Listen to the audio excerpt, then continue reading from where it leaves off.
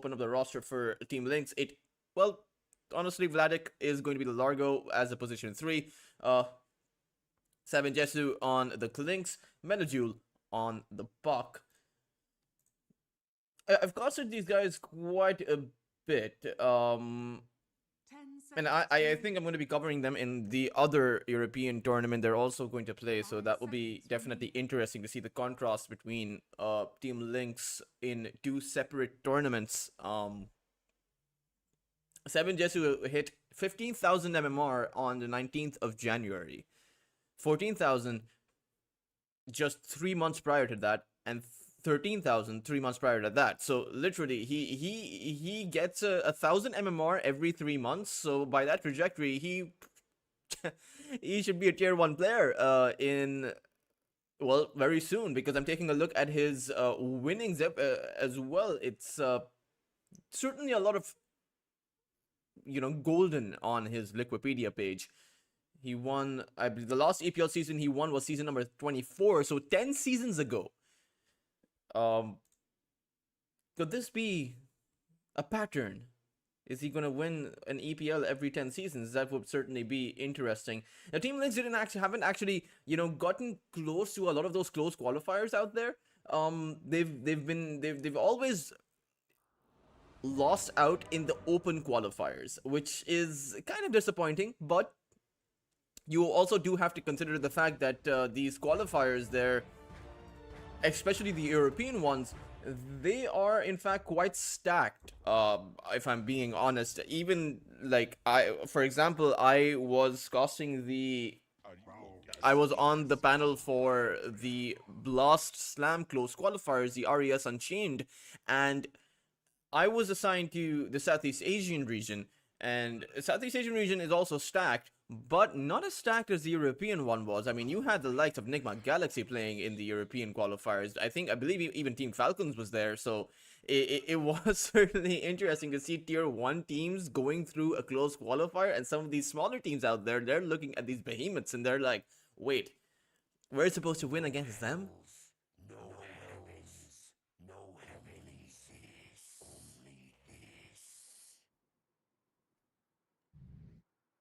We'll see what they're going to be able to do in this game.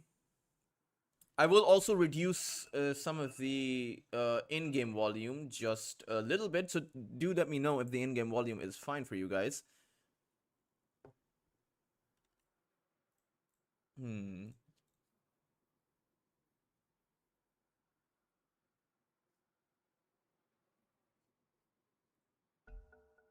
Go call will be sounded out, and the games will resume.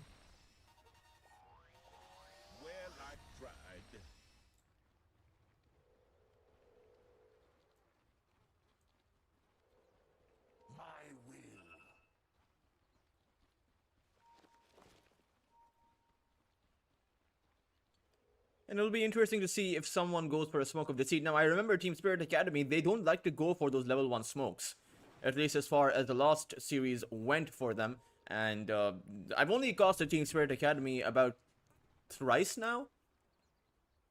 All of those times in, rather no, I costed them once in another European tournament, and the rest of the 2 times I've costed them has been in EPL. So have yet to see them break through some of the bigger tournaments out there, but it's going to be hard, right? Because of course I think the only academy squad that has actually broken through to tier 1 stage has been Navi, because the current main roster of Navi is actually the original Navi junior roster. They came through CCT, they won essentially nearly everything, not nearly everything. I believe they won CCT once. The main parent roster of Navi at that time won the 8th season 2 and 8th series 2, and eventually Navi Junior went on to win against the main Navi in a lot of those qualifying tournaments, and eventually the pupil became the master. And that is the story of now how Navi Junior became Navi as we know it. Or not as we know it. I suppose when we talk about Navi, we all remember the good old days with Puppy, Dendy, and the likes.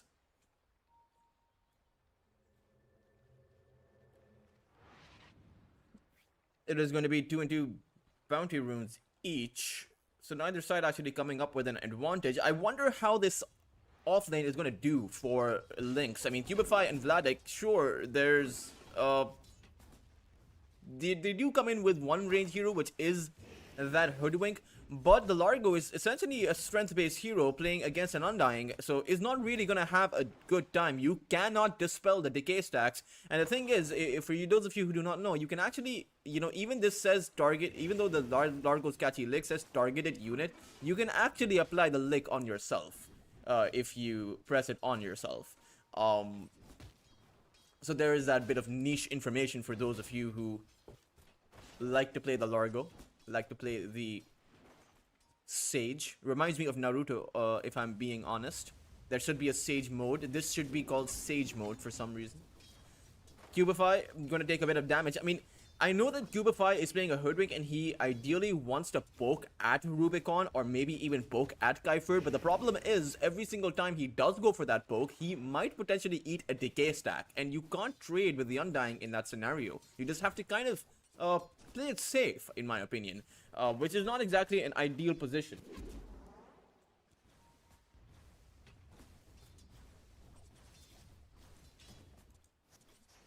Mid lane is going to be Melojule versus 86, and ideally this is a lane that the puck should not struggle too much in. You have the Dream, you have the Illusory Orb, so you can just farm away from a distance, never have to actually enter that Sandstorm, and never have to take in the hits. Ideally though, you do want to plant down a Sentry Ward so that you can at least see the Sand King, because the Sand King's Sandstorm is on a very high cooldown. However, it is going to be towards that bot side where first blood will be drawn. 7Jetsu be able to get that kill on Idar. Kai does trade 7Jetsu out, but that is obviously going to be a very worth it exchange for Team Lynx.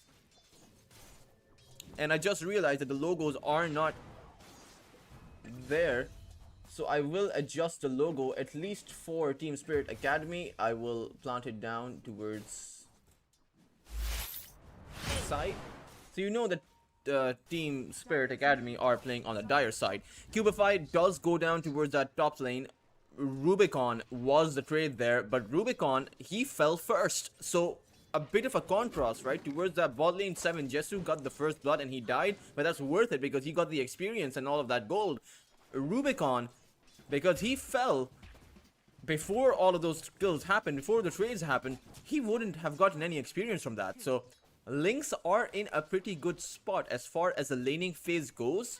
Will they continue to be in that same spot? Well, that's something, you know, we'll have to wait for the end result of that laning phase to find out.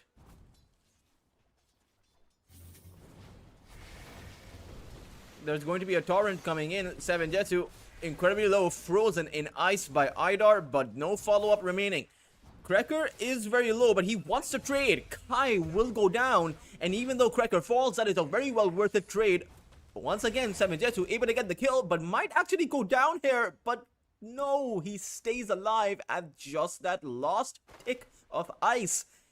6 HP to his name, but able to stay strong, and the fact is the Tusk is respawning, so 7Jetsu can drop down a salve if he wants to. In fact, he has already done that, so now he'll be back up to nearly full HP in this lane, and he has gotten that kill, or rather the 2 kills. So 7Jetsu is probably going to be at the very top of the network chart. It's also towards that mid lane where things are a little different. Lynx are not winning this lane because 86 does have a lot more CS. 6 CS may not seem like a lot, but it's essentially 1.5 creep waves. As I say that, Melojule picks up 5 CS in the interim, so he's gonna be fine too.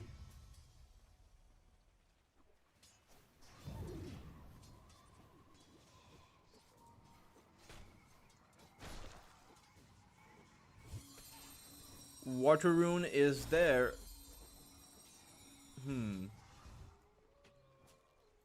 Cubify.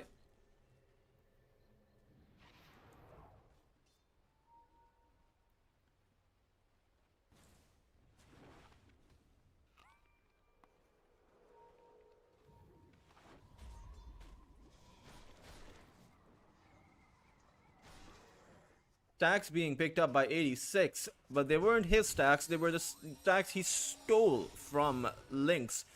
And he's probably, well, not really going to get punished for it either. So 86 doing a pretty good job. Taking away stacks doesn't just mean that you increase your CS, it also decreases the prospective CS that the other side was supposed to get.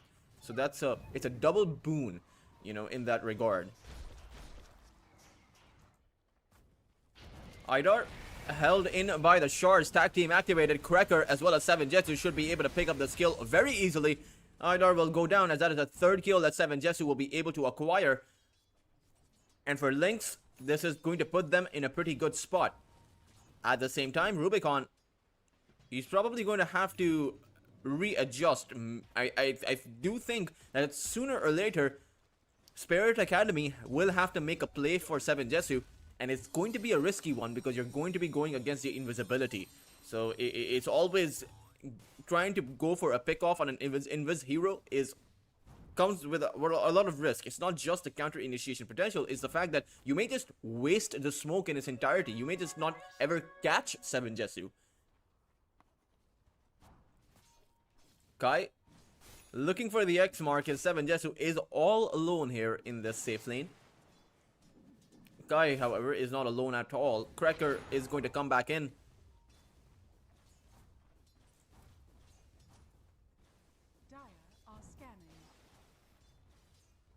As the Wisdom Shrines are not going to be traded, they're actually just going to be exchanged 1-to-1. Idar has hit his level 4 mark. The Undying almost at that level 5 mark. Meanwhile, I believe Cracker should be level 5. He is. Cubify, though, the lowest experience support in the game, but not by too big of a margin. I mean, he's also just level 4, but barely level 4.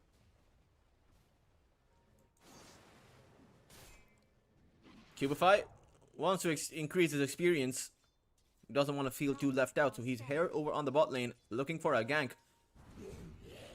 While the rest of Team Spirit, they're moving in towards the triangle. They want to steal these stacks. Epicenter will actually be committed for this. And alongside the Ice Vortex, these stacks are going to be gone before Lynx can even respawn. The pings are going to come out, but it's just a bit too late. And that is a big win for Team Spirit. Again, it's not just the farm you're able to acquire, it's the fact that Lynx were probably looking forward to all of those stacks. Mid lane Dream Call has been planted down, but against that Tombstone, they can't exactly move on in. 86 wants to go for a very ambitious Burrow Strike, but the snowball is there. From the tusk, it will keep him alive for a little while longer, but in the end, Cracker will go down, and there's not going to be a trade in sight. It does mean that Spirit Academy, they're coming out with quite a lot over here. Cubify will tank that side rotation as Melojule. He has nowhere to go. 3 seconds for his illusory orb, but he might just get frozen. He won't, and has the illusory orb as well as the phase shift. He will be able to make it out with his life. But the same can't be said for his 2 supports, as they did fall earlier.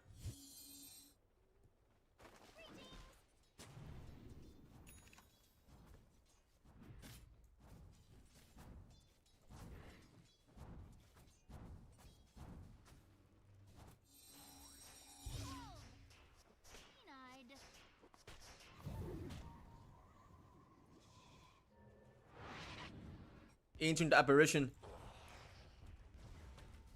is going to teleport towards that bot lane.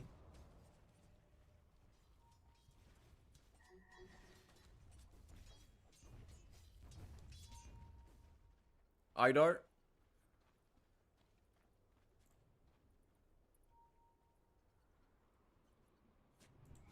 Not going to fall prey to the gank.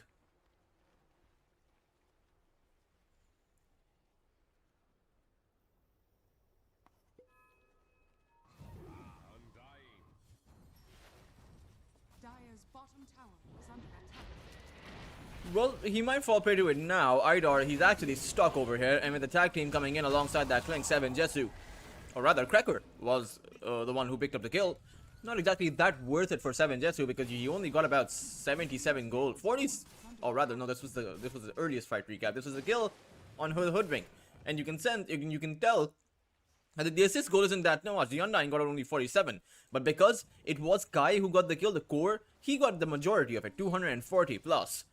So these guaranteed kills from these early rotations on towards supports should always be given to your carries, because the assist goal in this current patch is honestly next to nothing.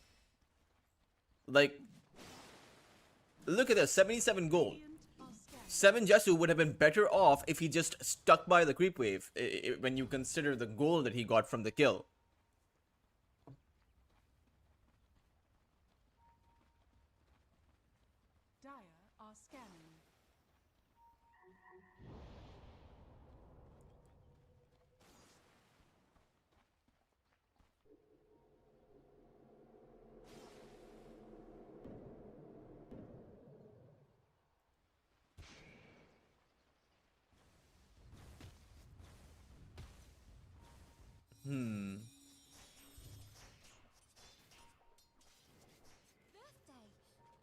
Cubify?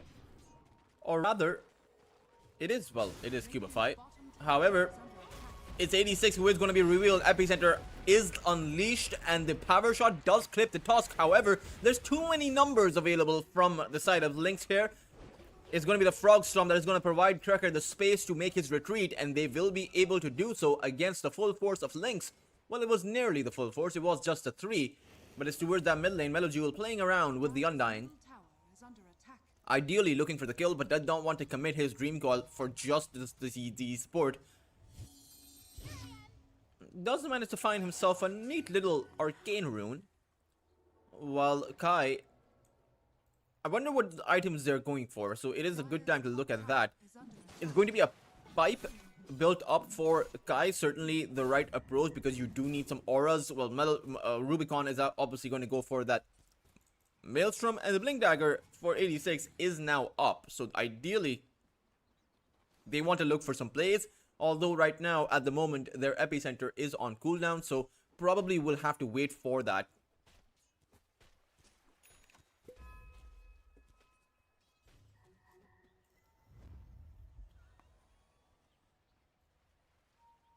Witchblade is up for Melojewel though, so that means this puck can look for those rotations, can look for those kills, and that is exactly what they intend on doing. Kai is going to be held in a broken the dream call by the very shards that was sent out by Cracker, and in the end Kai is going to go down despite of having all of his spells available. Just was not in a position to actually use them, so a great pickoff found. They delay the timing of that pipe, and by doing so, they might be even able to apply some pressure on this tier 1 tower. At the same time, Epicenter for 86 is about to come off of cooldown, so they can defend this tower if they want to, but they need to bring in the numbers, especially against the fact that 86, he is visible underneath that observer ward. But now that Kyford is here, it's going to be Cracker who loses his life, as he has snowballed the wrong way and is going to block himself with the shards.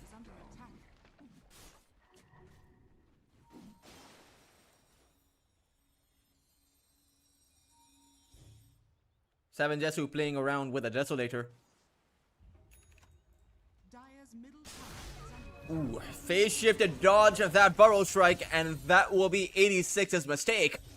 Lynx able to outplay 86 here.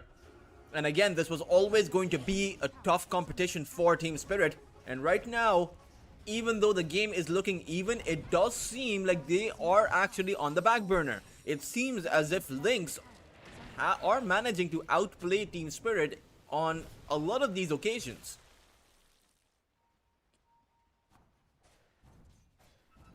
Dire's middle tower is under attack.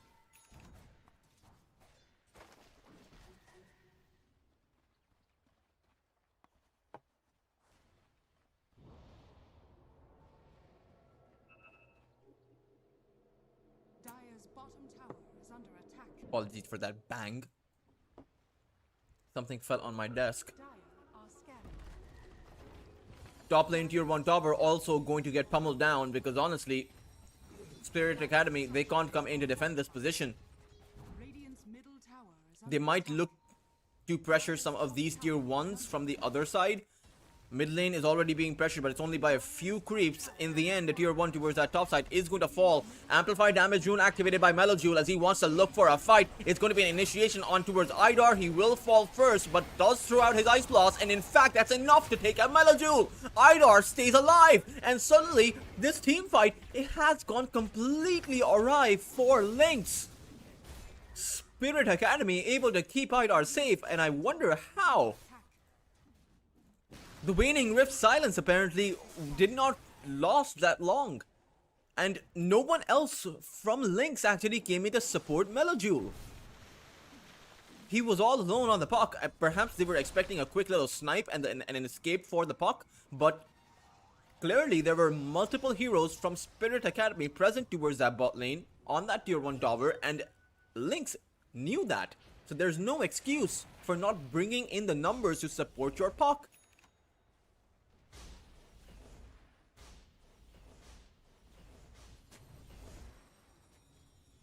86 thinking about priming his epicenter. Perhaps he wants to go on in, and he does. It's a play towards Cubify, who will immediately lose his life. And now the play for the tier 1 tower begins. Rubicon making his entry with the win run.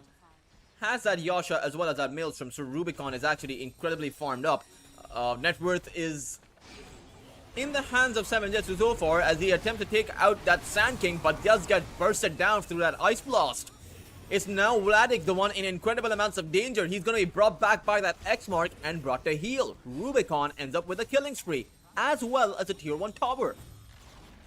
Radiant's middle tower has fallen.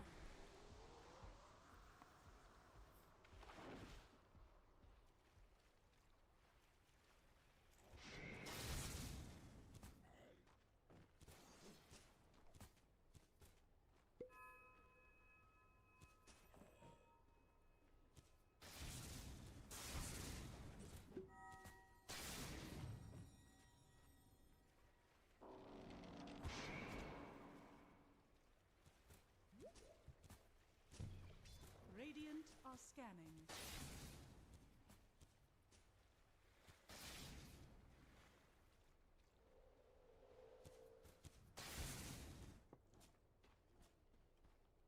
Dire are scanning.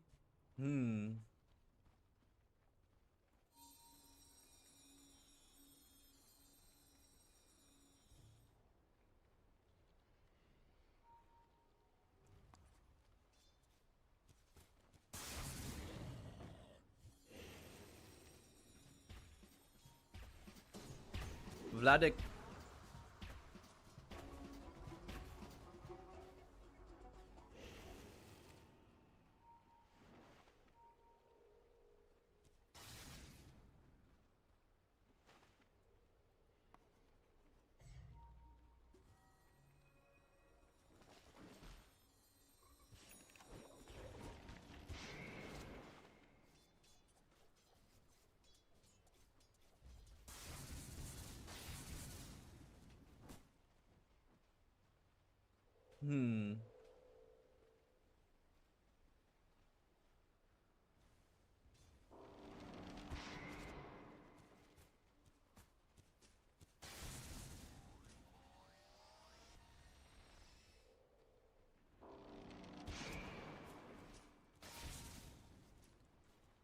Radiant are Spirit Academy probably looking to probe this last remaining tier 1.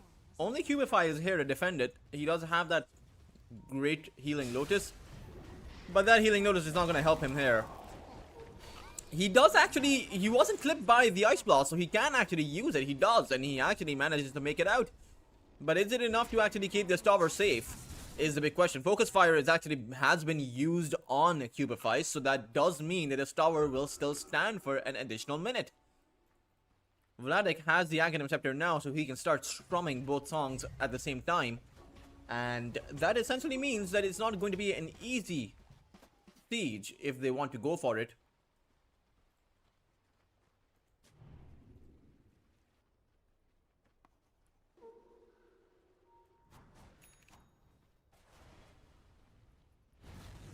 Dire's bottom tower is under attack. Dire's structures are fortified.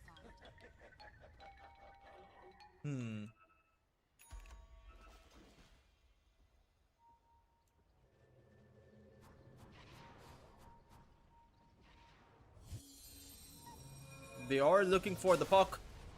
Unfortunately, the puck is way too slippery for their liking.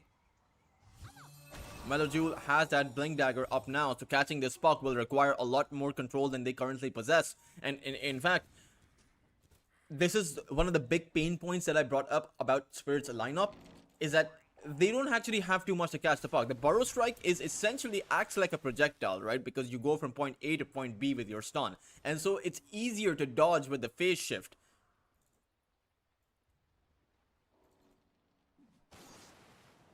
And at the end of the day, they're not playing with an Orchid. There's no one that can actually build up that Orchid apart from the Kunkka, but he wants to create those auras for survivability. Right now, he's going for that Aghanim Scepter.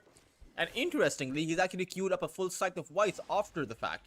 So I think they're also recognizing their lack of lockdown, and they want to have that to deal with the puck later on. The only question is how farmed 7 Jesu will be by the time that they do possess that kind of lockdown against the puck, or maybe even against 7 Jesu, if I'm being honest. As he does currently have that Dragonlance after the Desolator. He has 4 stacks of the Desolator too, or rather 2 stacks. But I do think that Lynx need to play more active around the map, because they do currently possess the advantage in terms of team fights. I think the fact that their heroes are so difficult to catch. Melojule actually is in possession of a full Parasma.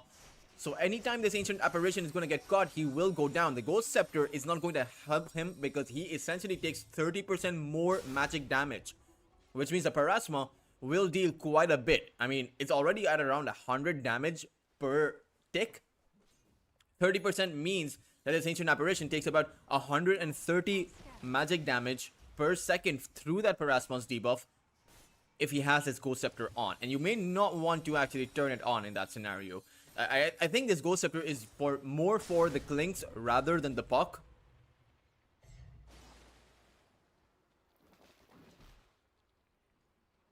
At the same time, the overall amount of damage you're going to receive when you have the Ghost Scepter on is going to be low. Or at least less.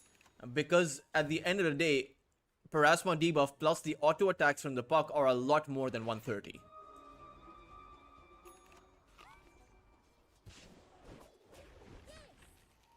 Ice Blast, not really going to land on Vladik. So he can come out with the heals. We'll finally see how much heal Vladik actually possesses. And in fact, the snowball is actually going to protect Vladik. In the end, 86 is going to fall. And even towards that mid lane, Idar goes down. Melojule able to pick up a solo kill and actually a killing spree for himself through that Parasma kicking in. It's also going to be a Tormentor. They've already gotten, I believe. And now they're on the prowl towards that bot lane.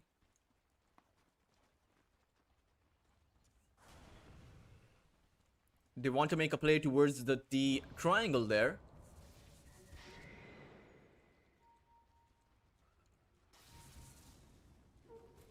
Rubicon. He is visible. They're going to start things off with a snowball as well as that bushwhack. And Rubicon is gone. Undying is going to come back with that Ceaseless Dirge, but this is now starting to snowball out of control, quite literally, because it is a 4,000 net worth advantage with the fact that Rubicon is dead with no epicenter available. This Roshan might potentially be gone by the time that Spirit reach this position. Now the Ice Blast is guaranteed to buy them some amount of time, but in fact, Lynx, they want to stick around in this position. Now, the epicenter is back up, but 86, he's not in position. I think without Rubicon, they actually can't defend this. It's going to be Melojule who's actually break the entire smoke, and he has that Dream Coil, but will not decide to use it. I believe the range was just not there.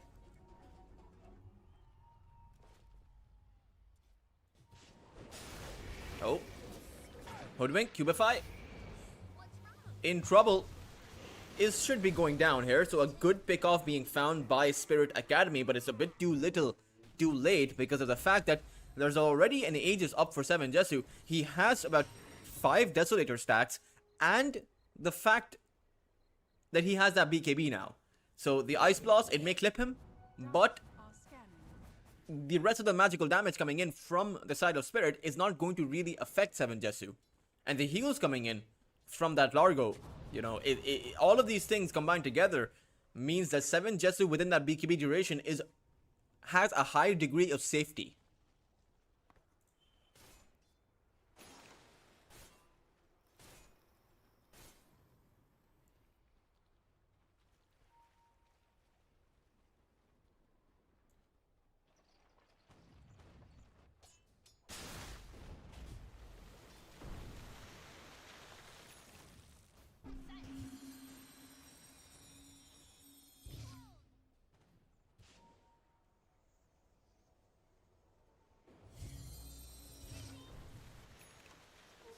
Radiant's middle tower is under attack. Radiant are scanning.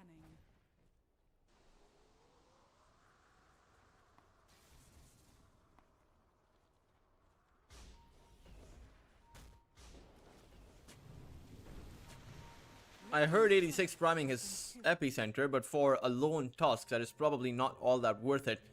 And this is one of the drawbacks of the Sand King in the current meta. It's a very high cooldown ultimate, 110 seconds. It's easy to miss as well. So it's often an ultimate used in a scenario where the opponents make a mistake in their positioning, which is not always going to happen. So trying to look for an opening gives the opponents a big window. Tower is under attack. And right now, the window isn't even the fact that they're not grouping up or they're making mistakes. The window is just the fact that 7 Jetsu has that Aegis for about 2.5 minutes. He has a Hurricane Pike as well to reposition himself, so it's easier for him to dodge that Ice Blast now, unless there's a stun that lands on him and then an Ice Blast follows up. And they do have that stun, but they only have about one. Maybe the two with the X Mark and the Torrent, but that's just about it. Dire's top tower is under attack.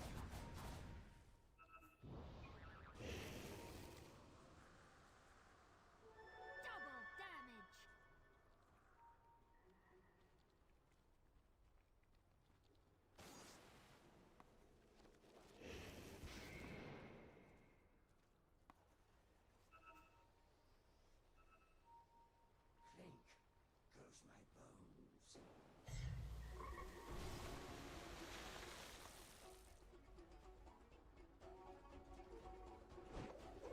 Ooh, Guy dodges that bushwhack and survives, lives to fight another day thanks to that. 86 is here, but there's an observer ward right there by Lynx. So they're unlikely to get caught by this maneuver.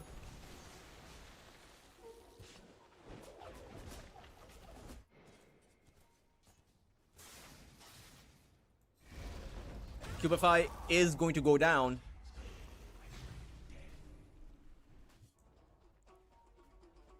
A good pickoff again once being found by Spirit Academy, but no core kills, and that's the big problem.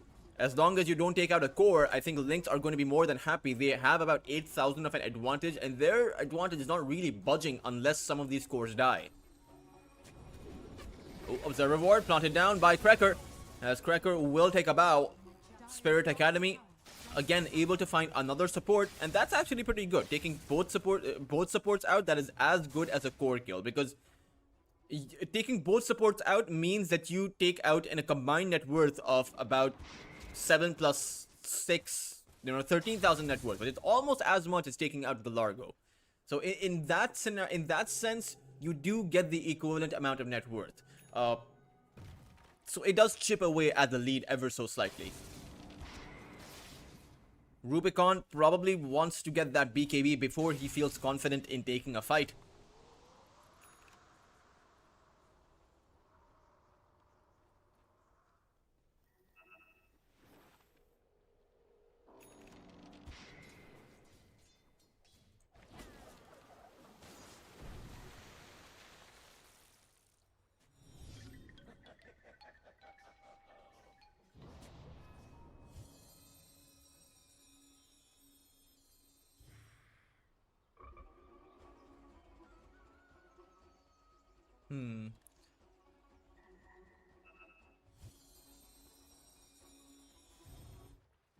Tormentor is going to spawn, but immediately going to get taken out. Or rather, not immediately. They're still waiting for the Ice Blast, I suppose. And the Ice Blast will be there. So that does mean they have to be a bit careful. But now that the Ice Blast wears off, they'll probably now just go for it. Great recognition coming in by them, by the way. They're just knowing the fact that as soon as the Tormentor will respawn, the Ancient Apparition is probably going to throw out that Ice Blast. And all they have to do is wait it out. Because they have the vision control surrounding the rest of the areas. The only entry points for the Dire side to actually go towards that Tormentor, unless they make a play through the river, which would be, which would have taken a lot more time.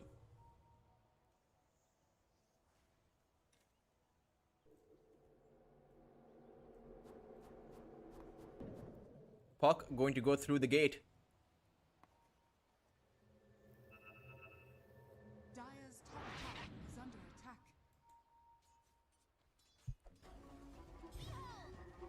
Kai. He is going to X-Mark Vladik, and Vladik should go down, but the snowball save once again going to land. And it does seem like this is the first full team fight that is going to be underway. Vladik activates his BKB, goes for that sustain, is not able to find it because of the Ice Blast debuff. But now the rest of Lynx come on over. However, they got hit by that shackle from Rubicon.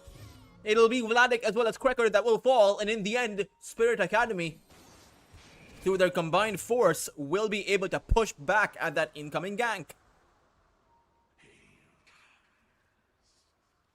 By sticking together, Spirit Academy look pretty much unstoppable. Cubify, Hex Stop, and will be brought down. There's that additional disable coming in from Kai, and that means that this Puck Melojule is going to need to play a lot more careful. As I say that, he takes out the Sand King all by himself, so as long as Melojule is able to find these kinds of pickoffs, he's going to be in a good spot, but probably needs to get that out of Lincoln's. I do believe that he has the rest of the components complete, so this Hex coming in by Kai is not going to be that successful. They need to break the Lincolns in order to get that Hex on. Now, they do have a lot of ways to break that Hex. You can use the X-Mark, which has quite a bit of cost range. You can even use the Cold Feet coming in from Idar, and even that Soul Rip coming in from the Undying. So they do have multiple spells to break through that Lincolns. Dire's top tower is under attack. 7Jetsu needs to be careful because he no longer has the protection of that Aegis.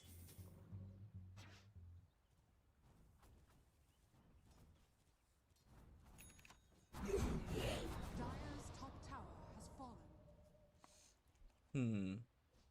Radiant are scanning.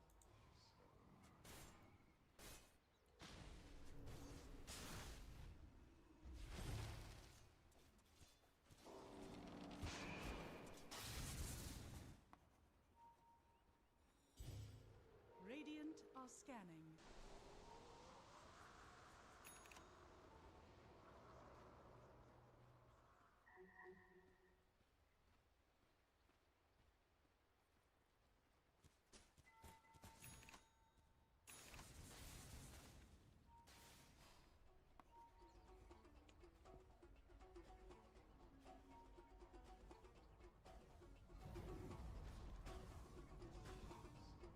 A full 5-man roster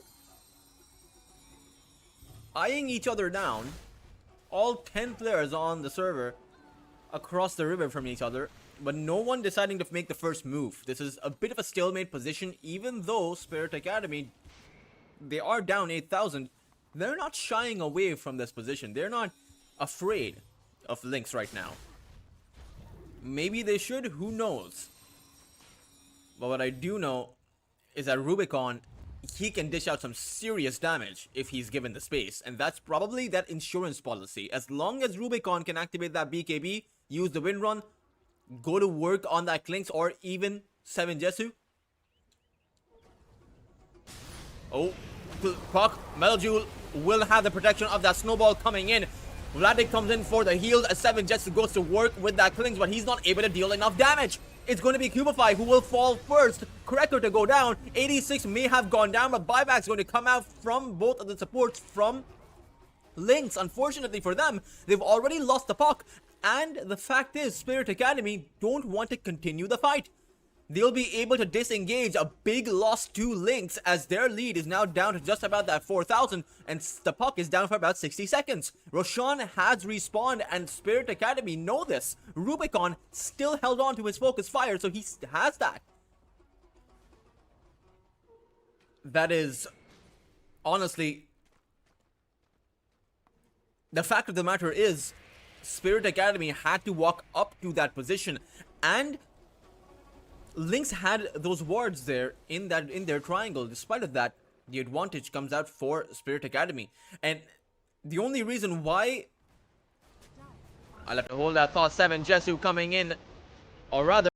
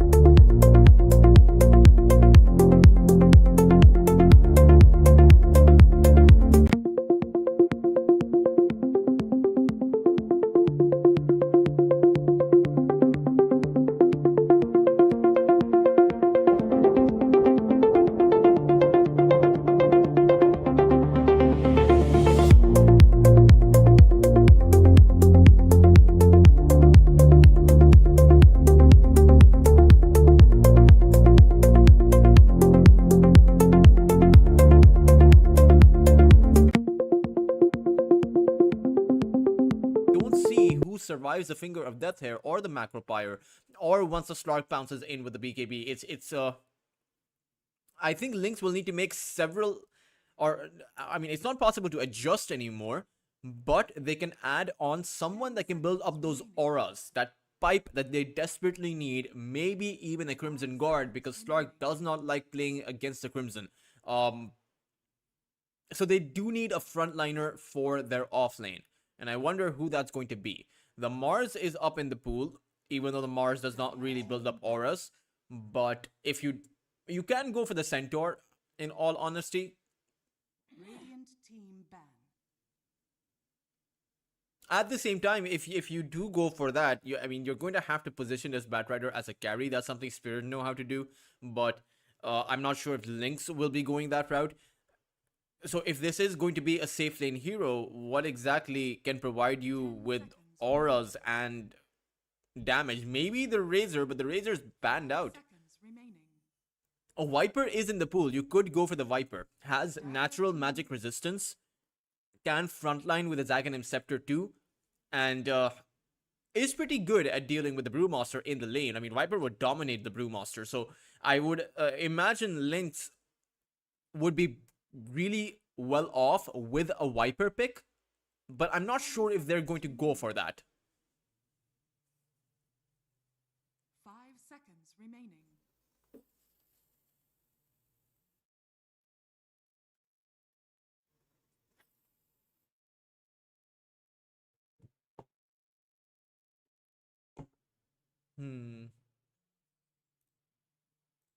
Radiant team pick.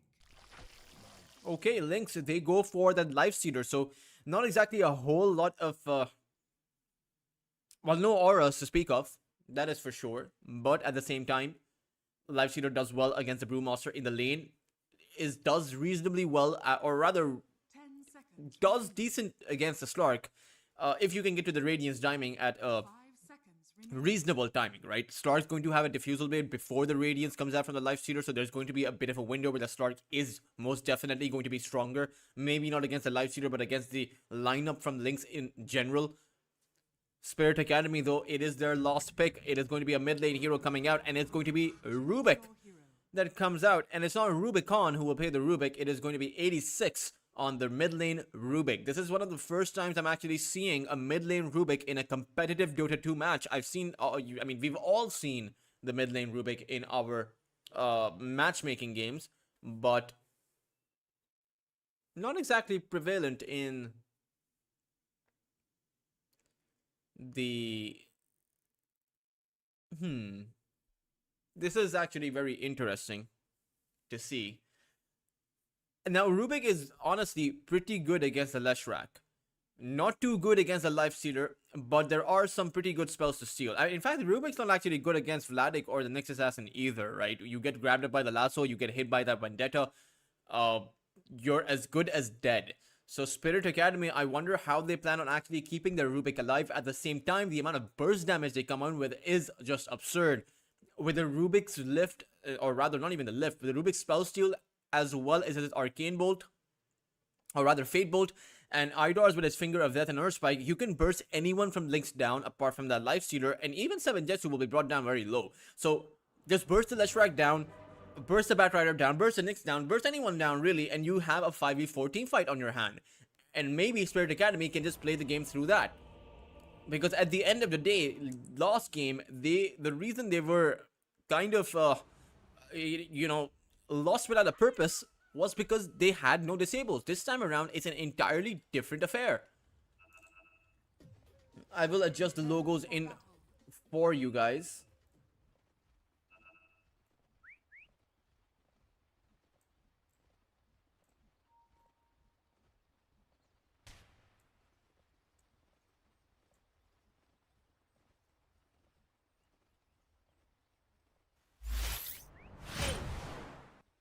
There we go. The logos have been planted down.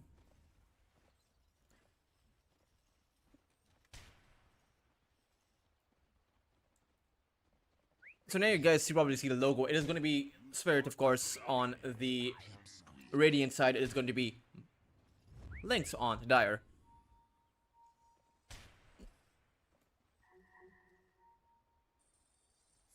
seconds to battle. As a dire triangle.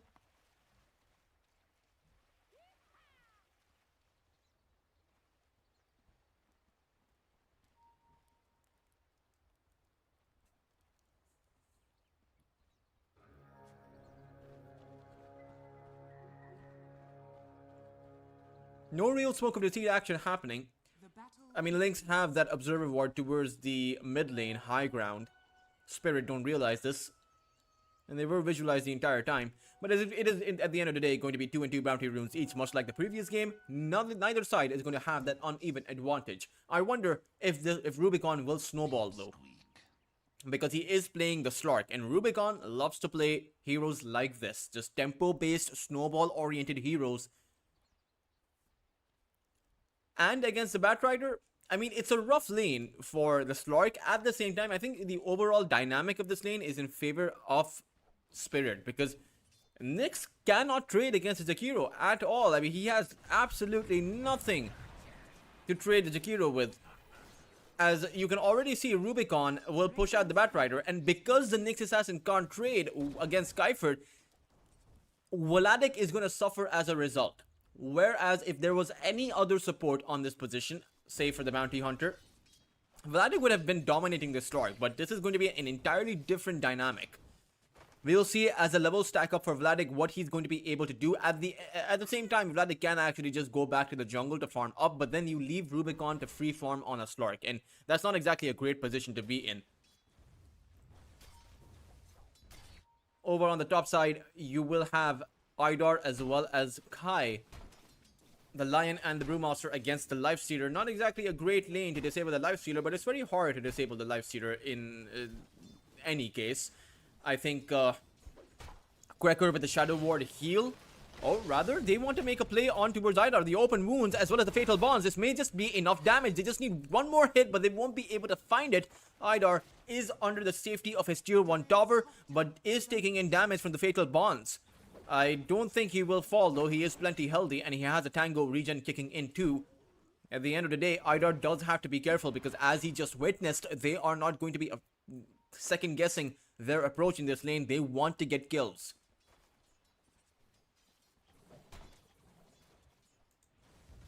Mid lane, 86. With the Fade Bolts, hasn't really skilled up anything else. Perhaps he's holding on to his Telekinesis skill point. In order to push back at the Leshrac whenever the Leshrac wants to jump in. But going for the Arcane Mastery isn't Arcane Supremacy, sorry, it's not Mastery, it's Supremacy. He is the supreme in this regard. Going for a skill point on this is not honestly that bad. I mean, you have the Spell Amp as well, so the 11% Spell Amp means your Fade Bolt, instead of dealing 175, deals about 185. But towards the bot lane, it did feel like an inevitable result that Vladik would go down if he continued to stick in the lane. There's no way to actually do anything here. Not while the Nyx Assassin, as a hero, can't do anything to Kaifert. Like, it's just impossible to trade against Kaifert, not even when you do have that Carapace coming in. In fact, Cubify is just dead. It just needs one more hit coming in from Kaifert, and that will be all she wrote. Kaifert will be able to acquire an entire solo kill on that Nyx Assassin, almost level 3 himself. And I wonder what the game plan is going to be for Lynx now that their offlane has completely crumbled. I mean, Vladik has about 8 CS. He will still have a creep wave pull behind the tower, and this creep wave will also be heading towards the tower as Kaifert, he may decide to pull, but no, he doesn't actually pull. Vladik actually missed the CS there, and he will go to stack the camp. Meanwhile, the creeps on the tower, they're also going to be pulled by Vladik. I suppose the experience is a benefit. Oh, Kaifert, he's missing quite a few CS here. Missed the banner creep. Dire's bottom And he had about 8 CS and 5 or 6 creeps in front of him, but he only got the 1 CS. So this is probably not a great look for the Batrider. As Kaifert, he's here with the Nyx Assassin. They're looking for Radiant's courier a potential opening, but Kaifert's courier is going to get sniped out. So Kuiper does not have the boots of speed, and he has quite a few sticky napalm charges on him, but Vladik does not want to make that move, considering the fact that the Slark Rubicon is nearby, and actually has not gone for the salty shiv at all. He's going for the maximizing of the pounce and the dark bag. This is an interesting skill build that I have not personally seen so far. Normally we see either the salty shiv maxed out, or more frequently or more common is just maximizing the dark pact, and with 1 point on the pounce and 1 point on the salty shiv. But I suppose he's not going for the salty shiv because there's no reason to. There's no one to hit to shiv at, you know. Dire are scanning.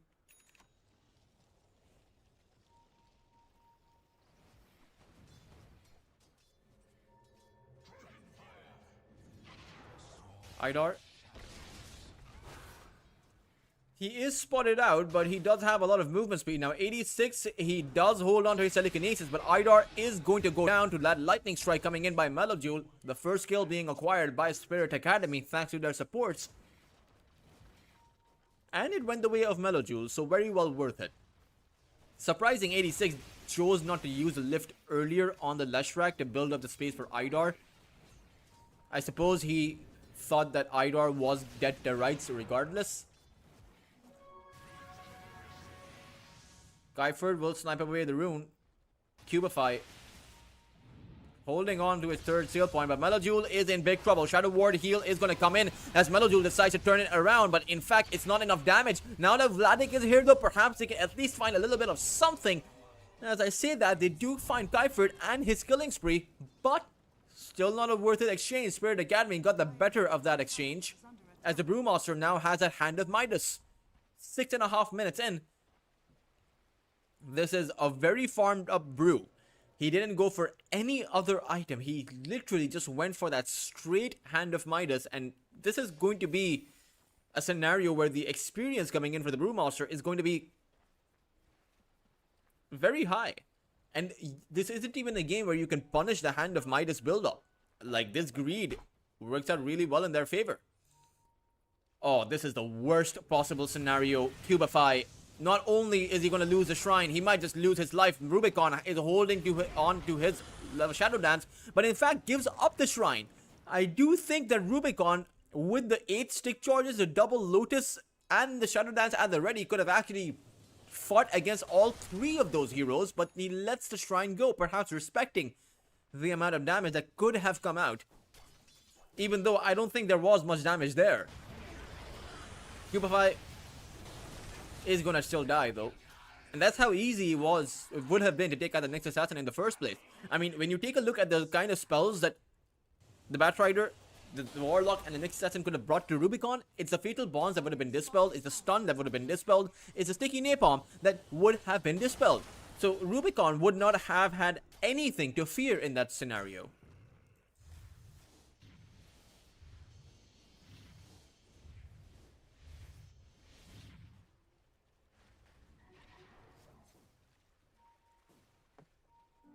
Melojule won't be able to acquire the rune, but neither will the Rubik. Dire's top tower is under attack.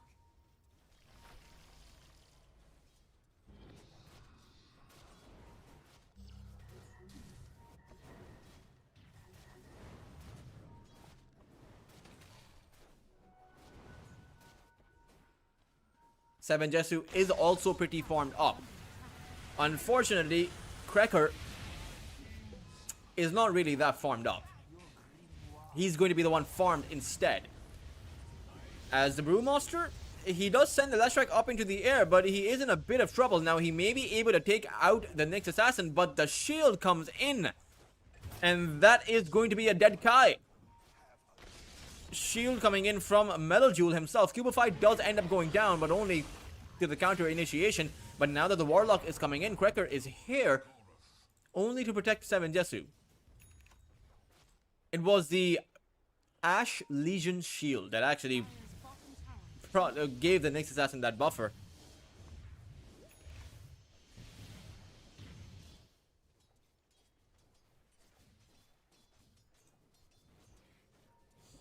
Hmm.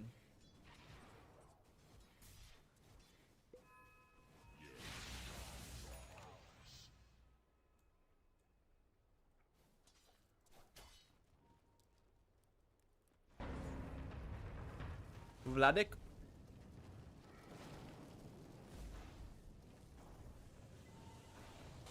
Is going to go down. Dire's middle tower is under attack. Seven Jesu is there waiting inside of the triangle to take 86 out. 86 though, he is surprisingly tanky and he has the edict going. He has a fate bolt too, but he might just actually go down. No, he is able to protect himself thanks to the safety of the tier 2. However, it's Kaiford who will fall, but it's a trade.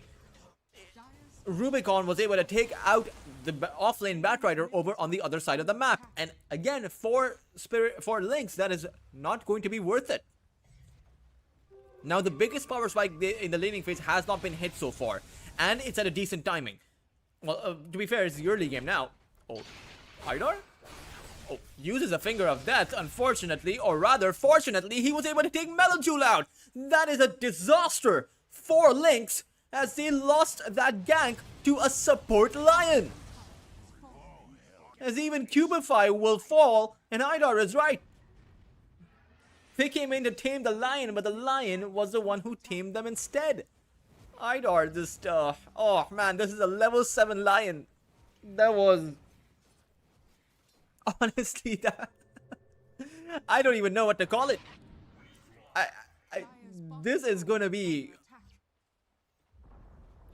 really going to affect the momentum for Lynx if they have any momentum in the first place. Cracker, Earth Spike is there, easy enough kill to find for Kai, who's honestly his attack speed is really high with that Hand of Midas as well as a Drunken Brawler. How much attack speed does he even get? Dire are scanning. It says attack speed, but it doesn't say how much attack speed. Top tower has fallen. Oh no, it does say attack speed. I'm blind. It's 40 attack speed. So he has overall 75 attack speed with the Hand of Midas included. If he goes for the Power Treads, which he's probably not going to go for, it would have been an overall 100 attack speed that he's gaining from his items and from his Drunken Brawler. And Brewmaster is the universal hero, so you have to consider that. Does not purely need Agi just for his attack speed.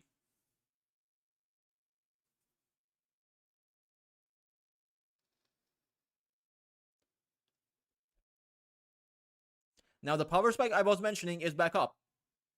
Or now not back up, is now online for Cubify. He has that Vendetta. So, maybe with the Vendetta they can look for some kills, but even their Leshrac is struggling. Melojoule still does not have that Blink Dagger, and he did go for the Misanthropy Facet. So, once he has that Blink Dagger, you can go for Vendetta kills, you can find some kind of recovery in this game as the lead is snowballing for the other side, and it will continue to snowball as long as Rubicon is having this kind of a game on the Slark. 7,000 net worth at the 12.5-minute mark. As Cubify, he is looking for something, but there is a sentry ward actually going to catch him out if he went for that high ground. Haidar, Cracker is dead, but Kai, he might go down too. He has the split at the ready, and the lift up from 86 is going to provide him that safety. Another disaster for Lynx as they lose the 2. Is under attack. It is just the 2 supports, but at the end of the day, they're also going to lose their tier 1 tower towards the mid side. They've lost the top and bot lane tier 1 tower, so this will be the last tier 1 tower that is going to be acquired by Spirit Academy. Whilst Lynx have only found 1 tier 1 to their name. First Vendetta play not really working out, but the Vendetta is on a decently low cooldown, so they'll have it in about 20 seconds.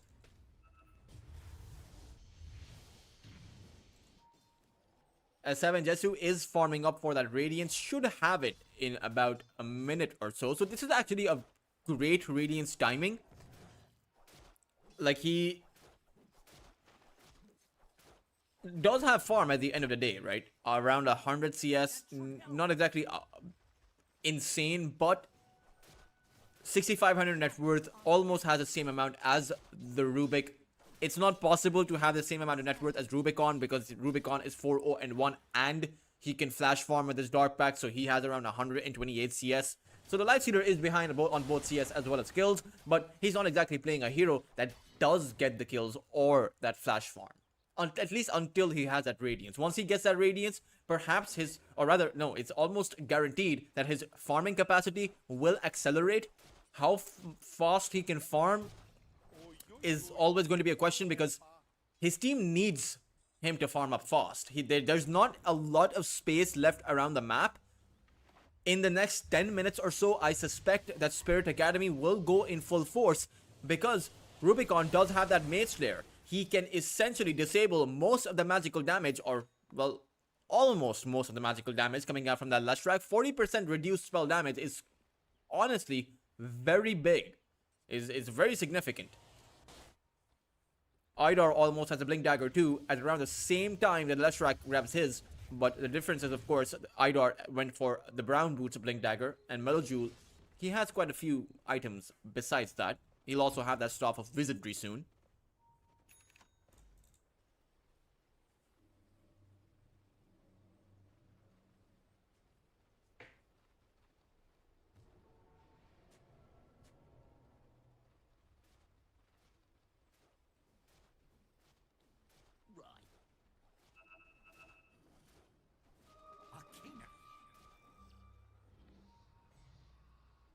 Radiant are scanning. Cubify going for that Dagon.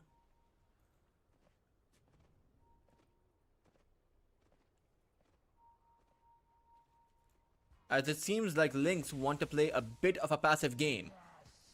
Although at the same time, 86 Are scanning. waiting for someone to show up on that mid lane, but it's actually going to be in Infest play, so the Lifestealer is safe. Can just farm these creeps with that Radiance burn, and he realizes something is awry. Most of the opponents are missing around the map, but it's that Brewmaster who is visible. Cubify, this is a very risky play. If you cannot stop that split, the teleportations are going to come in, as they've already lost Vladic. Chaotic Offering is going to be sent down. The stun is going to land. Do they have enough? They do.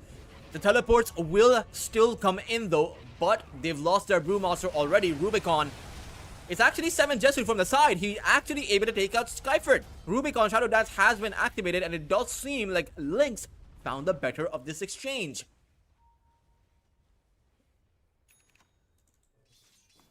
Vladic was not able to survive, Radiant's top tower is under attack. but that's, I suppose, a bit okay. He has the Boots of Bearing, and soon enough, the Batrider will also be able to contribute at least a bit of something to these team fights, as long as he, joins them. But is going for that pipe, so they are on the same page regarding the drawbacks to their lineup. Cubify has the Vendetta, and he has the Scuttle facet, so he can essentially just walk up to that high ground and they can't chase him. So a good escape there. And with his Vendetta, perhaps he's going to be looking for some kills. Rather, no, he's not. He's going to be going through the gate. But I suppose the idea is he's still looking for kills. Just doesn't see the entire lineup where they are. 86 has that Aghanim Scepter now, so 2 spells he can steal. Aghanim's boosted. Radiant structures are fortified. Dire's middle tower is under Rubicon. Ooh, his bounce is actually going to be disabled by Cubify. Nicely done by him. It could have been dangerous if there was a sentry there, but there is none. And I suppose that Lynx knew that from that last team fight. Cubify is going to go for a play. It's not really going to work out. He needs one more hit, and it's unfortunately not going to be able to find it. Very unlucky for Cubify. Idar survives with just about 1 poke. A very well worth it attempt by Cubify.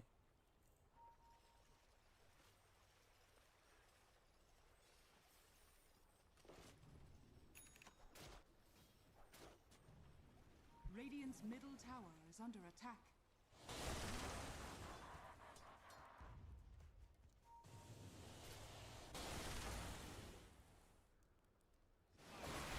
Oh.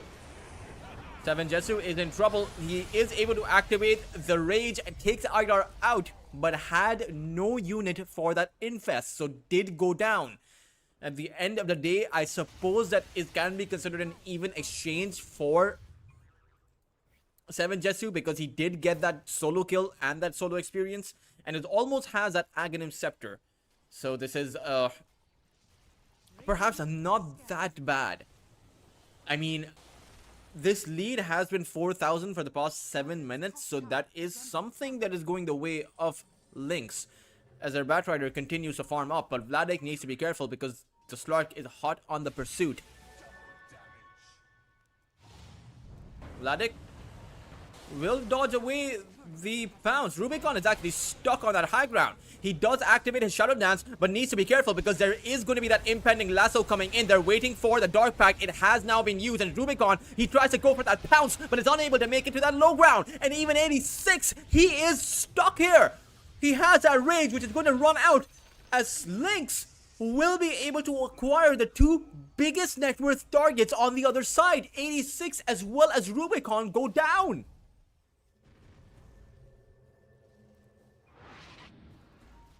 $1,700 gold, and the biggest thing, the biggest boon to Lynx is the fact that their two cores got that kill. So it's around 600 gold for the Life Stealer, 546 for the Leshrac, and around 1,000 experience each. That gives them a new lease on life. In fact, that brings the entire game to a stalemate as far as the net worth is concerned. Win probability, you can see how it was hovering around 60% or the late 50s, and now it's down to in favor of Lynx.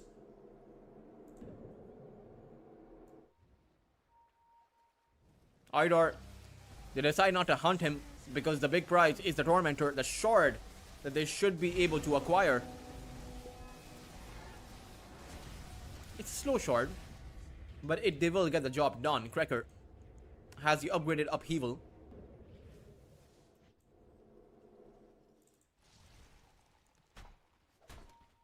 Nyx Assassin also on the hunt. I think Idar is supposed to die if the Nyx Assassin uses everything on him. Now he doesn't. He does have the Mind Flare, so he has the bonus damage kicking in as well. Even though the bonus damage that's an increase, so the level 1 Mind Flare is enough.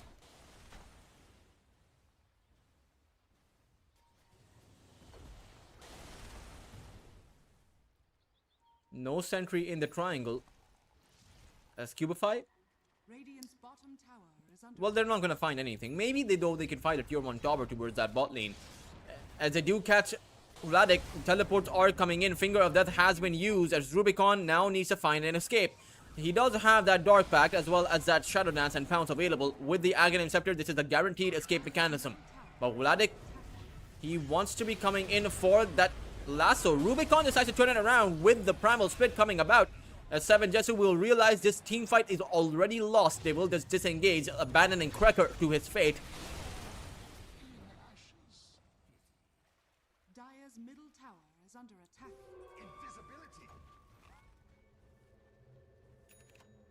It is still going to be Radiant are scanning. Dire's middle tower is under Spirit Academy ahead of the other side.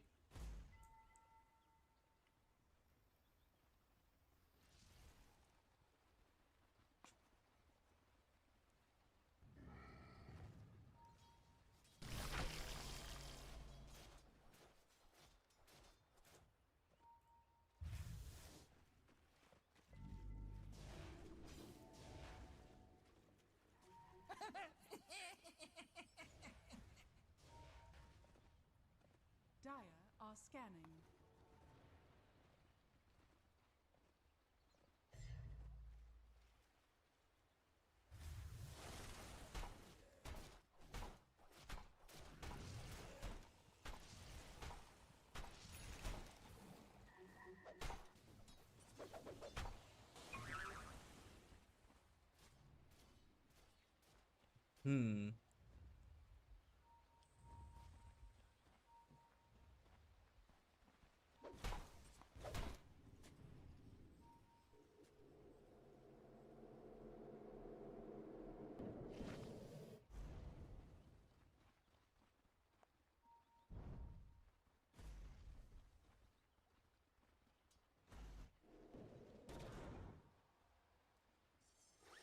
2,000 net worth advantage now built up. Back from the 1,000 that it was. And it does seem like 7 Jetsu has evened up the net worth in terms of the farm he has with the Slark. But the impact that is coming in from 7 Jetsu in these team fights is not as much as the Slarks. Now they are smoked up. Rubicon, he will be revealed. They see him. I believe Rubicon used his Shadow Dark Pact because he was his innate, or rather his Shadow Dance passive wore off for a millisecond, but still.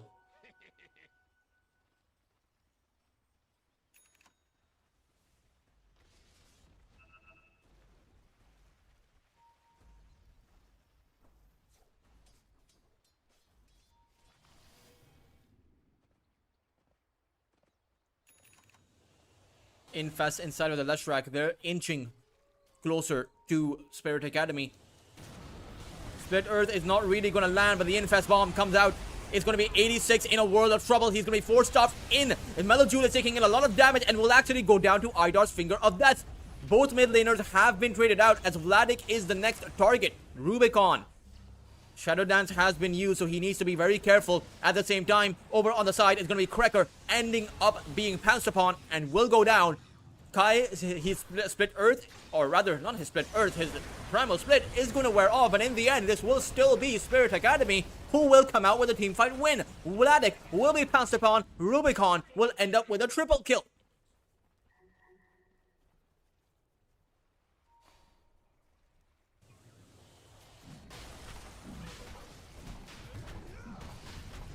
And at the end of the day, this will allow them to take down Roshan. 36 Essence Shift agility currently stolen, so he's gaining about 108 agility. And Roshan falls relatively easily thanks to that. He's also going for that Eye of Scotty, so once you get to that item, the Lifestealer, suddenly his lifesteal is not going to be as impressive. And things would have been very different if someone was actually caught in by that Split Earth. I mean, they had the right idea. They knew where they were, just in a general sense. They did not specifically see someone, so they didn't have the Split Earth for when the team fight eventually broke out. And the BKB, even that was used a bit too late. You wanted out of here, didn't you? Double damage.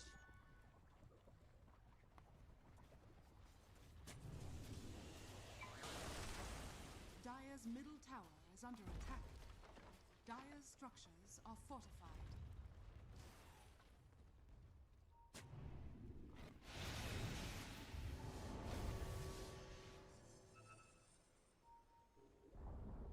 Dire's middle tower has fallen.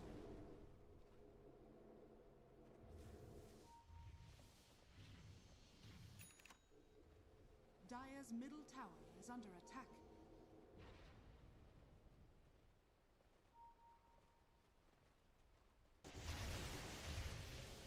Dire 86, he's coming in through a teleport.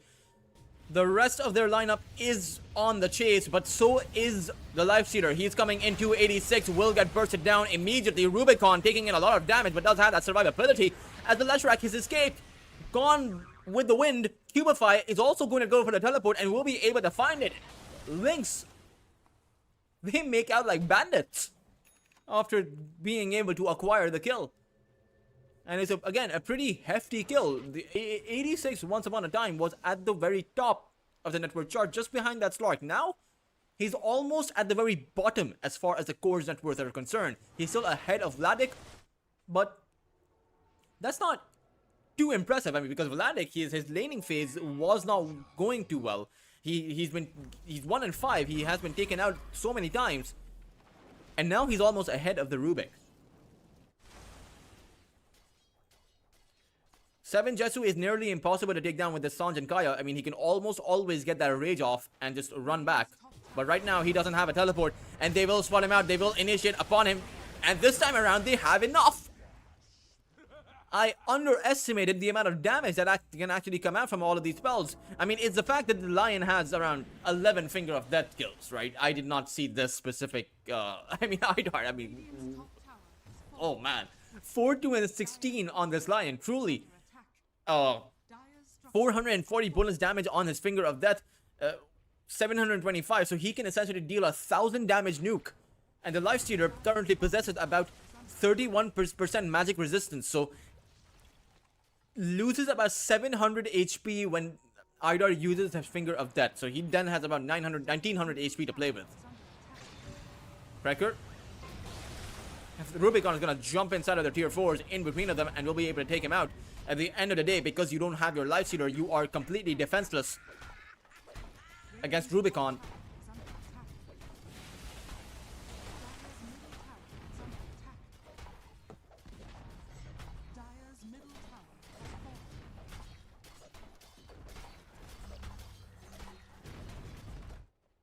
Melojule does take away the mid creep wave, but in the end, it won't be enough to save his melee barracks, or even the range barracks for that matter.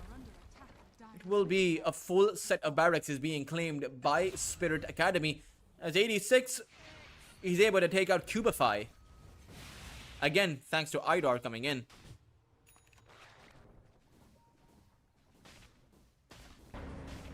Cubify has around 40% magic resist, so he only takes in about 600 damage, but 600 damage to his 1400 HP pool means that he's left with about 800 HP.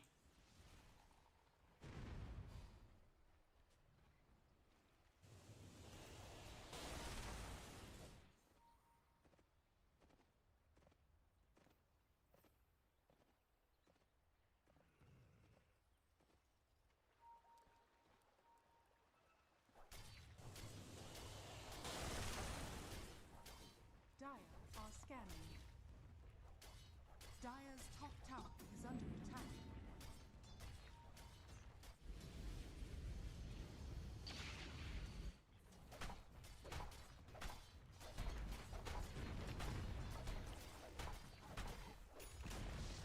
Dire's top tower is falling. Radiant's bottom tower is under attack. Dire's top tower is under attack.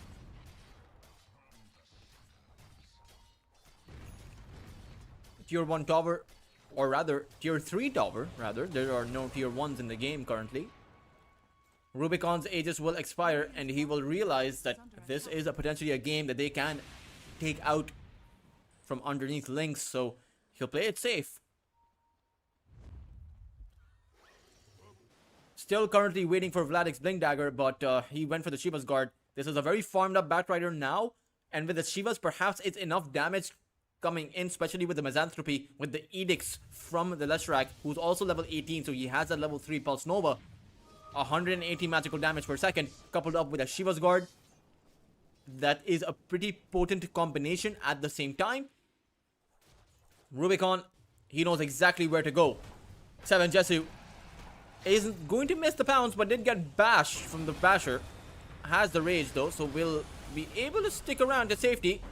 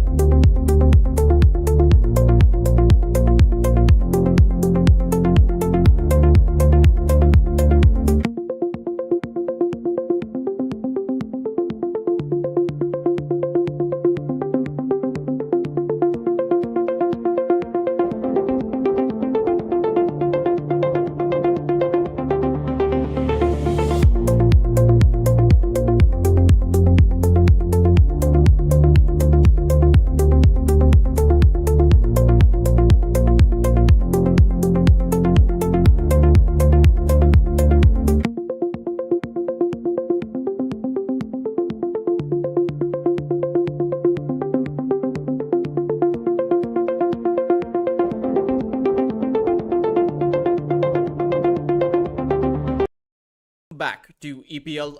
Team Spirit Academy and Team Lynx are playing in the first best of 3 of today.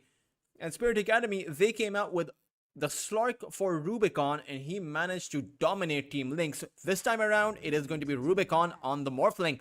And even Idar was phenomenal on his support, if I'm being honest. Lynx are going to go back to that Nyx Assassin that did not work out in that previous game. I wonder if they'll have any more success with it. Although Nyx Assassin is one of those few support heroes that are able to crush the Morphling if you can find the right openings. And that's a very big if, because Spirit Academy will likely play around that Nyx Assassin, will be wary of the Vendetta, and they will also have the experience, right? They're playing with hot hands against the Nyx Assassin, having just played against him in that previous game. And there's not too much. It's not as if the Nyx Assassin can do something different, right? It's the same map. You can only move to the same places. Lynx will have the Keeper of the Light, presumably on the mid lane, as it is the Keeper of the Light on the mid lane has been something of an European specialty as far as the tier 2 scene goes. You know, I commentate over the South American and Southeast Asian scene too, but I don't see the mid Keeper of the Light there. It's only confined to the European region. Razor, not yet sure if this is going to be a Razor carry or the Razor offlane. Can be both. I mean, can't be both, but can be either. Remaining. 5 seconds remaining. Radiant team banned. Slark is going to be banned by Spirit Academy themselves, as they seem to think that this is going to be a Razor on the offlane. Lynx ban out the Sniper. Maybe they should be banning out the Huskar or the Viper, because that is probably going to make it difficult for the Keeper of the Light to do his thing. 5 seconds remaining. Even the Storm Spirit could be potentially something that Lynx could grab, but they decide to ban it out instead. Radiant team Spirit Academy take out the Abaddon, as they're sure that Lynx are going to be playing with the mid-game timing. I wouldn't blame them. I would actually happen to agree with them. Because of the Keeper of the Light and the Razor, this does appear to be a mid-game oriented lineup coming out by Lynx, as they don't actually have too much reserve time, so they're going to have to make do 10 with seconds remaining. just about 10 seconds of time to decide on their pick. But perhaps they've already decided on it. It will be the Ursa Warrior that comes out for their side. A hero that is pretty good against the Morphling, but over on the safe lane, you're against an Undying and a Mars. So, is this Ursa really going to have a good time on his lane? I think that 7 Jesu is probably going to struggle. Remaining. So maybe they're going to be relying on the Razor on the offlane, able to make space for them, and so the Ursa can continue to farm up. I think that is the idea behind it. Team Spirit Academy, though,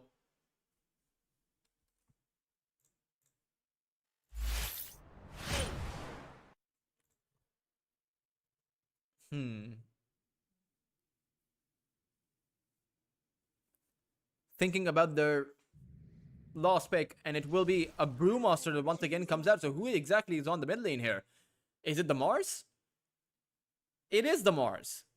So they're going to be playing a Mars on the mid lane. Now this has been done before you guys, or rather, just to give you guys a bit of history, the Mars mid lane was a thing in, I believe, Dream League, or it was in one of the tier 1 tournaments that recently happened. It wasn't this Blast, but the one, it was the tier 1 tournament before this current Blast Slam. You used to have those mid Mars, mid Centaurs running around. So it's very interesting to see Team Spirit actually go back for that, considering that Mars would have been actually a great hero against the Ursa on that top side anyway. But now they do have the Brewmaster against the Ursa, and sure, with the Brewmaster as well as the Undying, it's a pretty good lane against 7 Jesu. At the same time, 7 Jesu, he'll have Krekker with him, the Phoenix, so maybe the Phoenix can actually push back at both the Brewmaster and the Mars, considering they're melee heroes. Or rather, the Brewmaster and the Undying, considering they're both melee heroes. But we will just have to see. I will again adjust the logos for you guys in the game once I see if the logos are there in the game or not.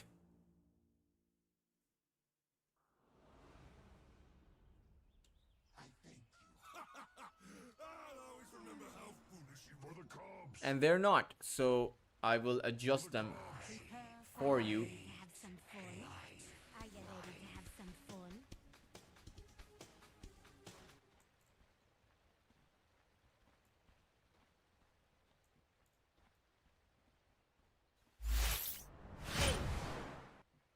There we go. The placement isn't perfect, considering I have to do a whole lot. You know, keep an eye on the stream, cost, observe. Normally the logos are present, but I suppose Dota 2 is, you know, we're barely out of beta, guys. Where, you know, it's a game in progress.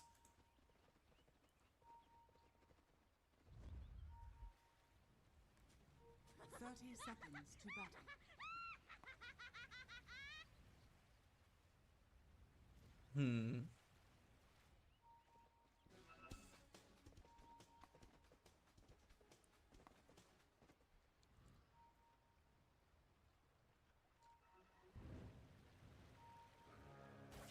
We're going a little Rubicon, he doesn't actually have the waveform, so he's gonna have the full duration static link. Or no, Vladik decides to go back to go and secure the bounty rune. One will be able to actually grab it, so 3 bounty runes actually coming in favor of Spirit. Kaifert will go back, but in the end, Spirit are able to, or rather, sorry, it's Lynx. It's Lynx, guys. I keep getting confused. It's Lynx who are going to be able to push back Team Spirit.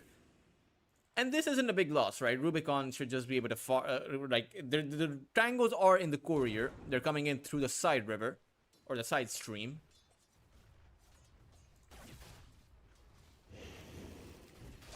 Kaifert. Again, static links are going to be a bit of a problem, as they do decide to position this Undying towards this top side rather than the Willow. I suppose it's because of the idea that you want to disable the Sorcerer Warrior from jumping your Brewmaster, but I would have actually expected the Undying to have had a great time against the Ursa. So this is a bit of a switch around. We will see, because I'm sure the Willow is a good matchup against the Phoenix, considering you have the Bramble Maze, so you can actually stop the Phoenix from his dive. I think Brewmaster is playing a hero that is relatively okay at trading against the Ursa, although you can't take too many Fury Swipes, even if the Fury Swipe damage has been, you know, nerfed down just a little bit. Cracker able to push back against Idar, may actually even be able to draw first blood. Idar falling incredibly low, may take out, but no, he's gonna stay safe, just barely so, by about 1 lost hit of a difference or so. 7 Jesu is at the top of the lost hit chart. Mid lane, this is why it was a bit surprising that it positioned the Mars here. I mean, there's not really anything the Mars can specifically do against the Keeper of the Light. You know, the Illuminates are still going to go out. Melojoul is still going to be able to acquire his farm, so I wonder what the idea here is for 86. And they had the overall pick, so they could have actually decided to pick something else. So I am looking forward to seeing what this Mars is going to be able to accomplish on the mid lane, compared to what he would have been able to accomplish on that off lane.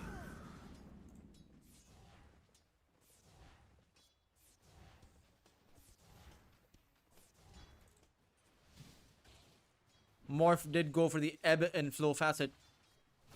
Well, there's no flow anymore. It is the ebb facet. Tombstone does get sent out. Vladik, he does have that plasma field, but is going to potentially go down. Just needed 1 more hit. Again, these heroes staying alive by barely any difference. You do have the mango coming in by Kaifert as he drops down the observer, but realized that Vladik never went towards the tier 2. He stayed around in the tier 1 vicinity and will be able to keep going on for some time. At the same time, Vladik, or rather Kaifert, there's that adaptive strike, but it does not take Vladik out. He's still able to go on strong. There is a mango up on Kaifert, but his decay is in about 3 seconds on cooldown, and now his decay is not going to take out the Razor. In fact, Kaifert is going to go down. First blood will be drawn by Vladik thanks to the greed coming out from Team Spirit, they got a bit too overly ambitious for that kill and they ended up losing their own life.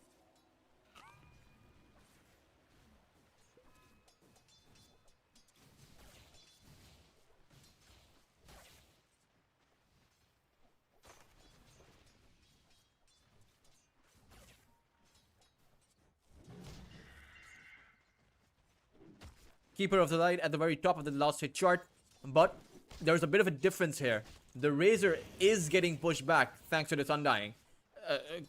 12 last hits for this Razor means that he is going to struggle. Rubicon is on 19 because he gave up a lot of last hits to try and get that kill, which he didn't get. So, you know, it is going to hurt Spirit just a little bit.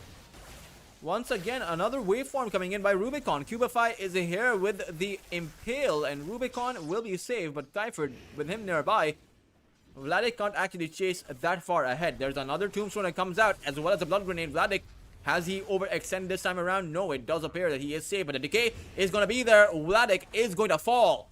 Kyford able to play that down to a T. As Idor does fall towards that bot lane, but Rubicon is able to get Cubify down. No Vendetta skilled up by Cubify means that he can't exactly do much. And not to be fair, you can't Vendetta... You can't reverse the damage, or not even reverse.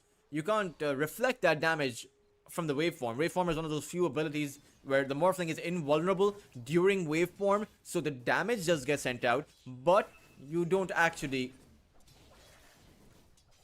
have, or there's no way to reflect the damage onto Rubicon himself.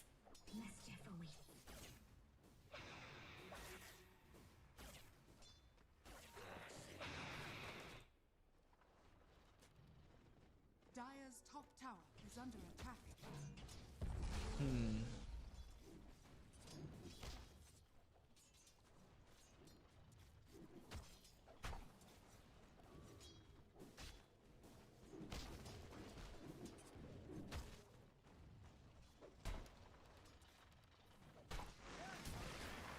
Malajul in a bit of trouble inside of the arena. He is going to eat that rebuke, and the victory feast is going to heal 86 back up. A great set of rotations coming out from both the safe lane and the off lane supports, as that is more of what Team Spirit needs to do.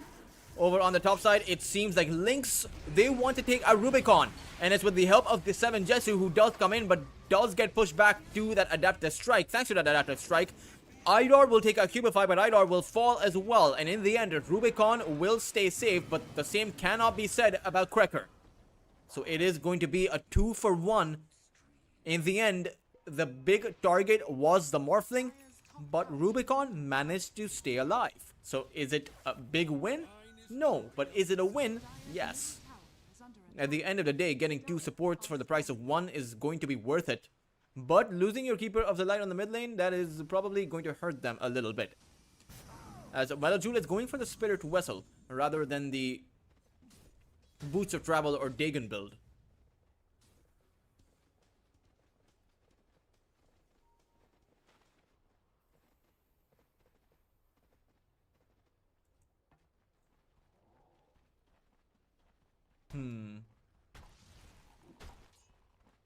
Seven Jesu doesn't have his first component of the Battle Fury, but at the same time, he does continue to farm up. Spirit Academy going for the same build on Kai as he picks up that Hand of Midas. Not exactly at the same time. It is a minute later than he had it in that previous game. He got it at a 6.5 minute mark, if I'm not mistaken.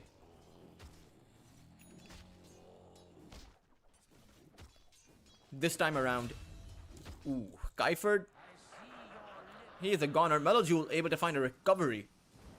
He is now 1-for-1. 86, Cubify is walking in a very dangerous spot, and he's actually trapped here now. But 86, he's looking for the arena. Will miss the spear though. Melojul is able to dodge it and will stay alive, or at least has hope here. But with Kai making his entry with the Primal Split, he wants to take Melojul out and will be successful in finding that kill. Kyford will also take out Krekker, and Cubify will go down. Honestly, the entire lineup present from Lynx in this position is going to completely collapse.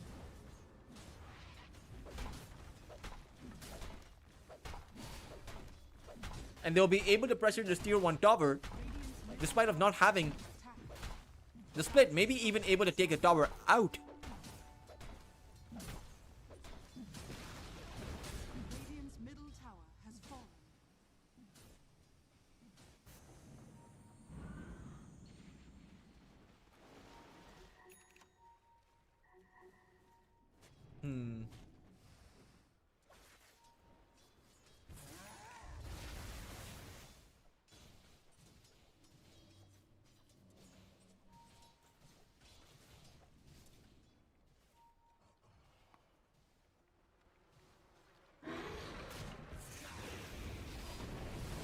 Vladik.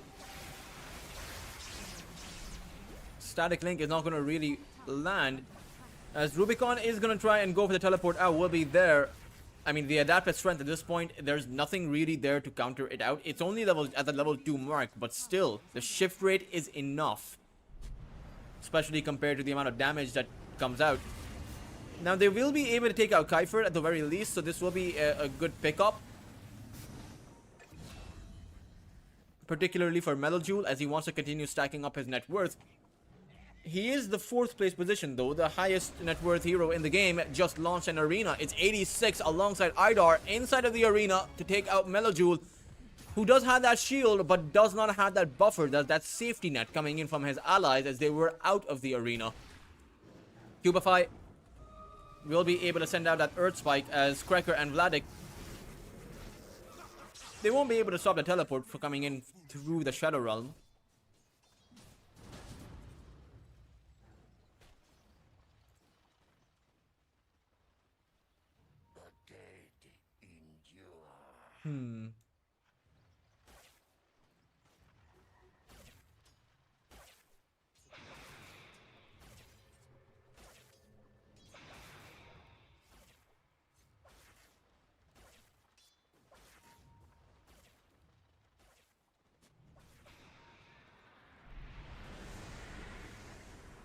Typhord. Again, I feel like this is deja vu. I feel like he just died in this position like 30 seconds ago. He died over here, and now he died over here. With Yorsa Warrior nearby, 7Jesu very close to his Battle Fury, so this will be a pretty good timing for it, around that 13 to 13.5 minute mark. Perhaps even less, actually. He might just have a 12-minute Battle Fury, if I'm being honest. He only needs about 600 gold. Radiant's bottom tower is under Should be able to farm that up with just these 2 creep waves. Or 2.5 creep waves. Or rather, no, he uses the Earth Shock too. So this will probably be his Battle Fury. I mean, he'll need to take a neutral creep, neutral camp down or 2. But still, should be able to find the Battle Fury soon enough. So this is a great early game timing coming in for Lynx. Despite of the overall kills going in favor of Spirit Academy, once 7Jesu hits his Blink Dagger and Battle Fury timing, which should be earlier than usual for most Ursas, compared to most Ursas, he should be able to reverse the trajectory of this game, to reverse the tempo that Spirit Academy are coming in with.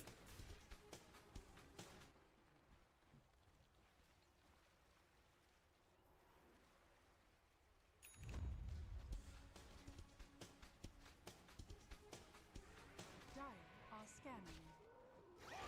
7Jesu stuck inside of the arena. They realize the big target, but he did buy out his Battle Fury. So at the end of the day, even though he goes down, it's not going to be as big of a loss for him. It is still going to be a bit of an advantage to Spirit Academy, as they do pick up a nice chunk of gold for 86. At the same time, Melojoul takes out Idar all by himself. So both teams are getting bits of something around the map. It will be Spirit Academy who should be able to take out this tier 1 tower, because I do not think that Lynx are going to come to defend it. As 86, he's not going for the Blink Dagger, he's going for the Eul Scepter first. The Eul Scepter.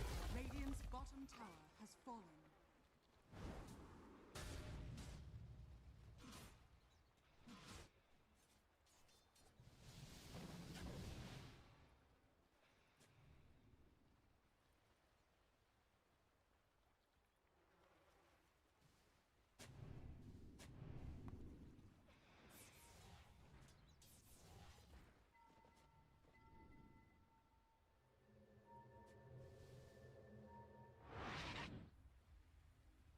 Dire's middle tower is under attack.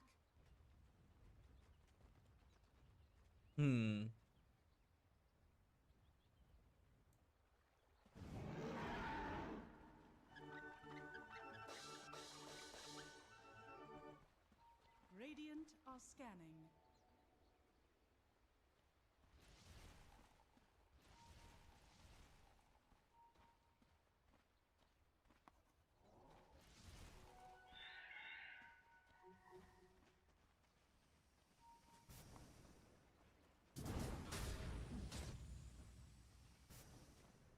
Now that the Yule Scepter is here, I wonder what the next move is going to be for Spirit Academy.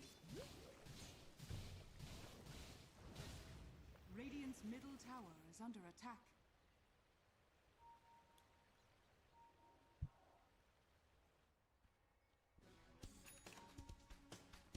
There's a Blink Dagger up for Melojule too. So, honestly, all these cores around the map, or all these cores in this game, have been able to find their farm. So it'll just come down to who plays a team fight a bit better. And in the end, if on Lynx you're able to dodge the arena. Speaking of the arena, they're looking for the arena play here.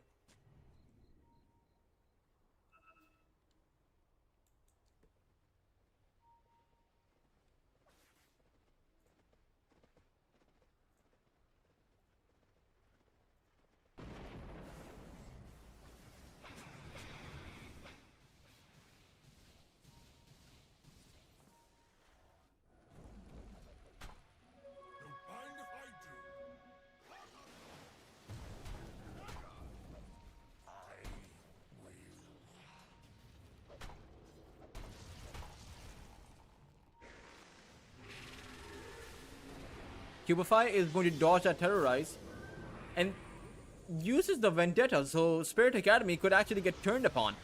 As I say that, they will use a skewer on Cracker, probably able to take him down. He does have that egg though, is able to unleash it. There's a split available for Kai as he will come out with it, and an arena actually closing that gap. However, State Spirits seem like they want to take this fight. Now, both carries are not actually present in this position, and it's very surprising the Spirit Academy are being so stubborn about this. They will lose both their Brewmaster as well as their Undying for this overly ambitious attempt. And in the end, it will be Lynx who will come out ahead. Top tower is under attack.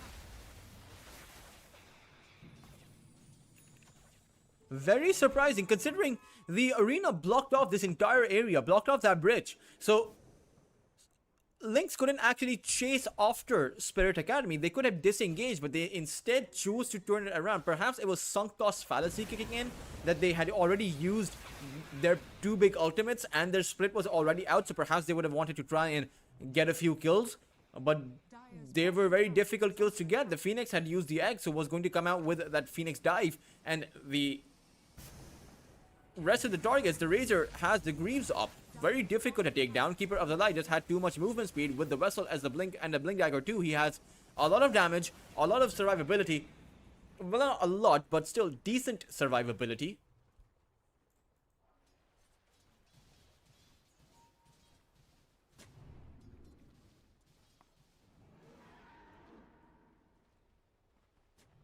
Radiant's middle tower is under attack.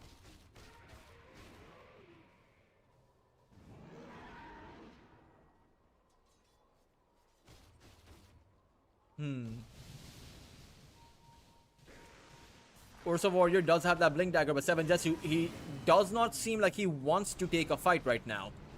I suppose it's the fact that their egg is on cooldown. Cubify, though, Dire's middle tower. looking for something. He sees the Mars, but the Mars also sees him.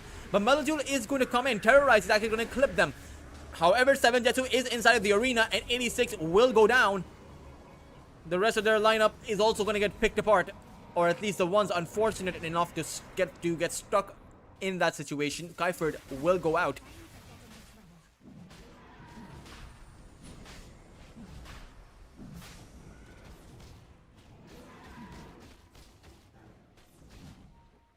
Radiant's middle tower is under Roshan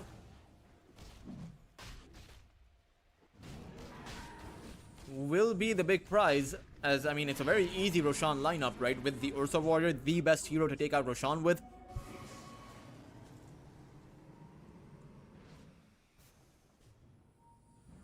Cubify hanging around with that haste rune, but he has that early blink dagger. So this time around, this Nyx Assassin game is actually working out for Spirit. For Lynx. They're actually ahead of the other side. They have the Aegis. They have a farmed up Ursa. Even Melojule is actually quite farmed. We'll get to that Aghanim Scepter shortly. I believe around that 22 to 23 minute mark, because he only needs about 1300 gold more, or rather 1500 gold more for that Aghanim Scepter. Radiant are scanning. So Spirit Academy, they're in big trouble. Because of this 86 hero that they're playing, the Mars, I fail to see what this Mars offers on this mid lane that he would not have offered on the off lane, because it's the same itemization, it's the same kind of build up, and it's the same value coming into these team fights. It's the arena, that's it. At least for the moment, at least until he gets more utility based items. 86, he will spot out the next assassin, but the Vendetta Strike will actually stun 86 instead. Terrorize will come out, but 86 has already gone down. But this is a great fight coming out by Spirit Academy. They make quick work of the three heroes. And now with his Ursa Warrior respawning, 7jetsu is in big trouble. He has the Enrage available to dispel away that impending stun from the Willow, and is just going to be going for the teleport away. Will be successful in finding it. Unfortunately, Melojule, alongside the Keeper of the Light, will be taken out. That is a 6-week... That is a 6-kill exchange for just the one Mars. That is a huge team fight and a disaster for Lynx. They managed to get 86 down, but he popped the arena before he fell, and that captured the Ursa Warrior. He was stuck in a position where he just simply had no more targets. He couldn't do anything else. And by the time that he respawned with his Aegis, the Razor had fallen, the Nyx Assassin had fallen, and the Phoenix was not in a position to use the egg to support the Ursa. And even the Keeper of the Light, you have to remember 7jetsu, or rather Melojule, he has to keep his distance. He can't get too up close and personal against a lineup that wants to get up close and personal. So he couldn't come to protect the Ursa either. Just things spiraling out of control for Team Lynx, and they'll even lose the Tormentor.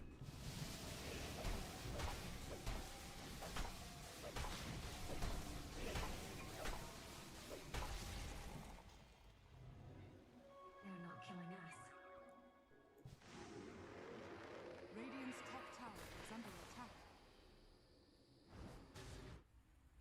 Now, Vladik does have that Crimson Guard. I don't think it was activated in that last fight, so he can come in with some survivability. Under attack. Or rather, some protection for this Ursa. As 7jetsu, he will have that BKB up soon. I believe this creep wave should be enough for the BKB. It is.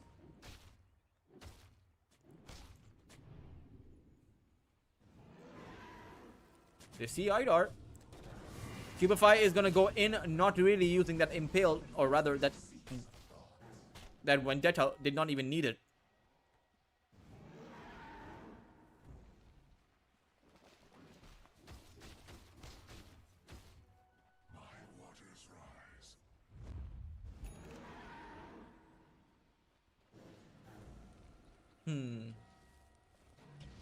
Dire's bottom tower is under attack. Dire are scanning.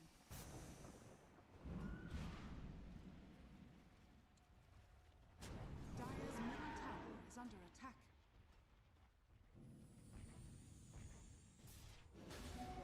It's another initiation is by the Ursa Warrior on top of 86. He will go down. Easy enough kill to find, and this is kind of a weakness of the Mars against the Ursa Warrior in this kind of a situation with a farmed up Ursa. If you get hit by this Cubify stun, the follow-up from 7jetsu is going to dish out about 2,000 damage with his Fury swipes.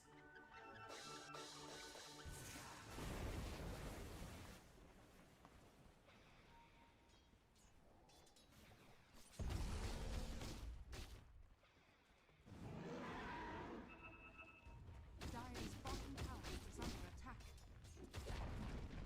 Dire's bottom tower is falling.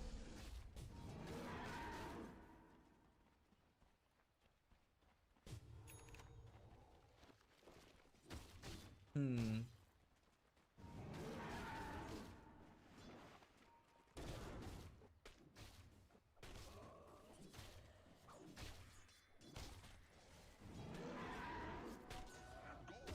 Dire's top tower is under attack.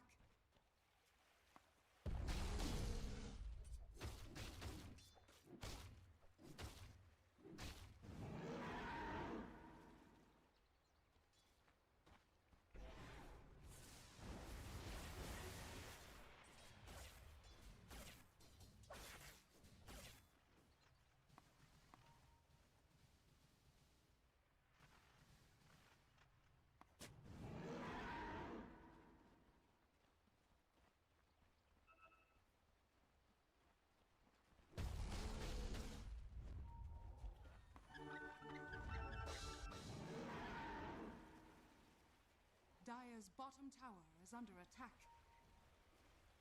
Radiant are scanning. A full 5-man smoke coming out by Attack. Team Spirit. 7 Jetsu is going to be sent up into the air, so Team Spirit, they do have a good response, but 7 Jetsu able to activate his BKB. Unfortunately, they're just not in a great position, not against the Primal Split. It's going to be Rubicon who will go on forward with the waveform, but instantly Rubicon gets taken out a bit too overzealous, and now 7 Jetsu goes back in. Knowing that the Morphling is no longer there to protect them, it is going to be the Undying who will teleport away alongside 86, but the rest of their lineup, or rather their carry, is not going to be so lucky. Rubicon dying is perhaps a huge blow, as they won't be able to defend their tier 2. They do have a glyph available, so they will be able to push back at Lynx.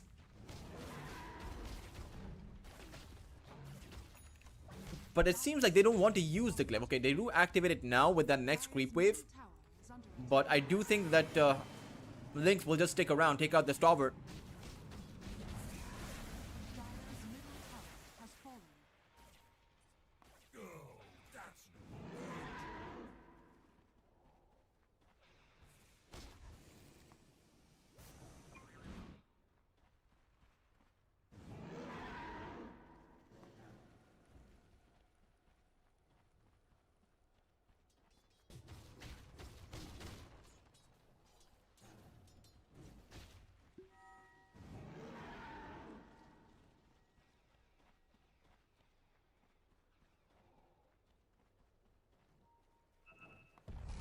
Dire are scanning.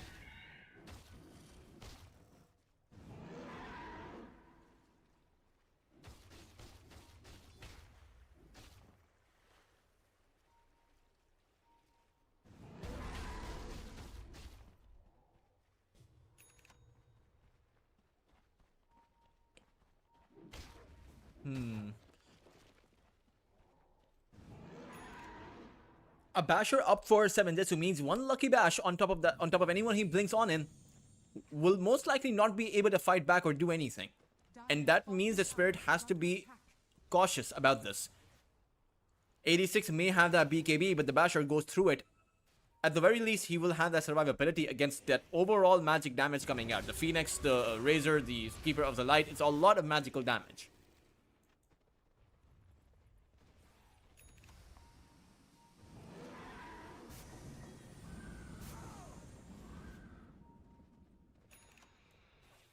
Dire's bottom tower is under attack. Radiant's top tower is under attack. Vladik,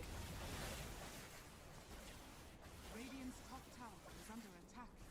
Radiant are scanning. Dire's middle tower is under is attack. going to go back. Radiant structures are At the same time, Rubicon able to take out the tier 1 tower.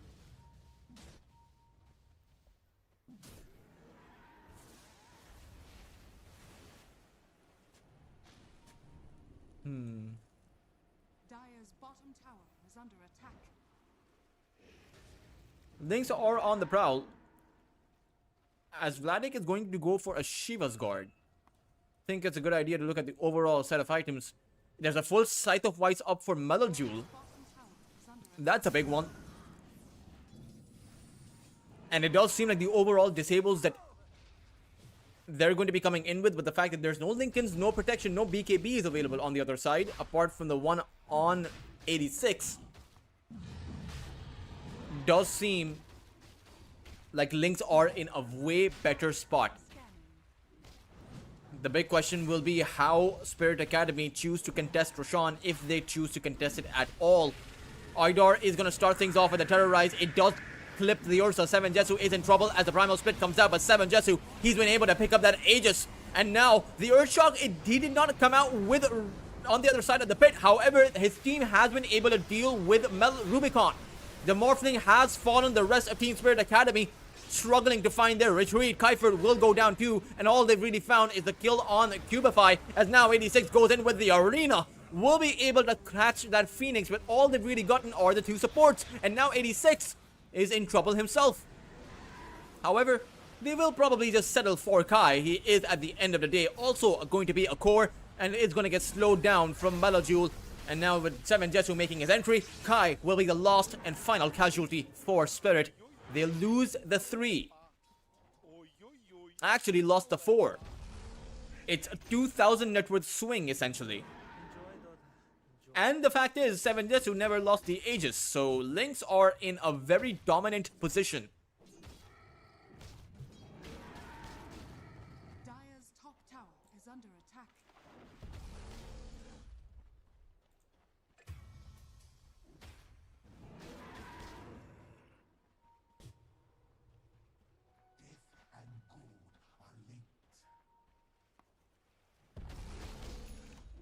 Oh, man.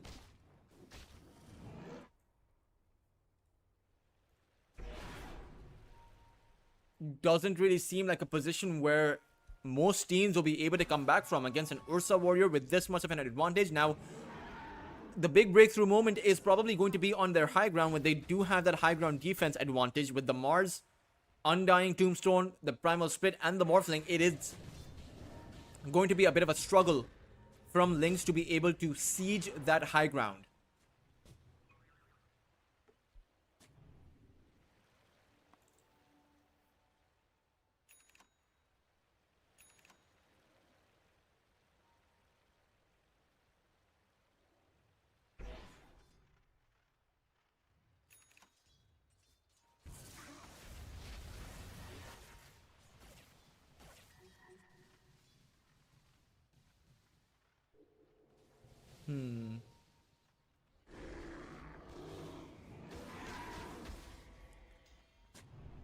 Tormentor gets picked up by Cubify.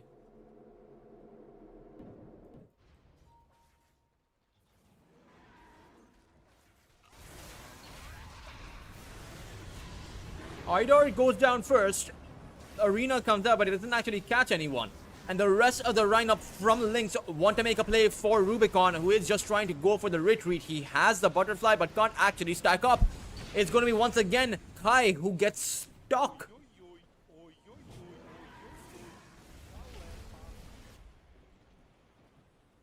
Yikes is right. Because Spirit Academy, they're not looking too confident right now. Rubicon is going to be hedged up once more. Has his heals coming in, but unfortunately, I don't think all the protection in the world is going to be able to keep him safe. Rubicon is going for the waveform, but will fall to Vladik. And 7 Jetsu will take out Kuiper anyway. Tier 2 tower, the second last one, is also going to go down. And now, it does seem like Lynx, they've gotten the breakthrough. Instead of Spirit Academy coming in for a 5-man high ground defense, it is going to be Lynx who will approach Spirit's high ground. Dire's structures are fortified. Glyph may come out, but there's a full minute of an Aegis left on this Ursa. The BKB is still up, off of cooldown. Vladik has the Shiva's Cracker. He has another Hex. There are 2 Scythe of Vices available for Lynx. Teleportation is going to come in from the Brewmaster. He does have that split, but the question is, do they fight against the Aegis? 86 is going to miss his spear.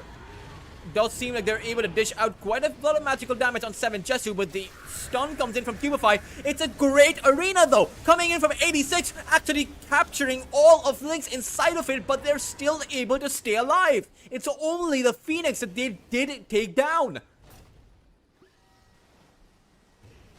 The question is, do they go back in because of the fact that there's no Undying ultimate, there's no arena, there's no primal split, and this could be a good time for Lynx to make a counter maneuver.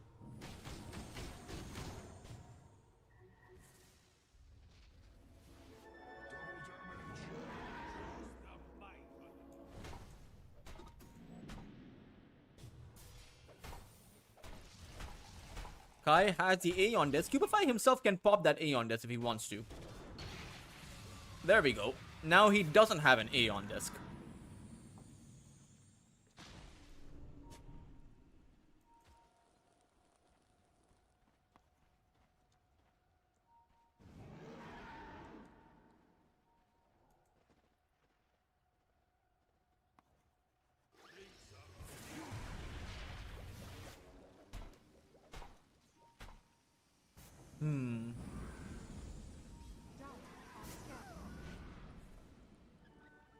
Radiant are scanning.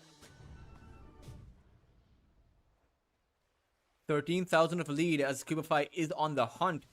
Unfortunately, there is a drought for Spirit Academy. Rubicon? Surely he's not gonna fall. There's no way he falls here. He's too close to his base. In fact, it's gonna be Idar who will fall instead. 86 does have the arena. Can blink in and find the 3 if he wants to. He does go for the blink in and actually does get Melojoule in, but doesn't have the enough damage to actually take Melojoule out. Meanwhile, there's a fight already brewing on the side. It's Rubicon who will be swiped down from the Ursa. 7 Jesu, who is currently unstoppable right now, and Spirit Academy, they will completely crumble. 86's BKB has worn off, and he simply cannot do a single thing. It will be, ironically, the Brewmaster Kai who will be the lone survivor. As Lynx will be able to take apart this tier 2 tower. Top tower has fallen.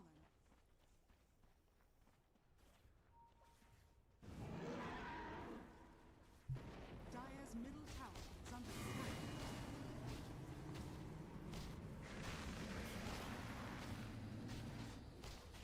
Dire's top tower is under attack.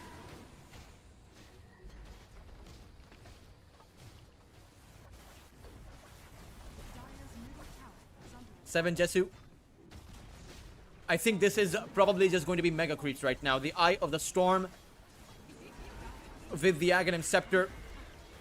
Dire's middle barracks. These barracks are easy to take down right now. And without your Morphling, Rubicon, who's still yet to respawn, he does respawn now. But they've already lost their 2 melee barracks towards the mid and towards the top side. And now the range barracks falls too. Only one set of barracks remaining for Team Spirit Academy, and they're on their last legs.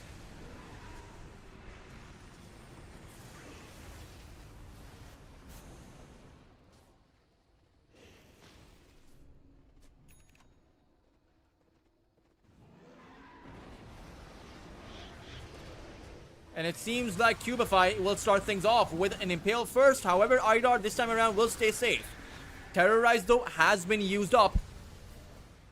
They are hunting. Makai is on the hunt for Melojoule. However, the fight has already broken through towards the other side. It does seem like 7 Jesu is in big trouble. Once his enrage wears off, he will be able to take out that Tombstone as well as Rubicon and Idar. I mean, they've gone down, and now without Rubicon up, without buyback, it doesn't seem like Spirit Academy will be able to defend, but they do take out 7 Jesu. Now, the big question is, can they take out Vladik as well? That is a very big objective to achieve. As the fight, Kai is still going on strong. However, it's Cracker who will lose his life. Kai activates his refresher and is able to come out with yet another split. And now with this, they'll be able to take out Vladik too, as against Rubicon, he probably can't survive. Rubicon getting the buyback gold from the assists that he got from those deaths. And in the end, Spirit Academy live to fight another day.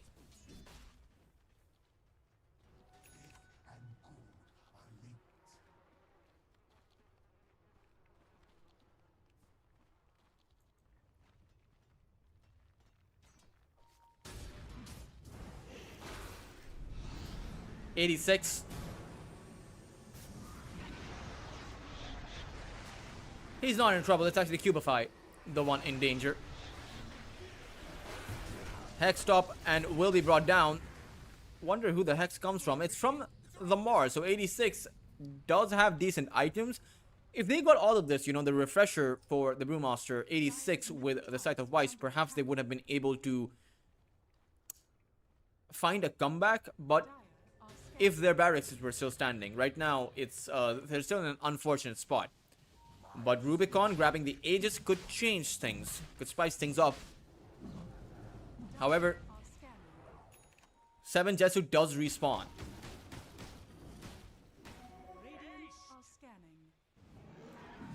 Doesn't have his team nearby, so it does seem like the Aegis will go the way of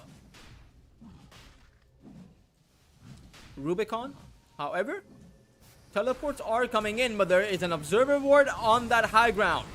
Vladik, though, he activates the Eye of the Storm. Rubicon left the pit to try and help out his team, but in the end, that was a mistake, as Rubicon has gone down without buyback. It's going to be the Undying taken out too, and even the Brewmaster, Kai, who is going to be in big danger. 86 comes in with an arena to do what he can. He does take out that Phoenix, but 7 Jesu, he's still going on strong with the Ursa Warrior. It's going to be Melojoul who will slow down 86. His Silent Vice coming back online in about 3 seconds. Kai is going to blink towards that low ground, but 86 has gone down, and now they will make quick work of Kai. In the end, this will be the defining team fight by which Spirit will probably lose this game, as it will be Lynx who will forgo Roshan entirely because they know that Rubicon does not possess that buyback. They will be able to acquire Mega Creeps and probably start probing those tier 4s next. With the Eye of the Storm coming online for Vladik, the rest of the remaining forces of Spirit Academy will be forced to hug their fountain. These towers, they melt super quickly. Even the Willow is going to fall. Idar, one of the last remaining members for Spirit Academy. Kai, or rather Kaifert, is going to fall too. 86 will call GG once their entire team has been wiped out. It will, at the end of the day, Lynx be Lynx, who will continue their domination through the group stage. They are now 5-0 in the group stage, undefeated, with one more series, or rather, no, this was their final series, so Lynx are guaranteed now to be making it into the playoffs. Of course, for Team Spirit Academy, they're also in a good spot. They're 2-2. Their next series will define whether or they are guaranteed, and it is against an opponent that they should be able to come out with the win. With. It is going to be Virtus Pro, the Academy roster, of course, Virtus Pro Protege that Team Spirit will have to play against, and in the end, the two Academy squads are going to butt heads over at EPL Season 34. We will, of course, be taking a bit of a break. It is going to be around 10 to 15 minutes of a break before we head on over to the next series. So you can grab yourself some tea, some snacks, and then be back for Team Spirit Academy versus Virtus Pro Protege. And that will happen right after a short break. So do stay tuned in.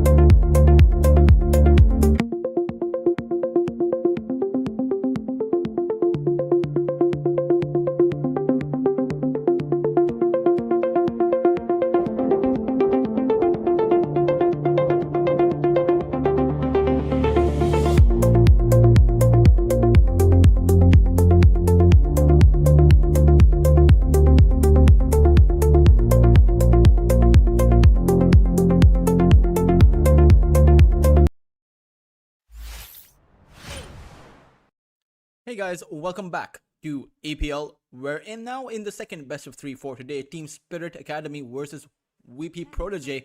As Spirit Academy fought long and hard. Truly, they took a game off of Lynx but could not muster up that third game win. And I think it did come down to that mid lane pickup. Even though 86 played really well, I think just the limitations of that Mars on that mid lane hurt them in the long run.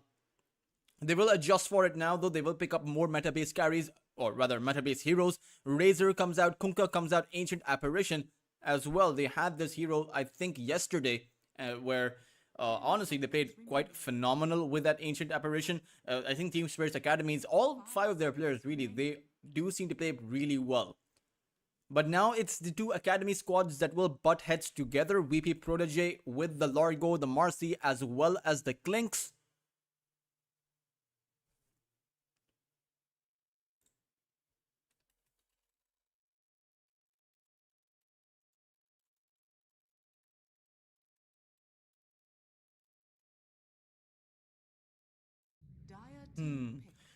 I do think it's a bit of an even draft for the current time, but this Clinks is going to have issues of survivability, particularly when the Razor is able to close the gap. I do assume that it is going to be a mid lane Razor. 86 is probably going to play that, considering he played that in yesterday.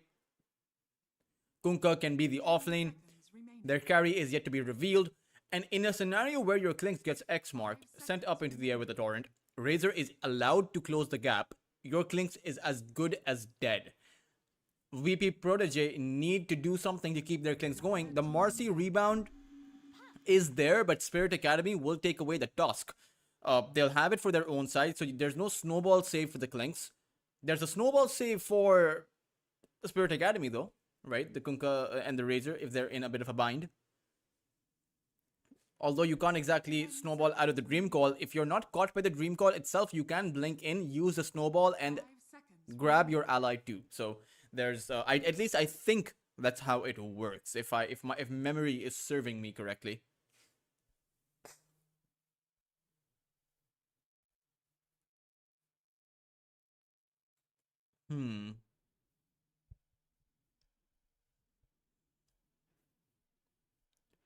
We'll have to see, of course.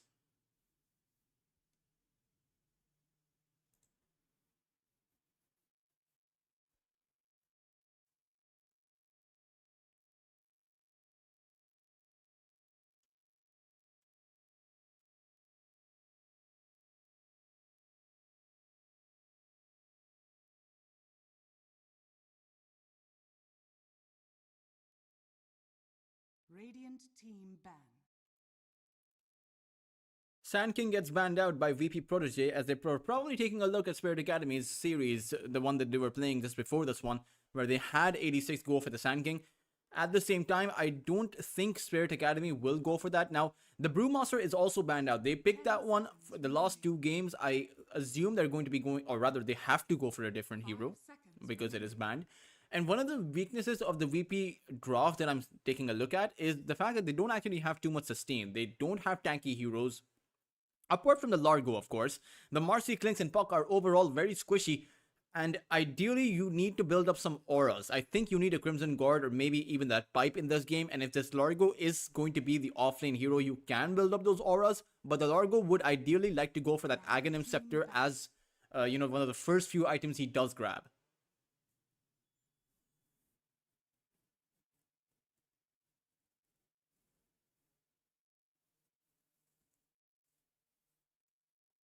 Hmm. 10 seconds remaining. 5 seconds remaining. Lost ban coming out from VP Protege. What is it going to be? They're thinking it's probably a mid lane hero or an off lane hero. They think that this Razor is going to be the carry. And I do think that Team Spirit Academy will, or can rather, just go for a Wind Ranger. A pick that Rubicon is really good with. A pick that can shut down the Clinks and also find that Puck with the Shackle Shot. A guaranteed kill on either of those heroes if you're able to come out with the Focus Fire. The Wind Ranger can dodge out the hits from the Marcy, the Clinks, the Puck. So it's a great pick in this scenario for a team that knows how to play with the Wind Ranger as the carry. Radiant team ban. VP Protege will actually ban out the Weaver, and Team Spirit will ban out the Ringmaster. They seem to think that this is going to be a Largo offlane as VP Protege. Let's see if that is going to be the case. If indeed they want to pick up a support, ideally someone that can actually save. But not too many heroes left out there in the pool because the Shadow Demon has been banned out, so no real banishment heroes available. 5 seconds Maybe the remaining. Pugna could provide a bit of a safety net against the Razor, but it's risky to go for the Decrepify save. You just slow your hero down too much or your ally down too much. Radiant team pick. Ooh, VP Protege, instead of going for defensiveness, they actually go for aggression. They will pick up the Skywrath Mage. They do have a setup for the Mystic Flare with the Puck's Dreamcoil, but that's just about it. There are no huge disables coming out from VP Protege. This is going to hurt them. I mean, 10 seconds remaining. the only stun to speak of is that rebound coming in from the Marcy, the mini stuns from the Largo, and the Puck's Dreamcoil. That's just about it. And those are some unreliable stuns. Largo can, you can run out of the AoE of that Frog Stomp.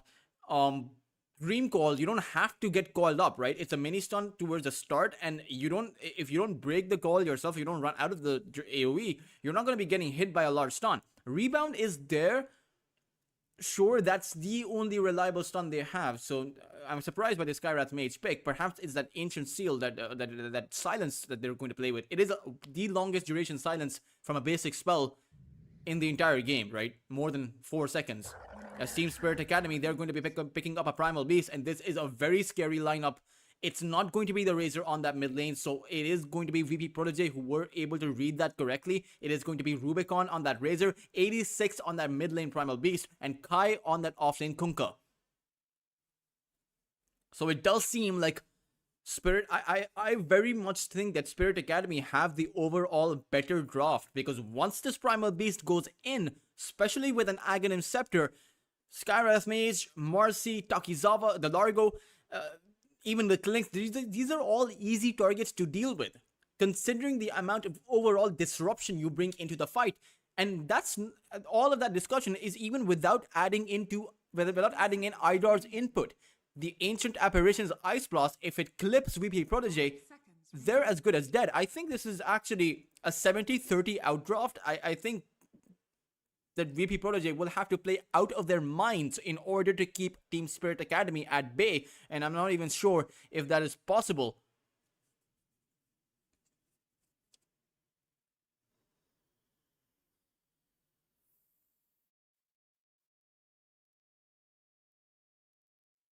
Let's see what VP Protege will be able to do.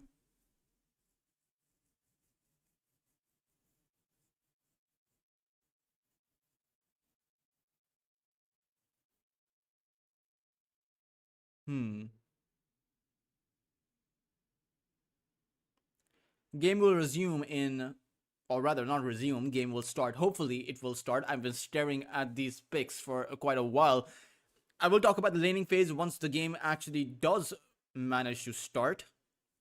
I feel like the game starts at random directions. So the game might actually be paused right now if I'm being honest, but no, the game is not paused. I lied. The game will start, and we'll get to see Rubicon 11-9 as far as the last 20 matches are concerned. His first match was in 2019. That's very surprising for a player that only started in 2019 to be this good.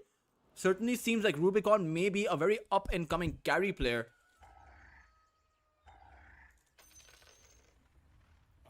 As the game will start, there are no logos here, so I will update the logo from my end.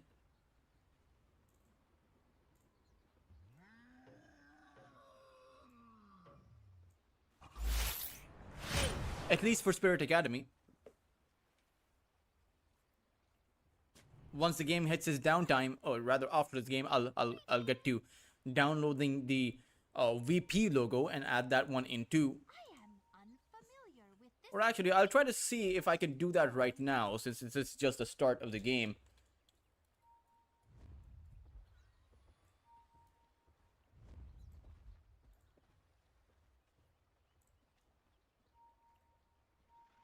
And I do manage to find the logo.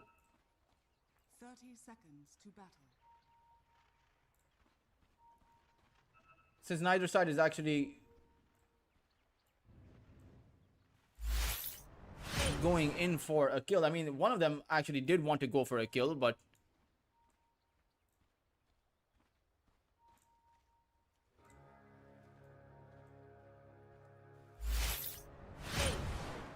there we go. Apologize for the transitions, but this is just to enhance your experience so that no one who knew who is coming into the stream is going to be confused about which team is which. It is, of course, going to be VP Protege on the Dire side, Rubicon alongside Team Spirit Academy on the Radiant. And when we talk about this laning phase, this is a Razor and a Tusk, so it's nearly impossible for Rare G, for the Skywrath Mage, to do anything. Sure, you can dish out some spells, you can use a concussive shot, the arcane bolts, and dish out some harassment, but that's just about it. You get caught in the shards, you are dead. Because the Skywrath Mage starts off with 0 armor in the game, and a tag team is just too much damage coming in. Takizawa is going to realize this firsthand as he gets initiated upon. Rubicon coming in with a full duration static link, and that is guaranteed to be first blood. No! The guarantee was taken away by Rare G, who blocked Rubicon. Takizawa will stay alive, but I mean, he doesn't actually have too much HP to play with. He's going to have to use both of his tangos just to be able to get back up on his HP. And the fact of the matter is, his courier is halfway back to his fountain. So this is going to be a very late set of tangos coming in for him. Sorry, brother. And this was just at the level 1 mark. When you have more levels coming up, this Razor and this Tusk combo, this is going to probably be able to acquire quite a few kills, unless the plan for Takizawa and Rare G is that they should just play from behind and abandon the lane entirely. Mid lane is going to be 86 versus a Puck, and the Puck Katsura can do okay against the Primal Beast. I think the fact of the matter is, there's no reason why the Trample should be a big threat. At the same time, top lane, it is going to be Cutie who will be able to acquire the first blood. Idar drops down. Surprising kill to happen, but I suppose it was a dispose or the rebound that kicked in, allowing that kill to take place. It was the rebound used. So again, this is honestly the ancient apparition for VP is going to be in big trouble always. You can already see the dispose being used. Idar, only about 2 hits left on his HP pool. He will go down. However, Kai did find the kill first. So Idar got a bit of XP before he fell. At the same time, it is going to be this Clinks who is going to have a great early game head start with 2 kills to boot and at the top of the CS chart. I think for both of these 2 lanes, it's these supports who are going to have a bit of a rough time.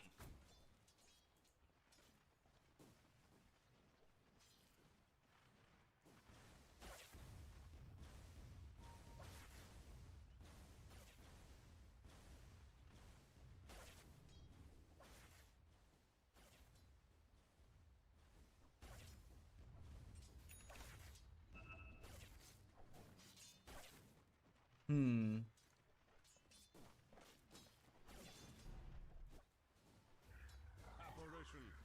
You by my side, I'll live to be an ancient.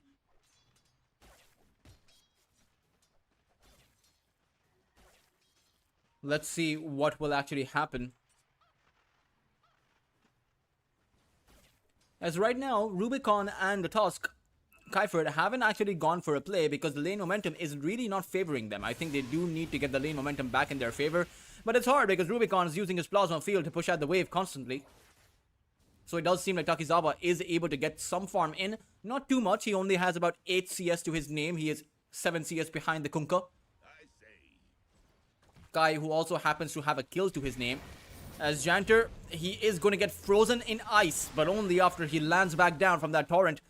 He is playing an HP-based hero, and in fact, they will actually go and try to turn it around. Cutie, he has the attack speed buff. Idar, a few more hits and he will fall, and his movement speed is actually less, 5 less than this Clinks. So Idar should be going down here. Cutie should be able to find that one last hit, and Idar doesn't actually have a tango going in for him, but this is at the very least a bit of space created, but not too much because you do give this Clinks solo experience and a solo kill. And at the end of the day, Janter never actually fell. Kai wasn't able to get the trade there, so it is. I mean, honestly, this is a one lane for VP Protege, right? There's no debating that.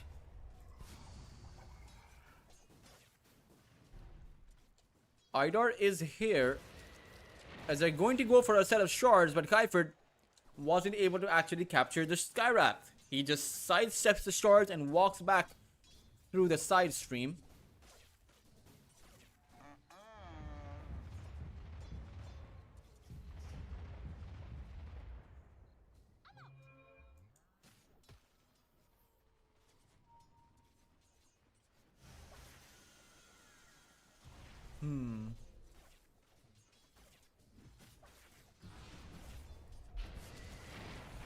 Takizawa, this time around, is going to get stuck inside the shards, but I do feel they're going on the wrong targets. They do finally readjust. Rare G is in trouble. One more hit should be enough, but again, he stays alive, and now Rubicon is in trouble.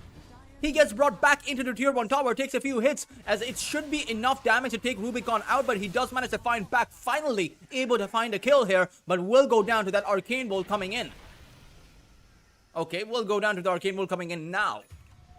Rare G able to pick up the trade, and again, that's not worth it for the side of Spirit Academy. They may have been able to get the offlane Largo down, but still unable to get the kills here despite of attempting to force the issue. In a lane where the tempo favors them naturally.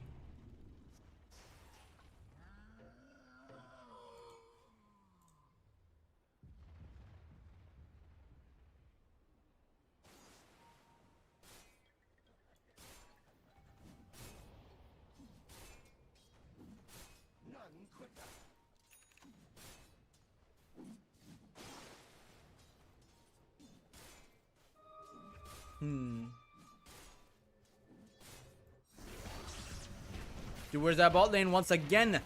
An exchange coming out. Takizawa this time around is going to be blocked off. However, QT is here with the clinks. Snowball is going to mean Kaifert's end as he has gone too far out. And now with the puck coming in, rather, 86, he's the one in big danger. He is silenced down and will be brought down.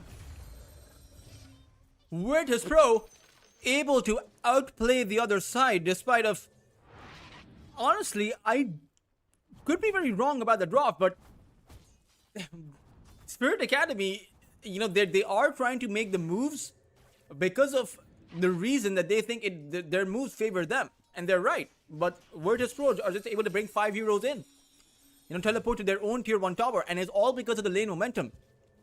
Virtus Pro, or rather Spirit Academy, have not gotten this creep wave moved from this position. It's never been close to their tier 1 tower where their ganks can be easier.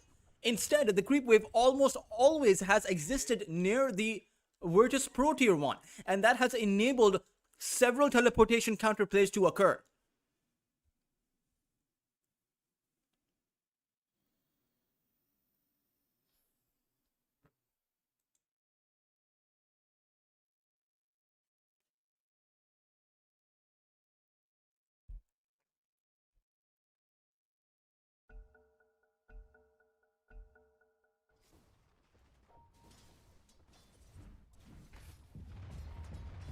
'86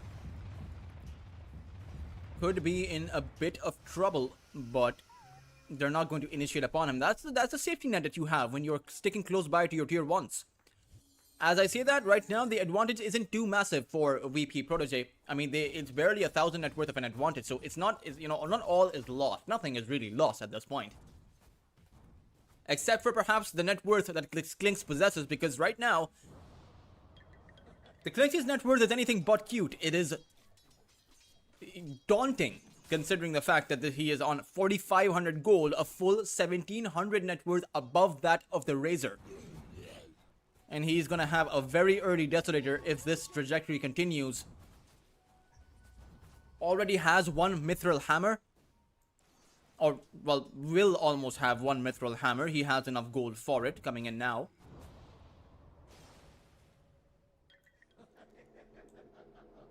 As VP Protege, they decide to teleport towards that bot lane through the outpost. They decide to gate towards that bot lane through the outpost.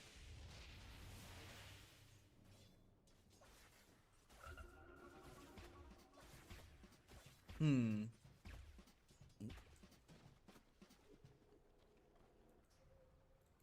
Radiant are scanning.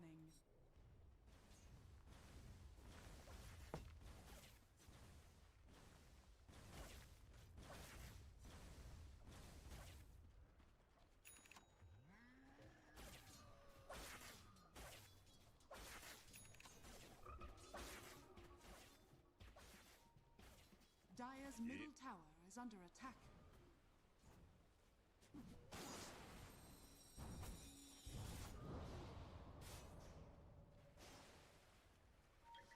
Radiant are scanning. Link's only about 1,000 gold away from his Desolator, as it is going to be 86 who will make a play for Skywrath's mage, but instantly the teleportations come in. Katsura launches that Dream Call, and it will be enough to take out both 86 as well as Kaifert, and even though Rare G does fall, that is a position 4 for a lost mid laner and a support, and that is always going to be worth it for VP.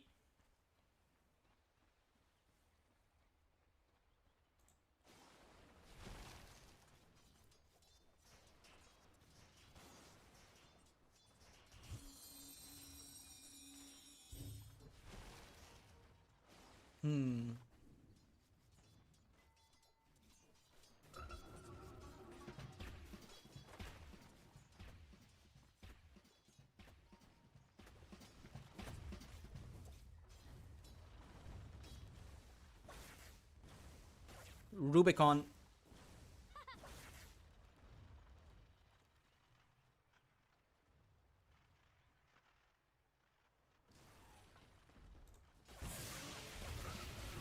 doesn't have too much farm, if I'm being honest. I mean, he went for the Falcon Blade, something that Clinks did not. So it's a straight Desolator rush for QT. Meanwhile, it is a bit of starter kit items first for Rubicon. But I would say that Spirit are going to be in trouble. And it's not right now. It's the fact that once you have this Desolator, the puck, he's clearly uncontested. Katsura is at the second place position in terms of net worth. He will have a Witchblade soon. All of these items, in addition to the fact that Rare G has his Mystic Flare, the Marcy, Janter has his Unleash. And we'll see that demonstrated right now as he makes a play for Kai. However, Janter's all alone here.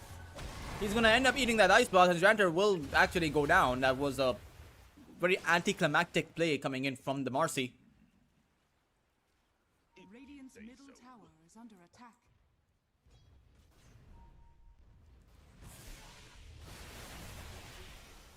Rubicon? The puck's coming in with full speed. It's a haste rune, and Rubicon does not have as much time. In fact, the Mystic Flare is going to take out most of his HP out, and Katsura, all he really need to do is land a few more hits. Rubicon will go down, and Virtus Pro, they're in complete control of this game. Sure, they're giving away a few kills here and there, but it doesn't seem like they're in too much danger. Katsura, he could be in trouble though, but the pick-me-up facet is going to kick in. Katsura does have the jaunt away towards the other side, so 86 won't be able to get much done, but I do believe that he has his Blink Dagger coming in the courier, and now it's going to be a position where 86 can make those flashy initiations that perhaps catches Virtus Pro off guard. Radiant's bottom tower is under attack.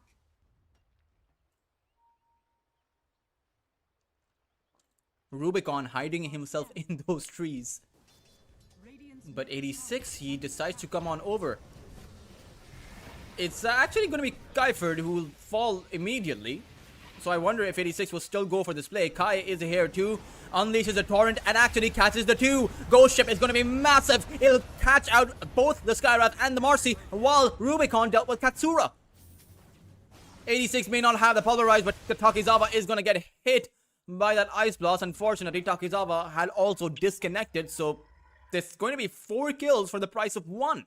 And the 1 kill that they got was before the team fight started, so it's essentially a 3-for-0. But an overall 4-for-1. And too much gold being infused in Team Spirit's roster. That torrent plus Ghost Ship, I mean, completely disabled whatever VP were trying to achieve in that fight.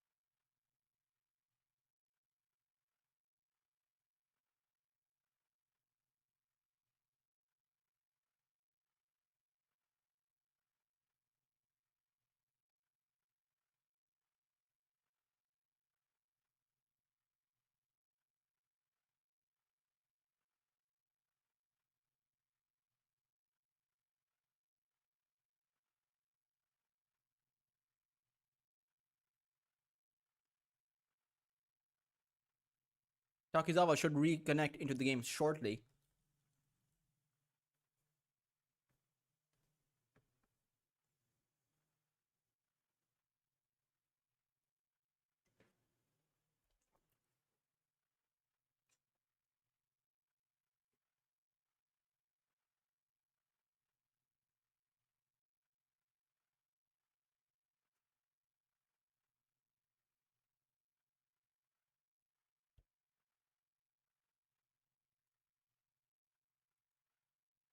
Hmm.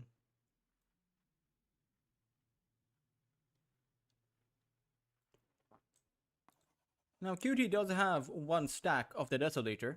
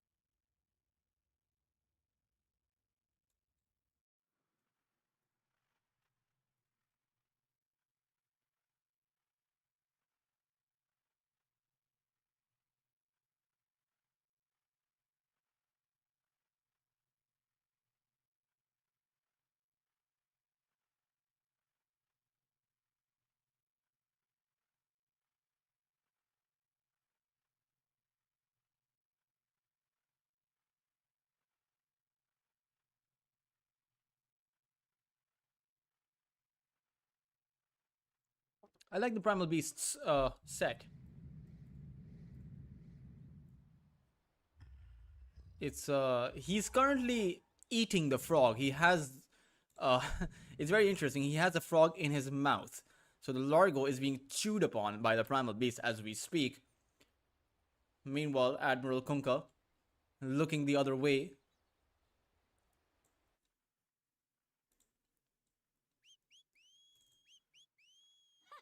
Still, even though this entire team fight took place, Rubicon doesn't actually have too much gold going in his favor, right? He barely has a Maelstrom, and rather, he's quite far away from the Maelstrom. I'm not sure if he'll get the skill, but I don't think he got too much from that team fight. Now, he did take Katsura down, so he got about 293 gold, and did receive about, I suppose, around 100 gold from these assists.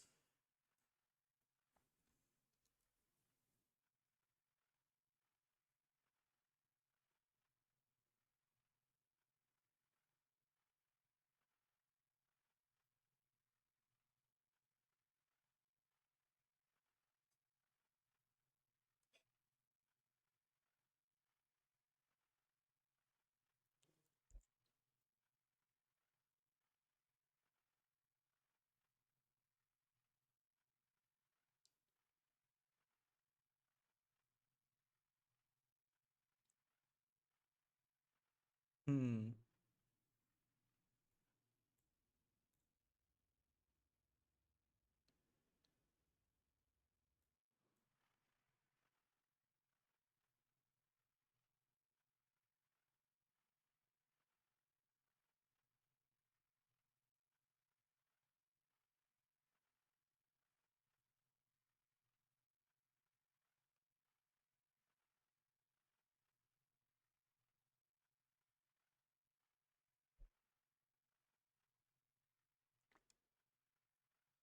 Wonder how much pause time they have remaining.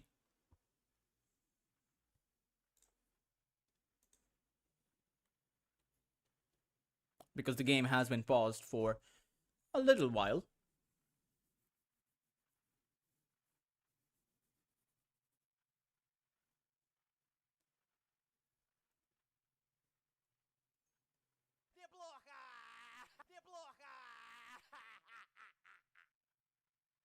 There we go. Our supreme leader, Mr. Jipa, kicks in with only 5 minutes of pause time remaining.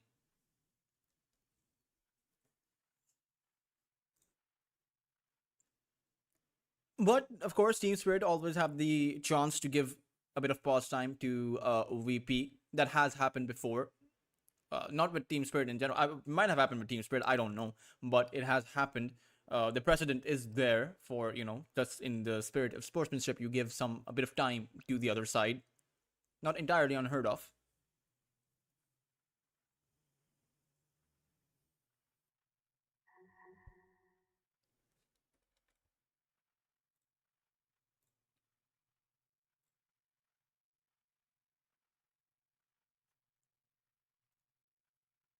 Hmm.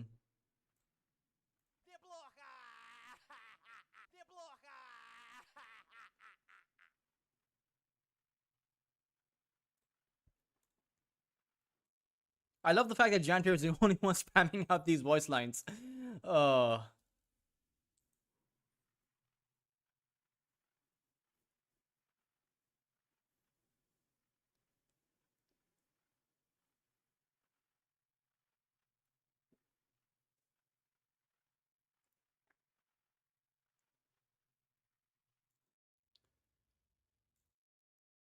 Now, even though they did win this team fight, the game's far from over. Like, honestly, very far from over. Because VP Protege, I mean, they have the Witchblade. The puck will eventually get to that Blink Dagger.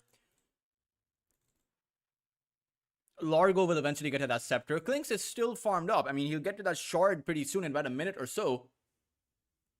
So it's like, they have things going their way, Team Spirit, finally. But this was a lineup built by Spirit to achieve a lot of tempo early on, and that objective has not been achieved. So it's a long road to recovery to bring the tempo back into this game for their side. And that's naturally going to come with windows of opportunity for Virtus Pro to be able to make moves of their own, for the Klinks to roam around the map, because Idar is a free kill if the Klinks is able to grab him.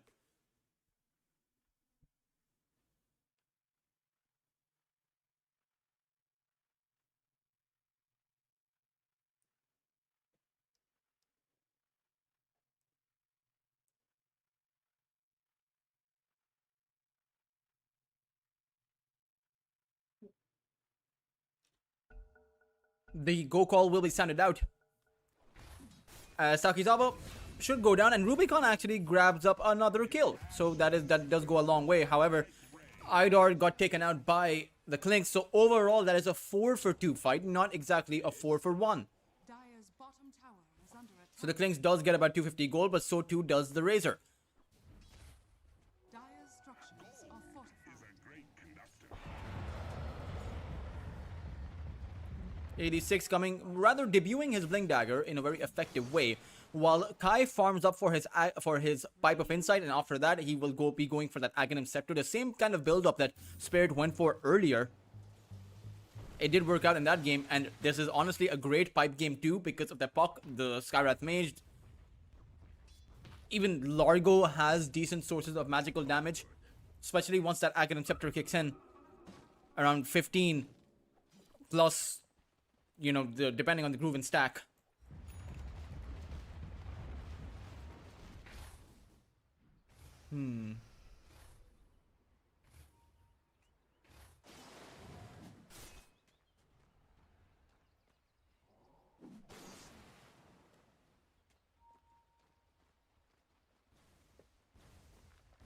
Kai Bottom tower is under attack.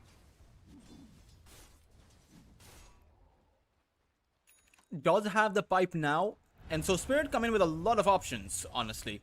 Maelstrom ready up by Rubicon as he's going to be farming up for his next set of items, which will be the Manta style. Decent dispels available. You can dispel away the Waning Rift Silence as well as the Ancient Seal.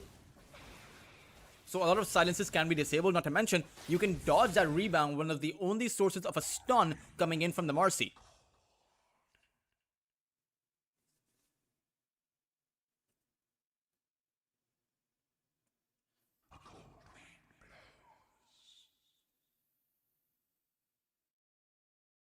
Does seem like a bit of internet problems, which I hope will be sorted out, because I would like to see a full 5v5 game. I don't want to see none of that, let's play 4v5. Okay, there we go. Takizawa does reconnect. I'm glad that he does.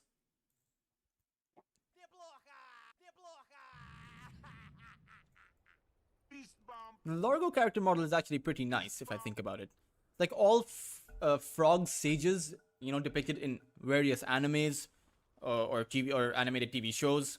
Radiant's top tower is under attack.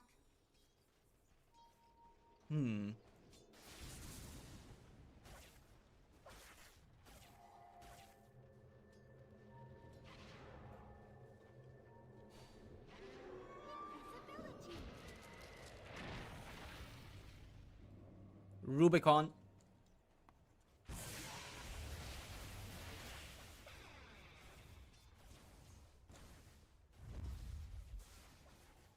A smoke of deceit being used, Rubicon left a farm while the rest of Spirit Academy make their move on the other side.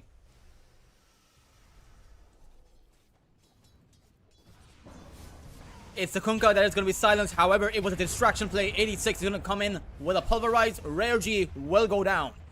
And the tier 1 tower doesn't have too much HP left on it, so Spirit Academy will probably stick around and take out this tower. Bottom tower is under attack. Dire's middle tower has fallen. While QT with the shard can push out these towers, but needs to be very careful because a teleportation from the Kunkka means an X mark landing on QT, and that is going to be the King's dead. Are scanning.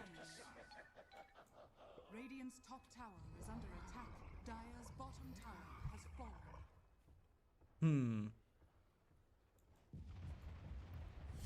Witchblade up for Katsura, which has been here for quite a while, and will have the Blink Dagger up soon, so that's probably when VP will decide to fight back. The kill feed is nearly even. VP have not gotten too many kills outside of that laning phase. And it does seem like the Klinks has gone back to a bit of a passive game. Meanwhile, Spirit Academy, their intent is clear. With this pipe, they want to take down some of these tier 1 towers. At the same time, Onslaught is going to come out. 86 has the Marcy Janter under wraps. And a dispose from the Marcy, unfortunately, only deals more damage coming in from the Onslaught. Dire's top tower is under attack. Silence coming in from Rare G.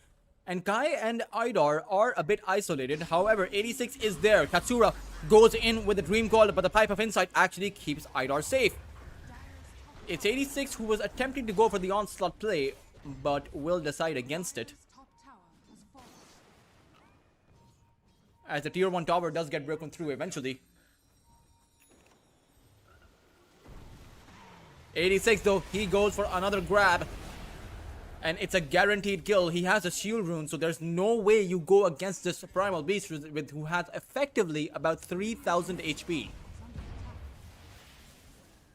Team Spirit right now on a 3000 advantage, and now I can finally say that this lineup that was built for tempo is achieving the tempo. It is on the right track. The question is, when will VP decide to fight back? Is it going to be the Aghanim Scepter that is going to be up for the Klinks? Because the Blink Dagger is now there for Katsura. He did reveal it in that last fight too. Aghanim Scepter almost up for Takizawa, so I think it's these big items, right? Takizawa's Ags, the Klinks' Ags, and that's when they go in for some of these team fights. At the same time, Kai is also close to his own Aghanim Scepter, just needs about 1200 gold for it.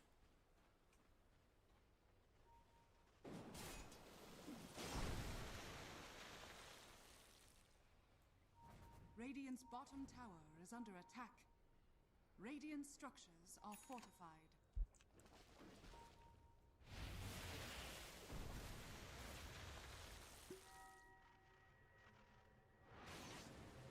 Hmm.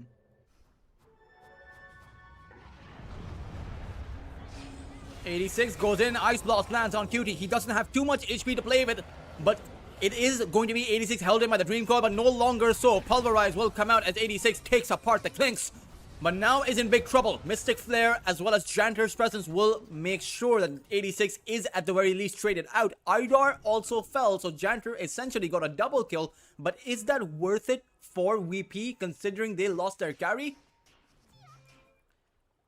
Considering the fact that he wasn't able to create his Aghanim Scepter, I think that is worth it for Team Spirit, at least in a small sense. It may just have been an even exchange. But Janter doesn't exactly do too much with the goal that he's given. I mean, he's going for that Lotus Orb, which is pretty good. A prize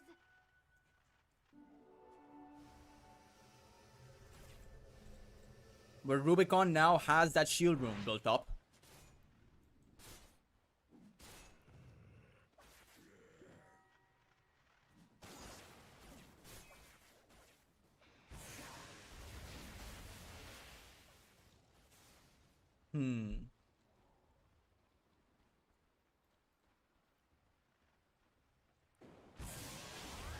Tormentor is also likely to go down, as I'm not sure if VP are in a position where they can contest some of these objectives.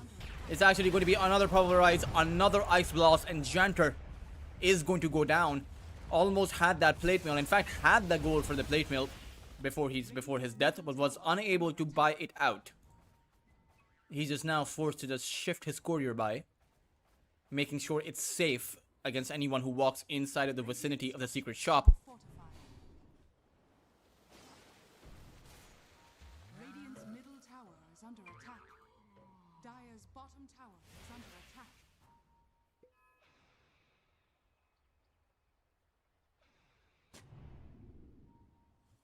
Dire's bottom tower is under attack.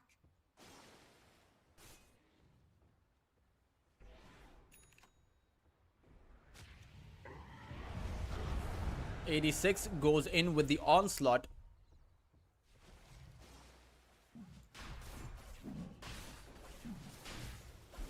As Roshan, he is probably going to fall. I mean, VP have not looked in the position where, honestly, they haven't been exactly been posturing towards a fight either. They're just kind of doing their own thing, as Janter is going to get grabbed up again. Still does not have the plate mail. I mean, now he can buy it, but Roshan will go down. They got a kill. Rubicon now has that Aegis alongside that Manta style and will have a BKB up soon. Probably wants to farm it up. At the same time, you do have that Skywrath Mage here. He does teleport back. And I really wonder what it is that they're farming for. Perhaps it's just the overall disadvantage in the tempo here that makes VP reconsider their position. But now they do go for a smoke, so it does seem like they want to finally fight. 86 is going to be the target, but he has that PKB. He will in fact go for a Polarize, but he loses too much HP. It's going to be the Puck who will be able to jaunt and did not get clipped by that Ice Blast. In the end, it will be VP Protege who will come out with a teamfight win. But it seems like Spirit Academy, they're not done quite just yet. The Ice Blast misses, and it feels like they are finally done.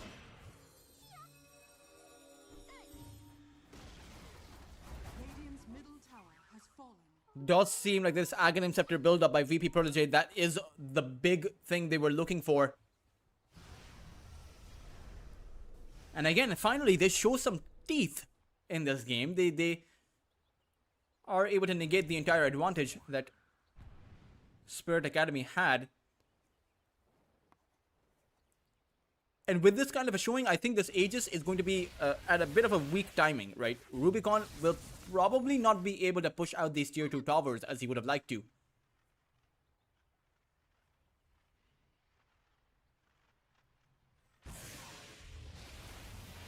Dire are scanning.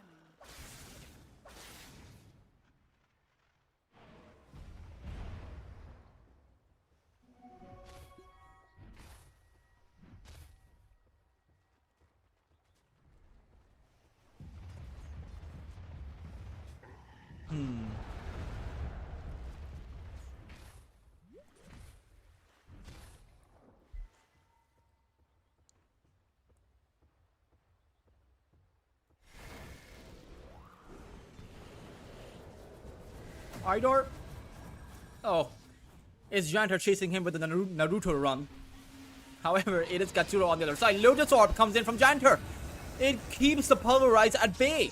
And the Puck will just be able to jaunt out. However, he did get hit by that X mark. And in the end, Katsura will fall. Idar will be the trade, but that is going to be very well worth it for the side of Spirit Academy. Even though their Aegis is sticking out. Only 2 minutes left on Rubicon's Aegis of the Immortal. And once this Aegis is out, I think that VP Protege will look to to target this Razor instead of these other heroes. As the puck is going for the Lincoln Sphere.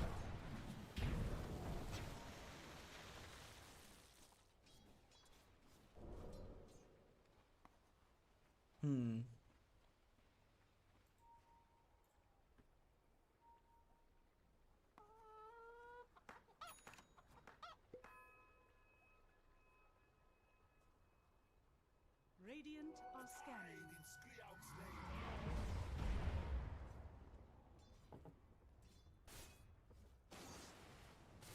Dire's structures are fortified.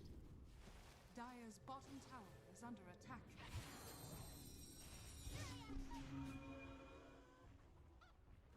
Dire's middle tower is under attack. Radiant's top tower is under attack.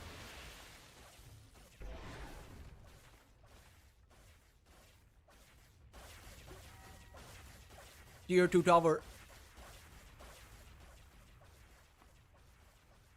Dire's middle tower Under siege. I mean, 50 seconds on the Aegis means at the very least they can attempt to probe this tier 2. Now, getting one tier 2 in place of 5 minutes of the Aegis is not ideal, but it's at least a bit of something. As right now, VP Project possess the lead right now, but it will go swing back in favor of Spirit Academy. Takizawa has Assange and Kaya, so has that overall heal amplification. As Janter is going to be able to teleport away thanks to that Lotus Orb, otherwise 86 would have loved to pulverize him.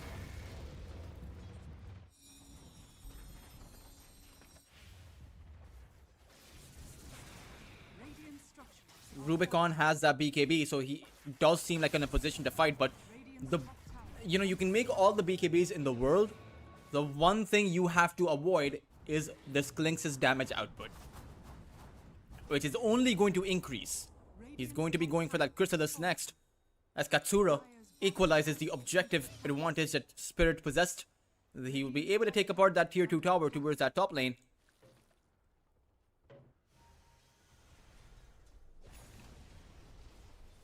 As on that mid lane, it is that Marcy as well as that Skyrath Mage.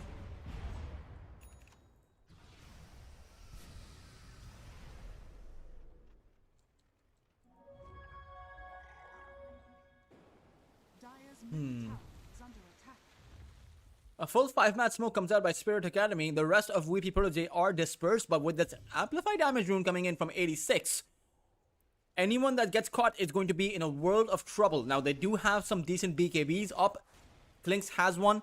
He can activate the BKB and disengage from the fight, but he needs to do it immediately if he gets caught. Otherwise, he'll lose too much HP and will just fall to the physical damage, which isn't as much at this stage, but is still decent enough to take out the Klinx with. Oh, Ice Blast comes out by Idar. Trying to force out that BKB will not happen. However, it's going to be an onslaught. It comes in Cutie, though. He activates that BKB and turns it around. It will be 86 who is going to receive the short end of the stick there. Kai's also got silenced. This is a very lackluster play coming in from Spirit Academy. However, 86 does go down and Katsura will be the trade. Rubicon will be the difference maker. He does take apart the 2 and did not have to use his BKB for it. Meanwhile, the Klinx already used his BKB. Janter has the gem, and I think he saw the observer ward there. Decides not to take it out right now because probably he assumes the Spirit are nearby. Is under attack.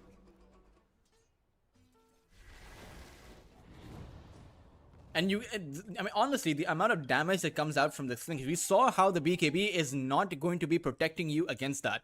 86 went in, but 86 had to go out. Simply because of this Klinx standing his ground and dishing out the hits. And it's only going to increase. Again, I keep bringing up that point. Once he gets to this Daedalus, 86, maybe he's not even going to be able to go out.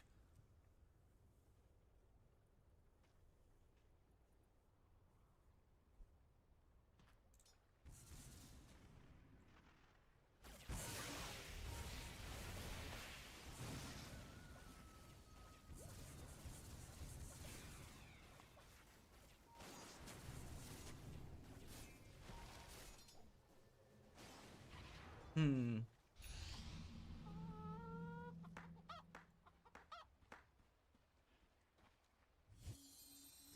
are scanning. VP Protege making a move. It's probably for that tormentor timing. However, it's going to be Janter who gets hit by the tornado, but it's going to be Katsura who come in with a Dream Coil. Rubicon will melt the Marcy and goes to work on towards Takizawa. It's Katsura who has to get back because he's clipped by that Ice Blast. Takizawa will fall. Katsura will go down too. It's Rubicon who'll end up with a triple kill. And even Rare G is going to fall. Give Rubicon his ultra. No, Kai will be able to acquire that kill. But now it's the Clinks versus the Razor as QT will realize that taking apart Spirit Academy is easy. Taking Rubicon down, that's an entirely different thing. And they will go back. As the dust settles, it is going to be a 3-4, and it's Spirit Academy who come out on top. A Satanic up for this Rubik. Satanic up for Rubicon. It's all my fault. His name is, has the Rubik on it. And even though it's just a 1,000 net worth advantage in favor of Spirit Academy, it's just the fact that their lineup seems to offer more in those team fights. Kai has itemized for the Scythe of Weiss for the 4th game in a row, if I remember correctly. Janter once again gets caught out.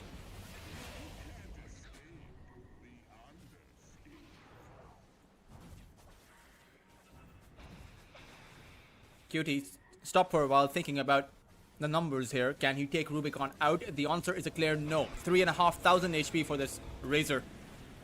Satanic up to BKB Mantis Self, Dispel plus a debuff immunity, Mjolnir as well to return some magical damage. It is honestly a bit too much.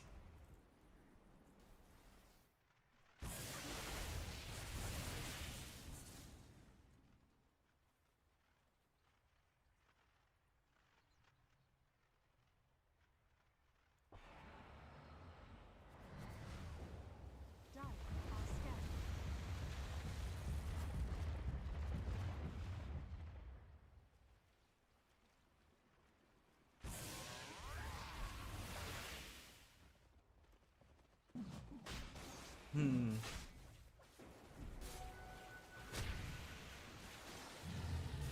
Radiant are scanning.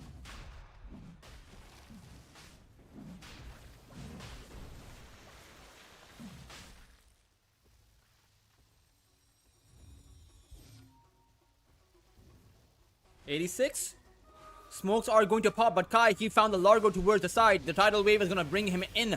But still, there's an Observer Ward actually catching the entire lineup of Spirit Academy. Takizawa is going to activate his BKB, lick Rubicon back, but still, both teams being wary about this on how they want to approach the fight. And despite of the Observer Ward advantage that VP held, they're still going to go back. And actually immediately go for a Smoke of Deceit play. Perhaps 86 will not see this one coming, but he is behind the trees. It's going to be Janter who will go in, but immediately 86 blinks back. The reaction time on this Primal Beast, too much for VP to play against. Now it's going to be a smoke. How many times are these teams going to smoke? I feel like they've used up all of their smokes just for this one play, just for finding the extra edge against the other side. But I feel like they have to go back because the Burning Barrage is going to be unleashed towards that bot lane. And this tier 3 tower is going to fall. However, there's no one teleporting back from Spirit Academy.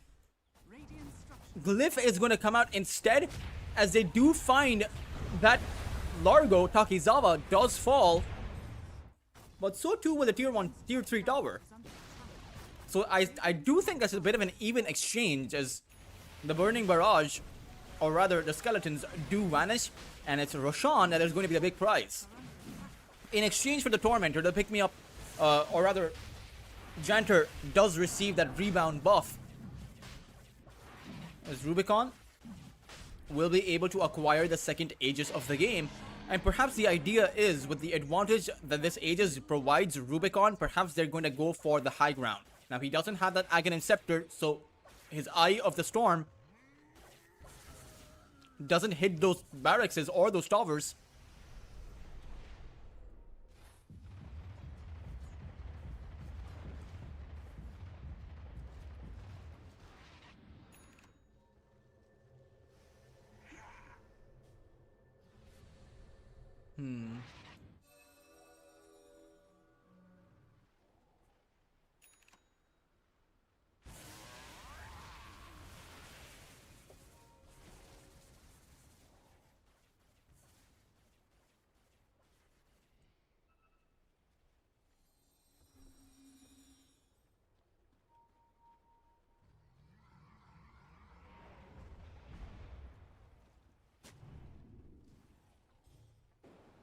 Typhord almost has a BKB on this Dusk. Dire's top tower. Guy, is that a Shiva's guard? No, it's an assault cuirass. I suppose they just want more extra added armor to provide their team with the buffer. Meanwhile, Katsura, he went for the Mjolnir. Sorry, the Maelstrom. Cutie does finally have his Daedalus, but needs to make his way back to his high ground as they are going for it. He is now back to the fountain. Banner has been placed down, so really Rubicon isn't going anywhere. It really depends on how they initiate, with Katsura able to take out Idar from the side without any kind of a reaction coming in from Team Spirit. No pipe actually being used by Kai either. That could have actually saved Idar's life. And because they lose the AA, they just have to go back. I suppose they weren't expecting the puck to just jump in, but it's also on Idar to recognize the fact that that can happen. So he needs to stay on the other side. Instead of being positioned here, he should position himself here, behind the trees where he's not visible. Radiant's bottom tower is under attack.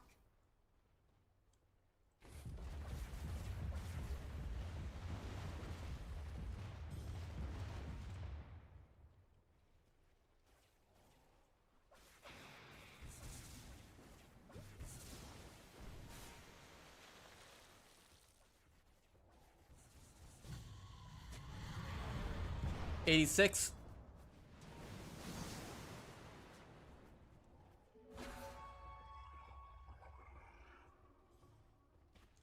Radiant's bottom tower. With the illusion rune. Dire's top barracks are under attack.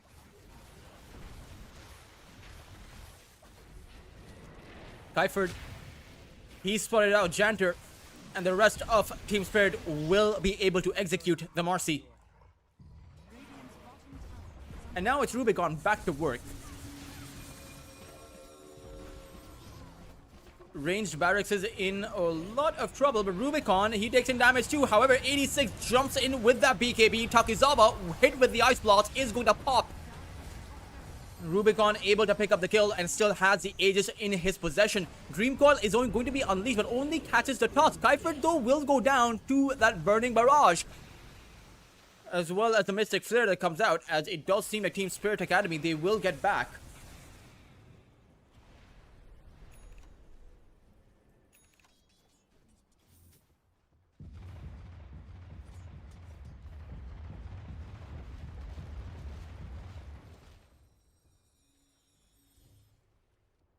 But Team Spirit Academy, they have essentially boxed VP in. So it's really just a matter of time before another siege comes in and another, and it will not stop unless VP go for a move on Spirit themselves. But that can only happen once this Aegis expires in about 40 seconds.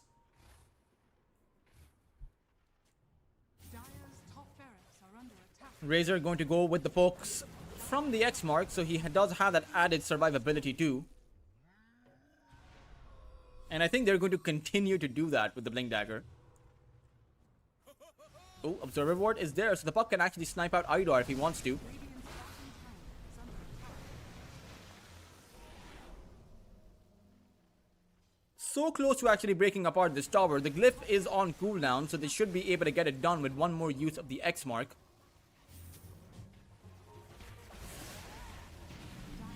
However, Katsura, he goes in, he finds a 3-man Dream Coil. This could be enough for VP to come out with the team fight win, as it is Kai who will get bursted down first, but Rubicon is able to activate his BKB and take Janter out. At the end of the day though, 86, he wants to go back in. Ice Blast debuff on Cutie will mean that he gets popped, as L1GA is in trouble. 86, so he has no help coming to him. So in the end, it will be VP Protege who will be able to find a pushback against Team Spirit. but it does come at the cost of the Clinks losing his life. At the end of the day, it's a 4 for 2. So a 2,500 net worth swing in favor of VP. Invisibility.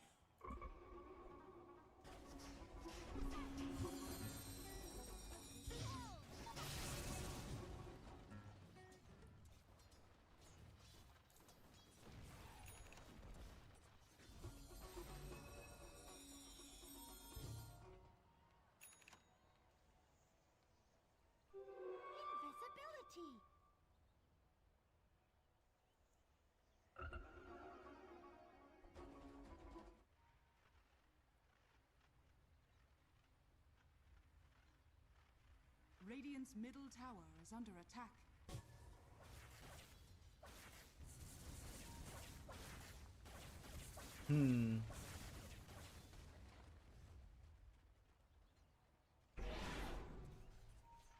Katsura?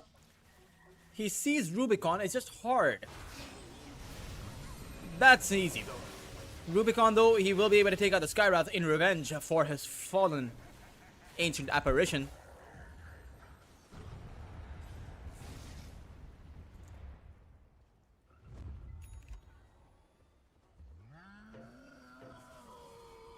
Radiant are scanning. 86 has the Shivas. So they have quite a lot of armor, going by their side. The Shivas plus the Assault Cuirass. Takizawa. 86 wants to go for the grab. Shiva's guard is there, but Takizawa uses his BKB. That's a 7, or rather, I think it's just down to the 6 seconds now.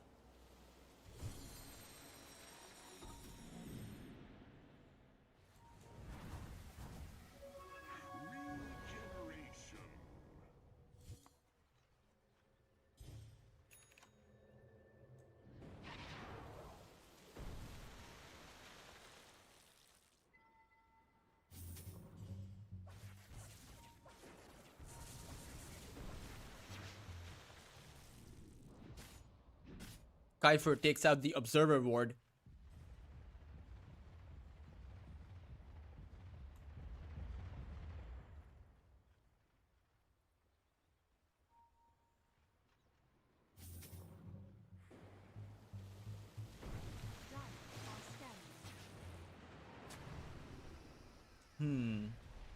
Dire's middle tower is under attack. Takizawa going for that Lincoln Sphere as this game has gone past that 40-minute mark. So now we're approaching, or rather have already approached, late game territory.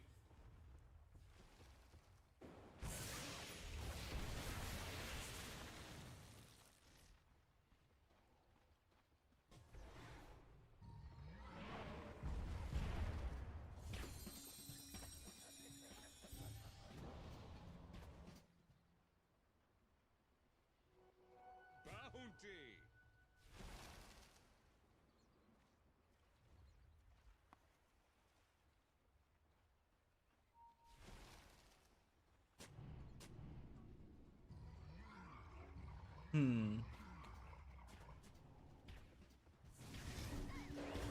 It's VP who will go for a smoke. It's going to be the Puck. Again, a two-man dream call as Idar buys back into the game. And Spirit Academy, they do have Rubicon on that front line. Ice Blast gets sent out as QT decides to hold his ground but cannot do so for too long.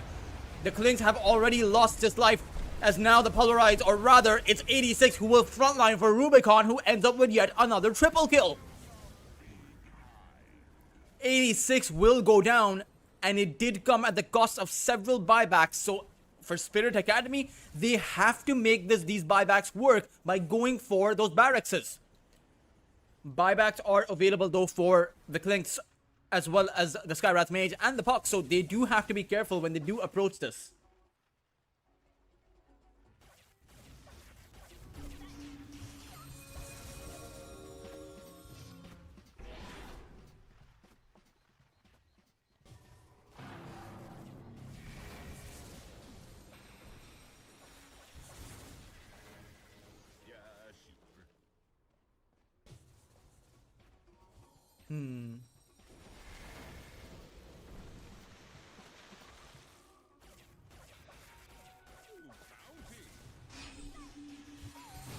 Katsura? Held in by the Dream Call. Rubicon is going to die. Katsura able to snipe out Rubicon by himself. That was entirely unexpected. Even as I saw the puck jump in, I did not expect the puck to be able to do that. The Aghanim Scepter, coupled up with the level 25 of the puck, too much for Rubicon. Oh man, now things are quite different now. With the fact that Katsura has this Aghanim Scepter.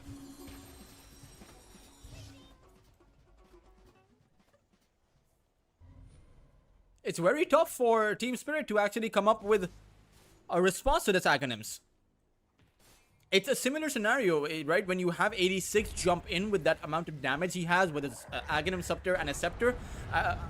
Aghanim Scepter and his Pulverize, his Onslaught, his Trample, everything. Katsura can do the same amount of damage. Let's take a look at this. So the Dream Call comes out and Kai is just going to melt.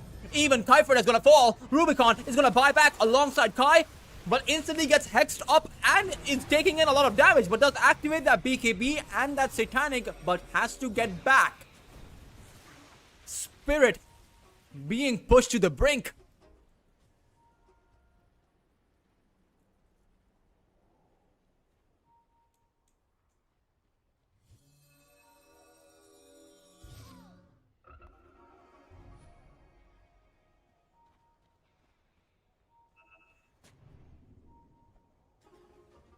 Oh man, this is now a very dangerous spot for Team Spirit. Where they were previously ahead, they may have one barracks of an advantage, but I think they have the overall disadvantage in this entire game. The puck is now the reason why they're behind, and it's not the Clinks, it's not anyone else, it's just the puck. The Dream Call with the Aghanims is just too much. He's also level 29.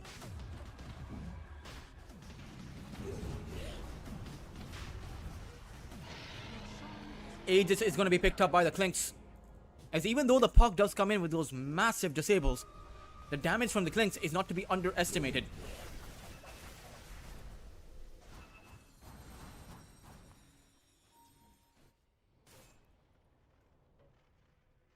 Both teams in possession of that Scythe of Vice, as Rubicon has had no choice but to buy out. It's going to be QT though. His Aegis is going to get bursted down, as well as the Skywrath Mage. However, another Dream Call does come out, but the Clinks is in big trouble.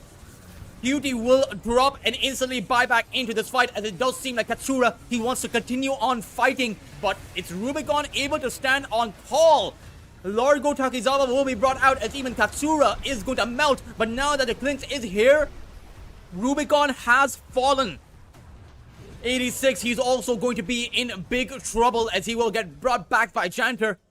And in the end, it is going to be another disaster for Team Spirit, as they don't have a buyback on Rubicon.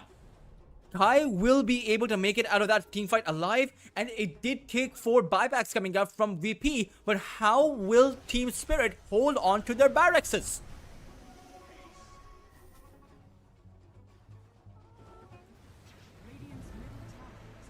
Katsura is going to use the only buyback Spirit had left. So Spirit have gone entirely all in. It will not be a play for the barracks. It will be a straight throne rush. QT will save his barrage, but the Ice Blast is going to land on him. Now he needs to respect that Ice Blast though. Kai is going to try and do what little he can. As a Primal Beast 86 will buy back. They're just trying to buy time right now. Buy time for their heroes to respawn. They just need that Razor, but it's going to be Katsura who will disable that play. Idar is going to fall without a buyback. The Tusk is going to come back in about 5 seconds, as Janter disables a Tidal Wave. Lost here for the Glyph will come out, and they will have another Glyph once this melee barracks falls. This is actually pretty darn good for Team Spirit. Another Glyph available. They're not going to use it right now. Perhaps they want to save it for that throne, but instead, they do come out with it. Now, still 20 seconds on that Razor. Can they buy enough time? Unfortunately, 86 has only 1 life to play with. He will activate that BKB onslaught forward and will be able to take Janter out. That's the first dieback and he's trying to go to take out the Skywrath Mage. Perhaps they can get another one down, and they can. 10 seconds for that Razor, but now 86 is in big trouble. He's not going to be able to make it back to his fountain, so it's now going to be up to Rubicon. Ancient being exposed and being pulverized by this Clinks as Rubicon enters the fight, and the Clinks, he doesn't have the damage output, but the puck does! It's going to be Team Virtus Pro who will be able to take out that throne despite the long and concerted effort. It came down to the wire, but in the end, it was a distraction. The throne was being hit and they had no more heroes alive. I mean, you had one Razor, but 3 different directions at which your throne was being targeted for Team Spirit. A long and hard-fought game, and you can take a look at this kill feed. It's 40 and 40, 1,000 of a network advantage. Both teams without a single buyback in the game. Quite literally a dead-even game coming down to the very last second.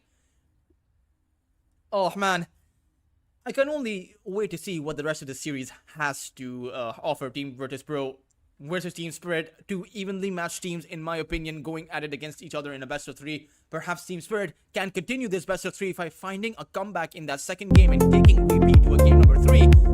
For now though, we will be off to a break.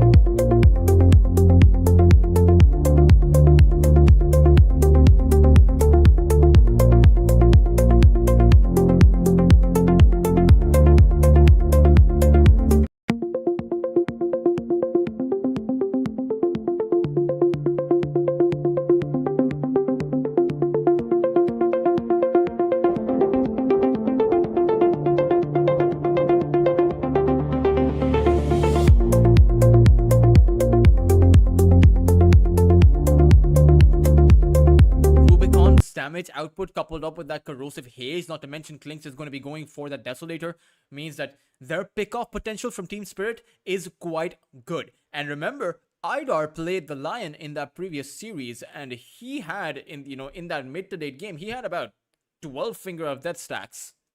So, we'll most likely have a good game considering the amount of follow-up Team Spirit possess. Not just with that Slardar Blink initiation, but also with that Mars initiation. Or maybe with Idar's initiation himself once he gets to that Blink Dagger. Overall, I think it's going to be a very difficult game for Katsura. I mean, he was able to get a lot of things done on the puck, but it's an entirely different game getting things done on the Sand King. Now, as I say that, he is playing against 3 melee heroes. Not 3 melee cores, but heroes. There are 2 melee cores. So it can work out, but I think the easier initiation comes from Team Spirit. And I think the biggest benefit that Team Spirit's lineup possesses is the fact that they can jump in, burst one hero down, and VP will be forced to fight 4v5. They have a pretty good counterplay mechanism with the Razor and the Timbersaw, but that all depends on who gets jumped. If it's the Razor or the Timber in the first place, I do think they possess the means to take both of those tanky heroes down, irrespective of if there's a Grieve on the Razor or a Crimson Guard on the Timbersaw. I think you can cut through all of that armor.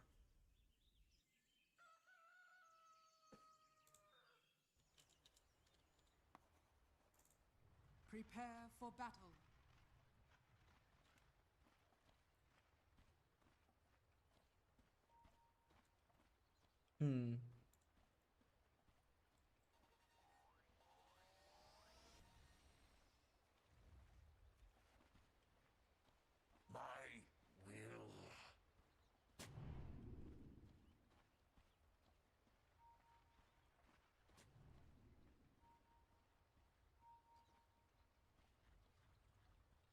Okay, I was adjusting the logos, seeing if everything was alright. It does seem like the logos are in perfect position. Well, not exactly perfect, but they're in position. You can tell which team is which. 86, his smoke is going to be revealed, but unfortunately for him, he only saw the one Timbersaw. 30 seconds to battle. And even more unfortunate is the fact that Takizawa didn't know who he saw, because he didn't see anyone. He does have the information though. If your smoke breaks and you're on the low ground, you know someone is up on the high ground. The only problem is you don't know how many are on that high ground. And it could be just the one, it could be the full 5. But you're going to expect, multiple people present. At least at this timing of the game. Bounty Rune, is it going to be a contest? It does seem like Kai will be able to secure the Bounty Rune, but will eat that dagger, slowed down by Katsura, the body blocks coming in, and VP Protege will be able to acquire that first blood. 304 gold going the way of this Ringmaster, and in fact, he went for the Boots of Speed, and the fact that he gets the first blood means that this Boots of Speed this greedy item that he picked up, is going to pay off. Because he can now bring in the blood grenade, the stick, the salve that he has essentially bought for himself. So the Ringmaster certainly coming in with some of that bling. I feel very old when I say that because I have not heard the word bling said since 2020.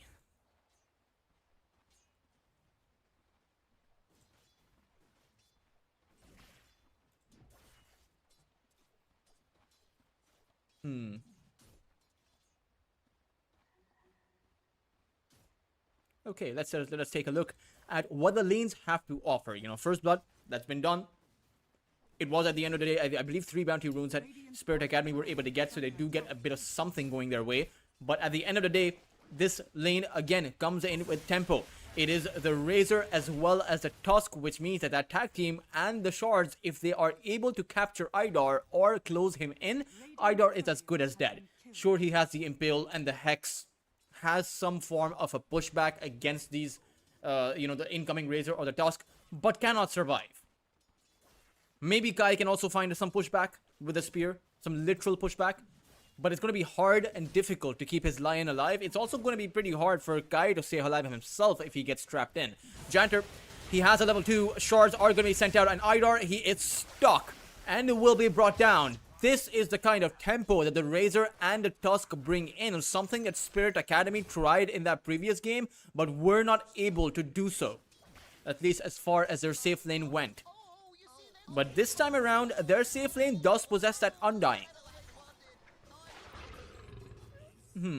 Although, the Undying is pretty good against the Timbersaw, you know, just those decay stacks means it's a bit of an interesting comparison, right? The Timber also takes away attributes. Kiefer takes away attributes too. So it's just a lot of attribute steal. If there was a Slark added into it, it would be the perfect mix of attribute steal, but still, they'll make do with this. And Rubicon playing a ranged hero is certainly going to help him against the Timbersaw, especially as Kiefer attempts to drain Takizawa's HP. But Rare G playing a great hero against both the Undying as well as the Clinks. Not because he can take out that Tombstone, but the fact that he has the Tame the Beasts, he can essentially, you know, deter any kind of initiation or deter anyone trying to jump his Timber or even jump himself. And he has a Dagger Slows too. It's a lot of control the Ringmaster brings in.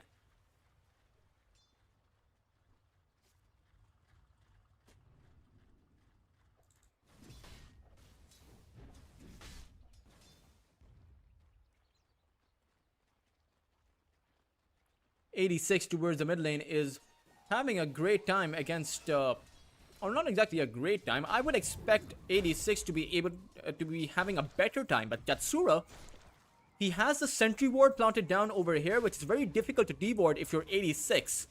So that means the Sandstorm is going to be a bit of a deterrence, and he also has another Sentry. Unfortunately, Kiefer fell towards that bot lane. That was a Tombstone play that they went for in the first place, and the Whoopee Cushion is going to make sure Rare G stays alive. So again, VP Protege not only coming out ahead as far as the first blood goes, as far as a top lane kill goes, but also coming out ahead in that bot lane despite the Spirit trying to create some moves.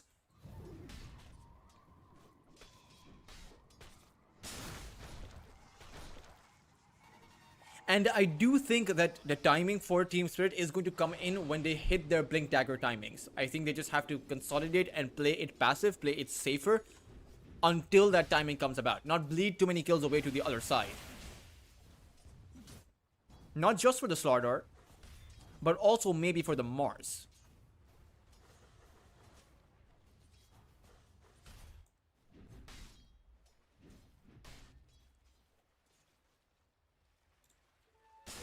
Katsura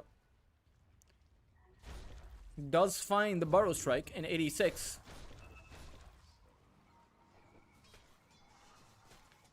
Is going to be in a bit of trouble. However, towards that bot lane, it's Takizawa who is going to be able to chain away.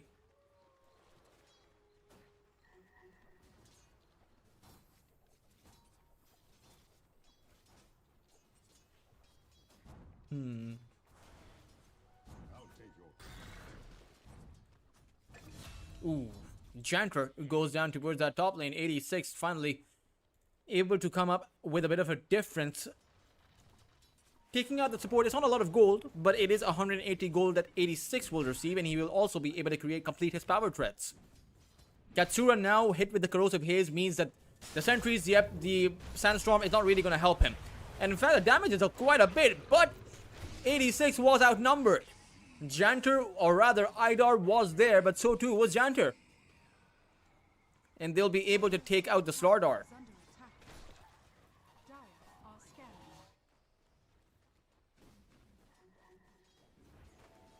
6-minute power rune is going to spawn. Unfortunately for Idar, there's a Tusk. Again, Janter never left. Idar will be departing though, back to his fountain. Regeneration rune up for the Sand King as '86 does make his way there, and with the Ringmaster, his Whiplash as well as his daggers, they're going to be able to secure a regeneration rune for Katsura. So now he can essentially continue to farm up. At the same time, the Undying, he's here in this lane, and it does seem like the Razor is outnumbered. Tombstone is going to be dropped down, and this should be a dead Razor. He does stay alive thanks to Rare G, but in the end, he is going to fall. And now Janter needs to make it out to safety with a long-range Impale coming in from Idar. The spear is not going to clip Janter, but they do lose the Razor. So at the end of it all, it is a great rotation coming in from the Undying, a good kill to be found by Team Spirit, giving them some necessary space. At the same time, Rubicon continues to farm up on that Clinks. He won't have the same kind of early game impact as the Clinks in the previous game. But Kai? Ooh, that's a great kill to be found. And even Kaifert is in trouble, but the, again, Earth Spike or Impale comes in from Idar. It's the Earth Spike. It's funny how Idar and the Nyx Assassin, or the Lion and the Nyx Assassin, have the exact same spells but two different names. It's the Earth Spike for the Lion, the Impale for the Nyx Assassin. Is under attack. It's not the exact same spell, but you guys get the concept of the spell is the same. Takizawa is going to be an unknown concept, at least for the first 20 seconds. 86, once again, coming up with some solid rotations. He's probably going to be able to craft himself that early Blink Dagger, at least maybe earlier than the Sand King will. As when we take a look at the net worth, it is 86, just barely ahead of the Sand King. But it is going to be Rubicon who is at the very top of the net worth chart.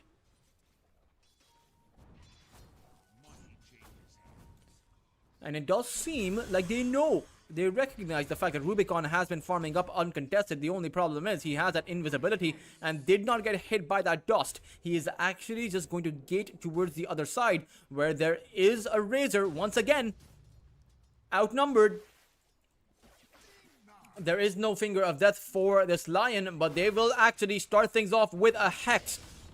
Rubicon is going to come into the plasma field, is going to be sent out, and it doesn't seem like Spirit will be able to pick up this kill, but maybe by pushing QT out, they will be able to take apart this tier 1 tower, something that VP Protege will not be able to find a trade for, because their tower pushing is honestly quite subpar.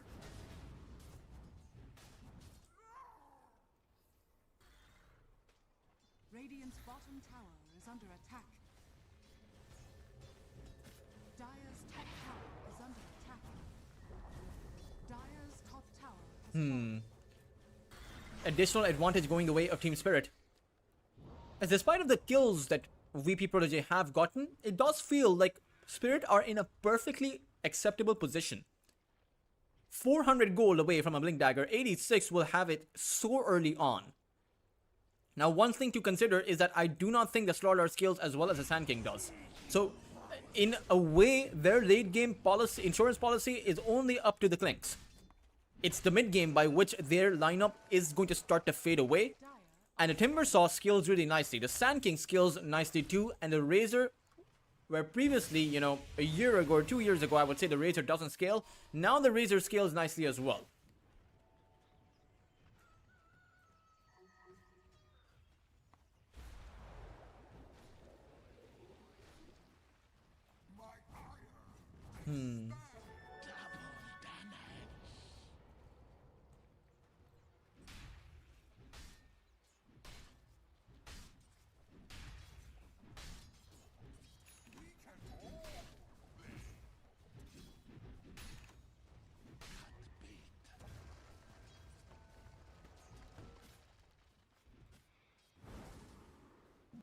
Kai farming up for his Blink Dagger, so it's not going to be a Yule Scepter game for the Mars. Just going to be a Blink Dagger rush. At 86 does have one, and he's looking to reveal it.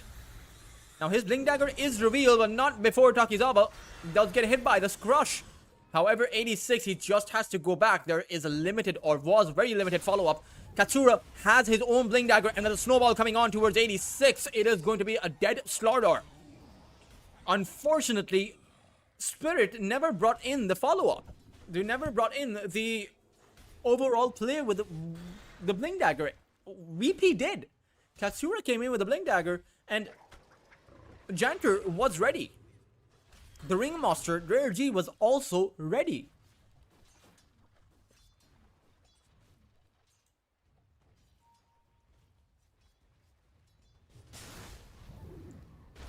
Lion in massive amounts of danger. Should end up falling. Sandstorm is there, but Katsura, he will decide against the chase because he knows that Blink Dagger is up for 86. And for all he knows, 86 could be around. he would be right in that assumption, as 86 is hiding behind the tree, waiting for someone to Radiant's poke middle their heads tower out. is under attack. No one will. The shield rune will, though. And 86 will happily grab that one.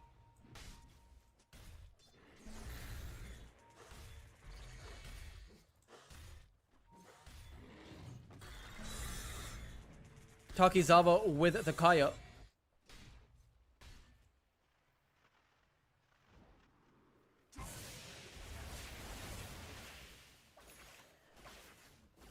As the Razor continues to farm up. I'll take your tribute.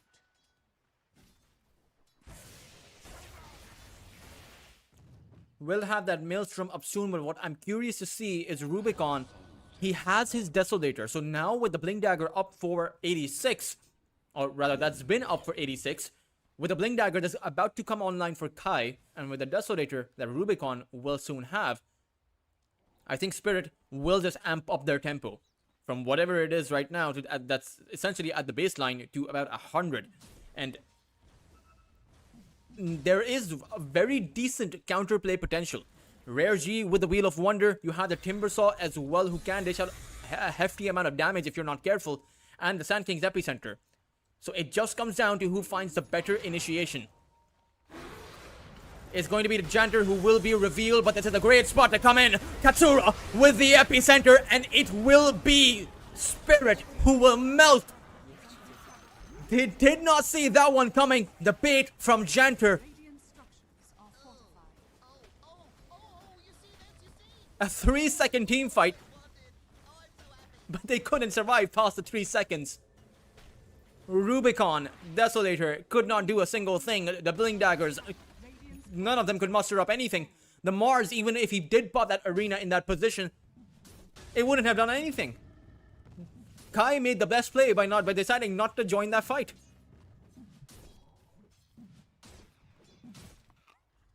Radiant are scanning. But the thing that I find weird or interesting is how the team with the multiple Blink Daggers is waiting for the team with limited initiation to jump in on them.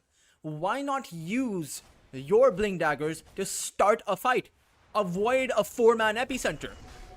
As 86 does seem to have that idea, but again, Katsura, he comes in. An arena this time around coming in by Kai is great, as a Finger of Death from Idar will clean out Katsura. But now the Razor is in too, however, QT is outnumbered. It's also the Tombstone that he has to contend with, but now that the Ringmaster is here too alongside Takizawa, perhaps they can turn it around. No! QT will just end up melting to Rubicon, as it's going to be a 4-0 this time around, heavily in favor of Spirit Academy. 2,300 net worth going their way. A very back and forth game. Dire's middle tower is under attack. And we can see what happens when Spirit do the initiating. Right? They got a 4-0. Rubicon, unfortunately, stuck around to take out that tower and will pay for it. A great set of shards coming up by Janter, turning a 1-kill advantage to a 2-kill advantage. Skyford, limited room to maneuver, especially against that Walrus Punch, as he will go down. Takizawa just needs one more chain, as he will find himself with a double kill, a Sound and Kaya built up, and now gets to think about whether or not he wants to go for the Aghanim Scepter, or perhaps build up some auras. Meanwhile, towards that top lane, it is a Wheel of Wonder sent out. Kai will not be taunted by it, but it's just the Whiplash that will tame the Mars.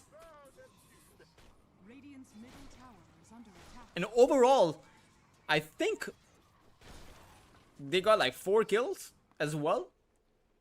The 2 kills they found on that mid lane, and the 3 kills they found just now. Or rather, just the 2. So 4 kills, yes.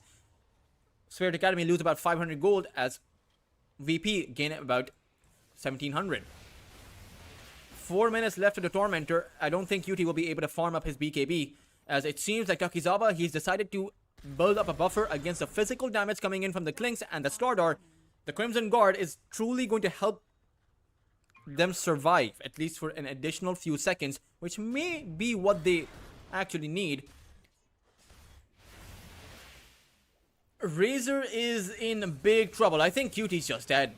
He is surrounded by the full force of Spirit, and they won't even need to reveal Idar. Rubicon, with that amount of damage, is too much for the Razor.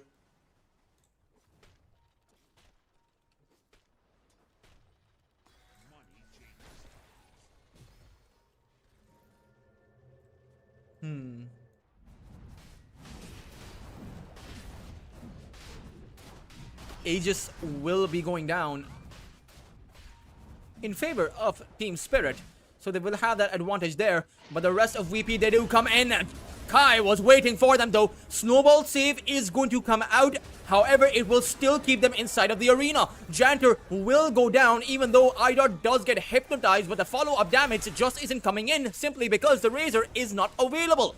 Takizawa, however, it's going to be Katsura who will come in with that play from the epicenter. It was enough to take out the one, the whiplash enough to take out Kiteford. As Rubicon, he's holding his position, reveals his position. The stun was enough to take out Rubicon's first life.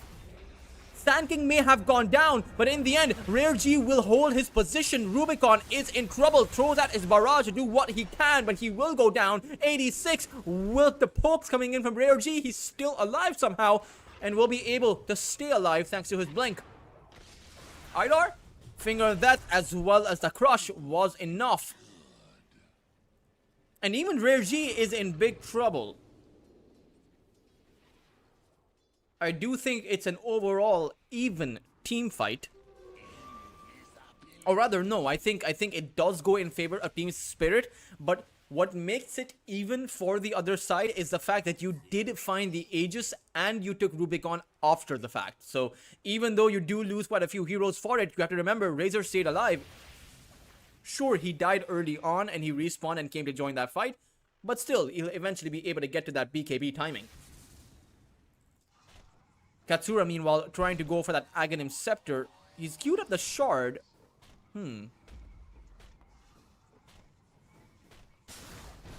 Perhaps realizing that he needs to infuse a bit more damage into his epicenter. The pulse damage will increase by just about 5, so it's not exactly that much, but the overall amount of pulses are 16. So when you take that into account, you increase the overall epicenter damage by a factor of 530, I believe. Takizawa, dead to rights on the Timber Saw, will just go down. Rubicon will be able to pick up the kill, but the Wheel of Wonder will be sent out. However, it's just a desperate attempt by Rare G to stay alive, which will not be successful. They will find the crush on towards him, and the Clinks will be able to take him out.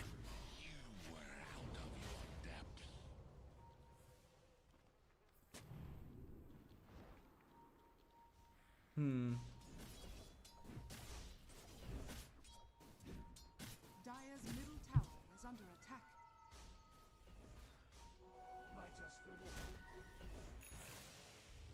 Katsura waiting for the epicenter, which will not come out. It is going to be Kai who will...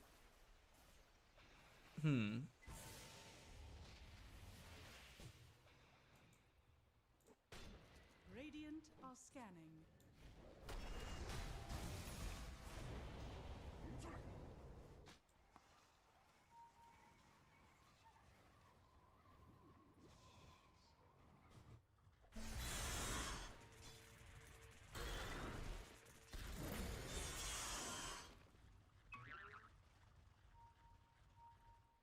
Dire are scanning.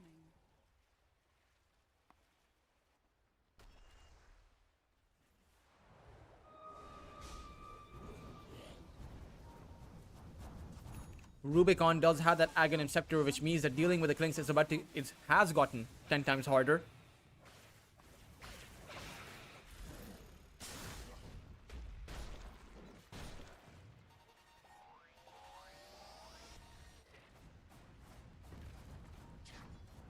Dire's top tower is under attack. Dire's structures are fortified. Rubicon takes out the tier 2 tower towards that top side. Is under attack. Again, both of these two teams don't possess any kind of a net worth advantage over the other, but it's the state of the game that is constantly in a state of flux. Cutie, he does have the snowball, but I have a feeling Kai will just use the arena, but they don't even need it. And now Katsura comes in with the epicenter. It will wipe out Spirit. as far as their 3 heroes are concerned, but they did not get Rubicon in that epicenter. He will stay alive and then come in for the counterplay.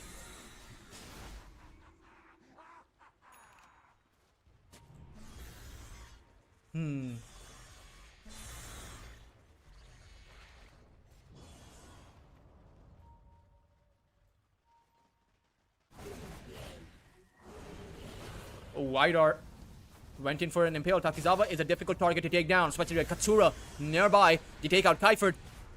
They have the Spirit Vessel as well, but the bigger target is, of course, going to be Rubicon. With no BKB and no way to survive, he is going to fall.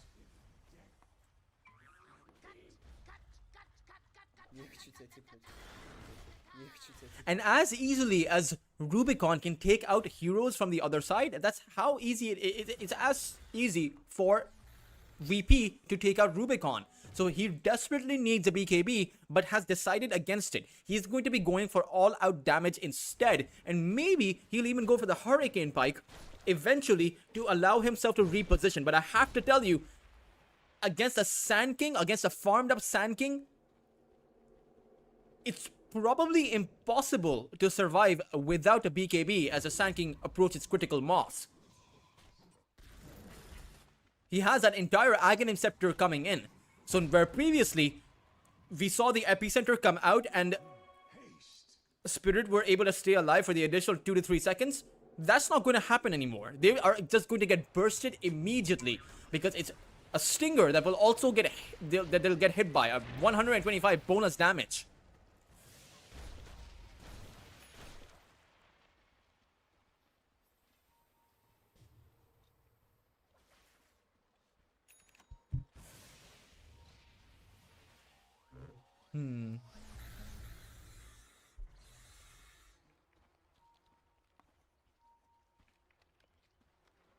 Radiant are scanning. Radiant's middle tower is under attack.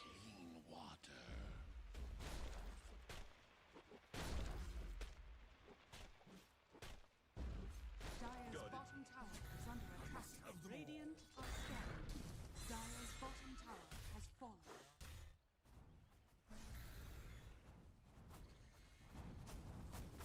Dire are scanning. Takizawa may not be able to survive. He does activate the Crimson Guard though, but Idar has the Finger of Death, but the Wheel of Wonder comes in. And now the epicenter comes out. Rubicon in massive danger. Kaifert is able to keep him safe thanks to that Tombstone, but the rest of VP will be coming in. It's an arena that comes out, but they weren't able to keep Rubicon safe. Kai now has to disengage with his BKB, and the only casualty for VP were just the Sand King and the Tusk. The rest of them do stay alive, but still, it's the loss of Rubicon that is constantly going to hurt Spirit because they need their Clinks to transition to that late game.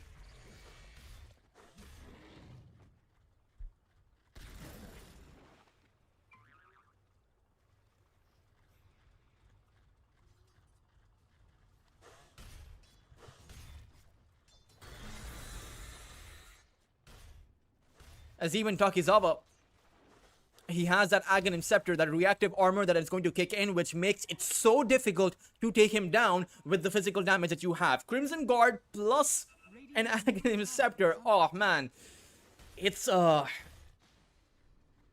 is very tough. The normally where Rubicon should be able to melt heroes, suddenly he can't take down the Timbersaw as easily. Aegis will respawn and they'll see Rubicon. However, Rubicon and Idar, they will spot out Janter. But still, they are going to group up. Takizawa does not possess too much mana, but actually has a clarity, and with the Sanjin Kaya, he should be able to replenish his mana as well.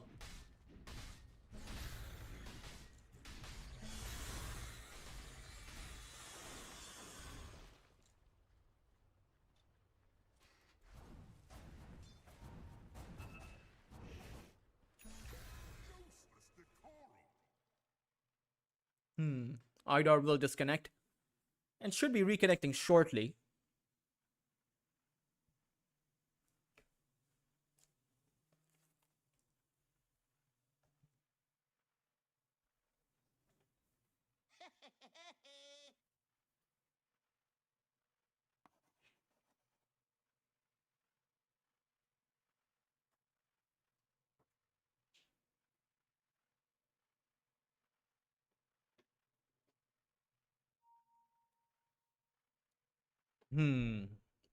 Now, let's see.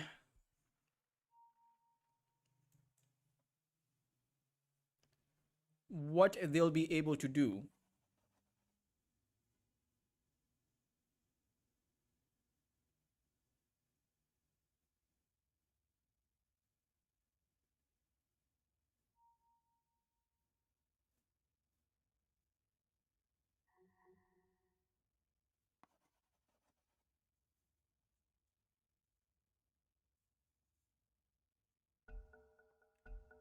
The go call will be sounded out as Idar does reconnect. Tormentor is not there. They'll probably just go through the gate, I suppose, make their way towards that bot lane. But it is going to be a smoke to see play coming in from the other side. VP Protege, they clearly want to fight because they know the big objective is still up. It's Roshan that they really, really want. They might be able to catch 86. He does have a BKB, but it's going to be Kuiper who will reveal first.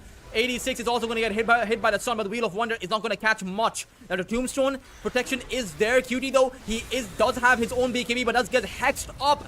The Ringmaster save comes in to keep Cutie safe, and now he will be able to turn it around with his own BKB, but needs that static link.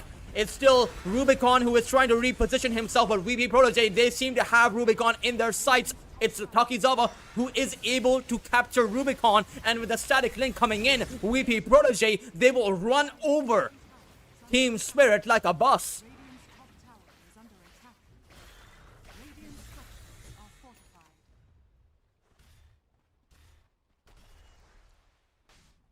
Oh, it's honestly, at this point now, it's honestly looking pretty rough, especially with 86 trying to go 1-to-1 against the Sand King while his entire team is down. Probably not the right idea.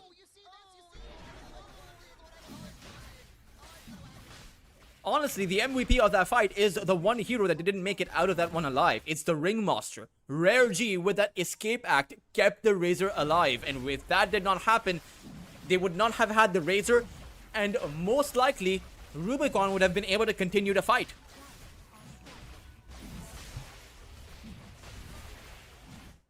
And it's the fact that Rubicon has decided against the BKB, which makes this...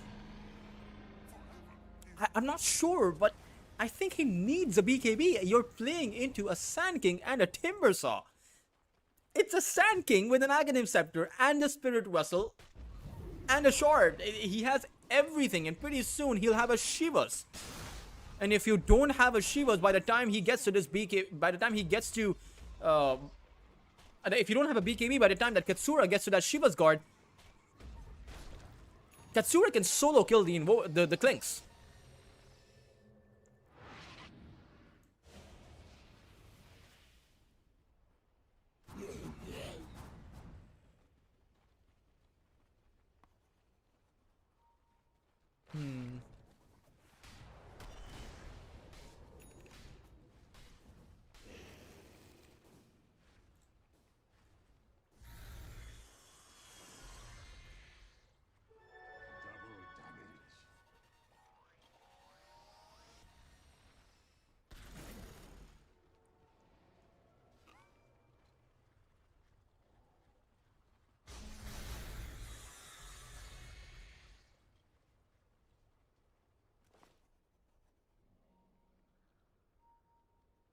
Dire's bottom tower is under attack.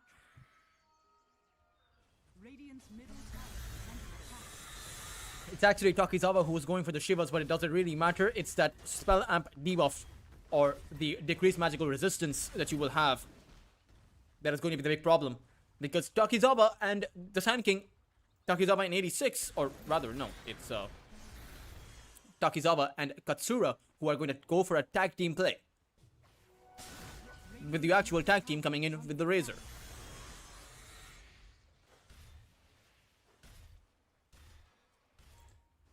Slardar 86 has started to scale off. In fact, I wouldn't even say he started. He has scaled off. Has that BKB as well as that Blink Dagger, but at this point of the game, Slardar does not do much. They have their entire hopes of staying in their series hinge on this Clinks. Radiant's top tower is under attack.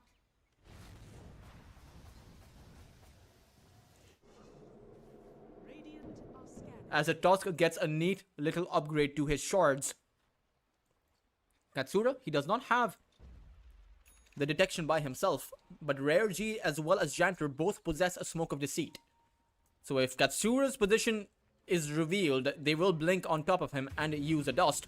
However, Idar, actually, I'm not sure why he died, but I think the Razor did spot him out. Dire's middle tower is under attack.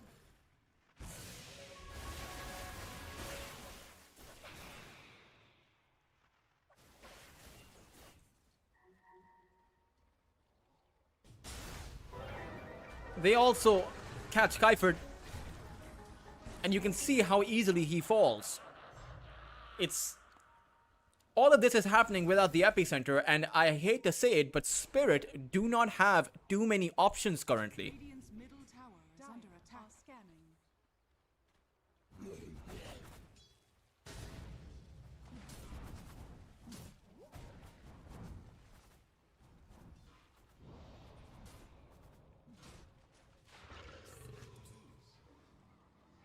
Shield Rune up for Katsura too, so they can use this to try and push. There is no Aegis up for VP any longer. However, it's a punch. It's towards 86. He does have a BKB though, and he actually will receive the save coming in from Idar, who will most likely go down to Janter.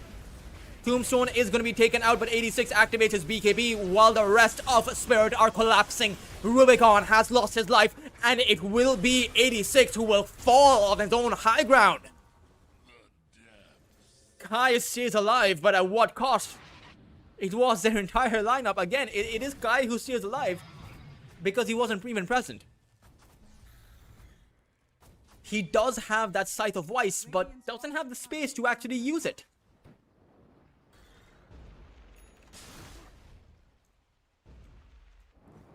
They will go for a simultaneous assault on both of the tier 2s, be able to take them out, as the Sand King pushes the last remaining tier 2 lane. Radiant's middle tower is under attack. Radiant's middle tower. Banner has been placed down, as Rubicon does not have a buyback. In fact, only Idar and 86 possess a buyback. Oh, Kai? He is revealed, but he does have that BKB. Forced to activate it, while you have to consider the Razor is still on that high ground. Kai uses the arena, but his BKB has ran out, and now Katsura, he jumped in. All the meanwhile, the Banner, they're still on that bot lane. The fight isn't even there. The barracks over on that bot side have fallen, will go down. Radiant structures are fortified. Even though the fortify does come out, it is an inevitability. It's inevitable. And the fact of the matter is that without the Mars, Radiant's middle barracks. there's no way to actually fight back against VP.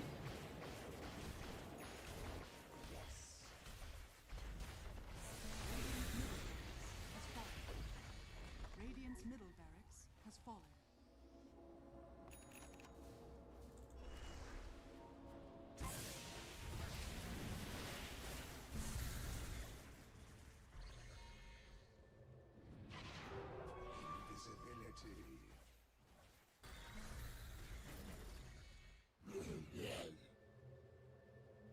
Unfortunately, Rubicon will not receive the time he needs to be able to make that BKB, even if he wanted to now. Because there's only one lane of barracks left for VP to deal with. And honestly, Spirit now desperately need to go for a 5-man defense. They cannot have one of their players outside. Under attack. Takizawa, 4,000 HP, and with that Aghanim Scepter means that he is nearly impossible to take down. As there's also going to be an additional Shiva's Guard. You can never go wrong with 2 Shivas. You can, but maybe not in this game.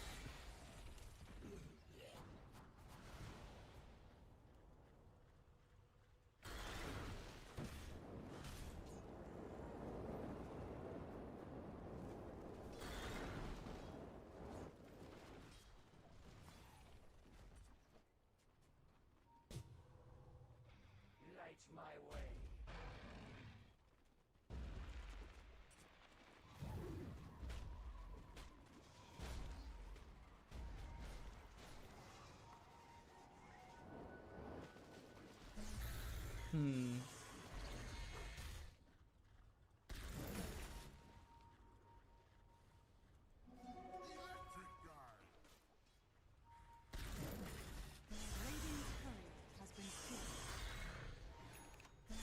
Takizawa. He's going to be initiated upon. The spear, though, has missed, and he's able to activate his reactive armor. It's going to be Rubicon, who will not be allowed to teleport away. The rest of the team are not going to be so lucky either. Rubicon has gone down without a buyback. No buyback for the Undying either, or Idar. No one has it apart, or rather, Idar does, but only 86 has it beside him. No options for a counterplay, no options for a defense. They will be forced to give up mega creeps here, but how much more will they give up? It may just be the entire series. Radiant's top barracks has fallen. And I have a feeling VP are not done. The glyph may have come out, but there's still 30 seconds without a clinks here.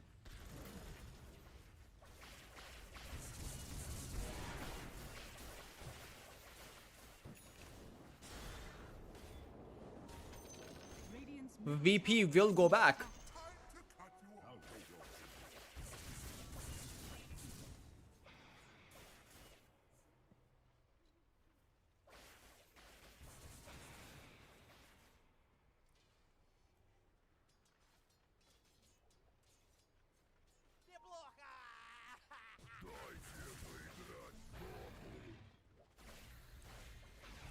But at the end of the day, VP have amassed themselves a nearly insurmountable lead if you're Team Spirit. 86 still does not have any third item to speak of. 38 minutes in. This was a big problem. Whenever you pick up a Slaughter mid, you will always be playing against the timer. You are going to start the scale off. Rubicon still does not possess that Hurricane Pike. As Janter, he's inside of the pit, just waiting for Roshan to spawn so that VP can leave Spirit in the dust.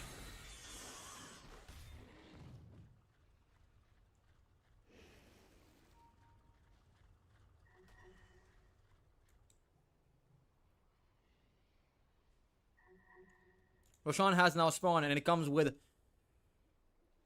honestly, a good set of goodie bags. You know, it's the refresher shard, a double epicenter.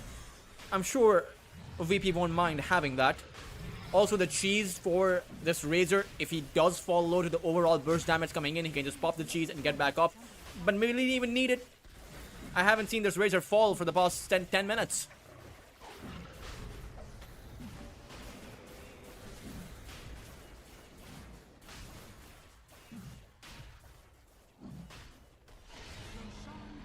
Aegis does go in the hands of the Razor. As Takizawa comes in, 3-man Gleipnir, Wheel of Wonder drops down 2, but this time around Kai, he is there with the arena. Unfortunately, they don't even tickle VP. Rubicon will go down, Janter will be the trade, but he will immediately buy back into it, and without the BKBs up any longer for the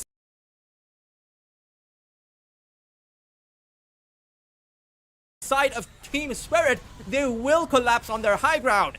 Rubicon will buy back into it, but you can tell how little he can survive. It will be Katsura who will end up with a triple kill. Mars will buy back, but despite of Spirit's stubbornness, they have lost this series. 3 heroes alive right now as the Razor deals with the tier 4s. Kai going to go for a stun, but it will not matter. In the end, VP will farm Spirit at their own high ground, at their own fountain before 86 will call GG.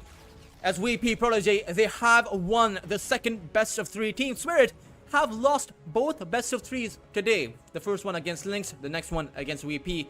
But the potential of Team Spirit cannot be underestimated. And even though they end their group stage run with 2 series wins and 3 series losses, there's still a chance for Team Spirit to be making it into the playoffs. We will still have to wait for all of the games to be played before we can come up with the solid group stage standings. Perhaps there will be a tie, perhaps there will not. But what I do know for VP Protege is I will actually have to take a look at the group stage standing. VP Protege have 3 series wins and 2 series losses, so at the very least they should be able to guarantee their position in the playoffs. There's no they've played all of their games. Rune Eaters and NPC IRL, they have 3 series losses, and NPC IRL have 4 series losses.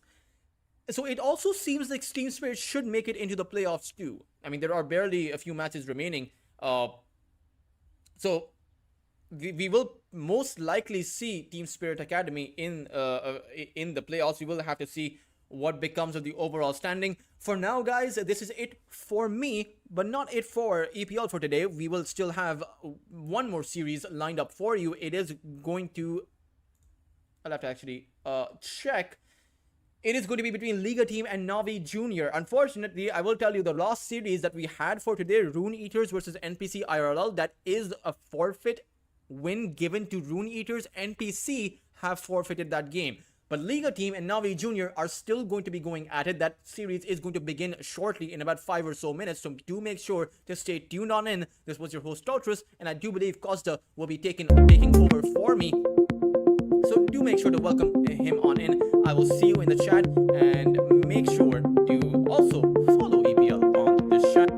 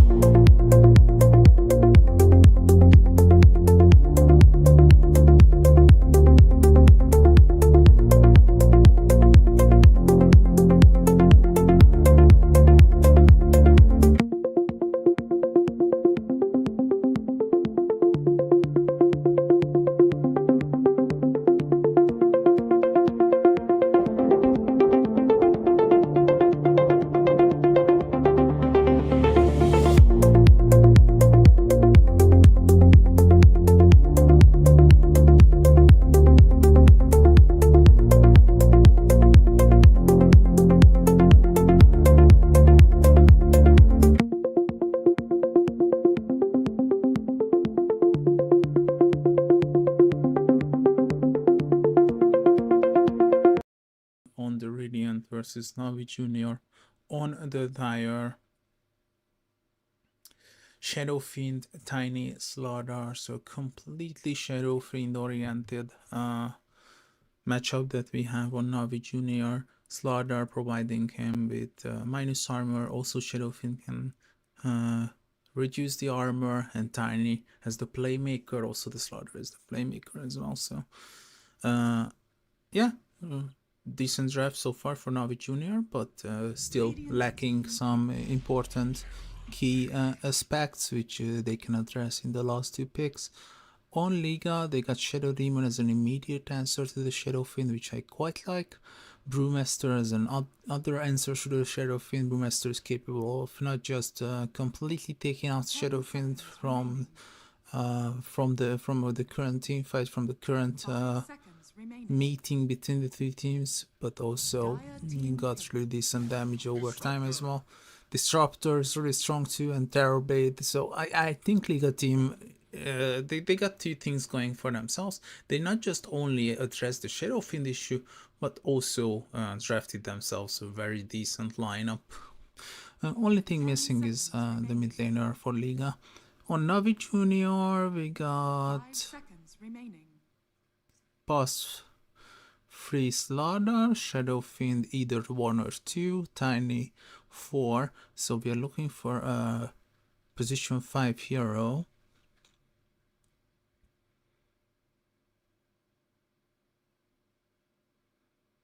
Jack Hero is not available anymore. But Dazzle is something they can go for. Dire team ban. Bristleback. Bristleback? Shadow Fiend mid, Bristle 1, Slaughter 3. Right? I'm guessing it. 10 seconds remaining. Am I right guessing this? 5 seconds remaining.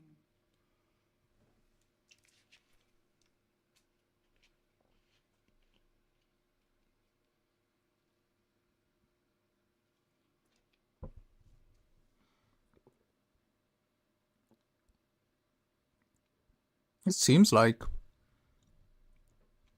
Obviously, Liga team is missing a mid laner, so it's time to ban those. For Navi Junior, I really like Queen of Pain, not gonna like Queen of Pain Ember. Yeah. Luckily, I have lost all my Dota based powers, except predicting heroes. That's something I'm still capable of. 10 seconds remaining. 5 seconds remaining. Dire team ban. And he gets rid of the Dazzle as well. That's so funny.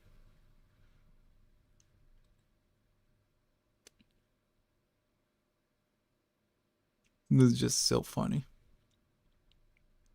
But did I mention Ember Spirit? Also Storm is decent as well. 5 seconds remaining. Can I predict the third hero in a row? Also all these, okay.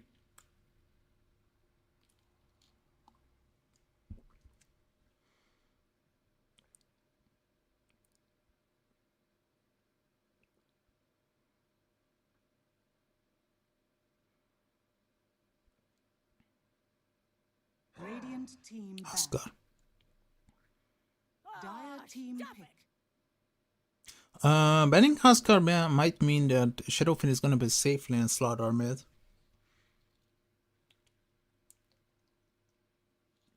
Another good hero to remove the illusions, Snapfire. 10 seconds remaining. 5 seconds remaining.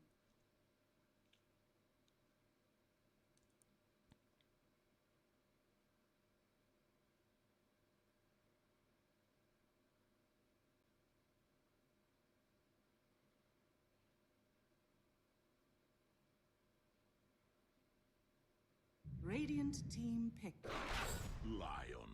Lion, another hero that can remove illusions, I believe.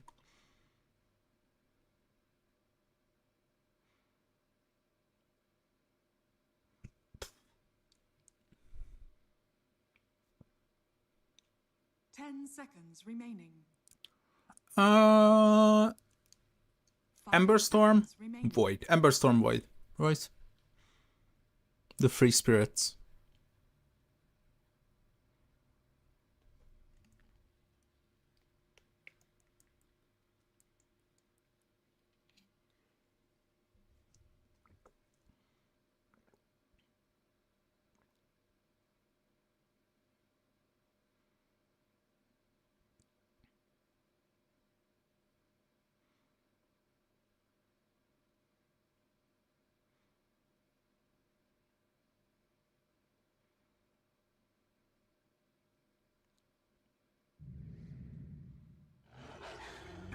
Choose your hero. 5 seconds remaining.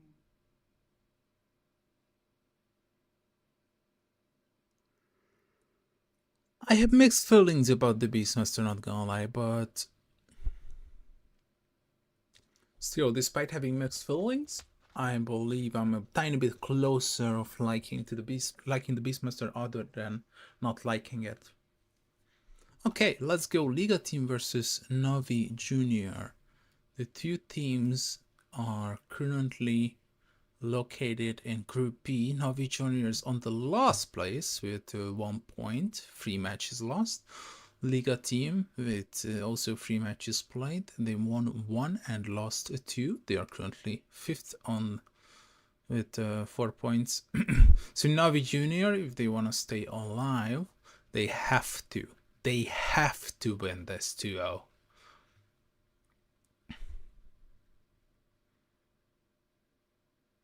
Other than that, this tournament serves as a really nice practice for the young prodigies. Oh my god. That win rate was absolutely out of this world. 6,600 matches won and 4.9k lost. That is insane. That's like almost 60% win rate. That is insane. Well, hear me out. I used to be a top 1000 player in Europe before the inflation, and I had 53% win rate. 60% win rate. That's insane. What was? I can't remember. Wow.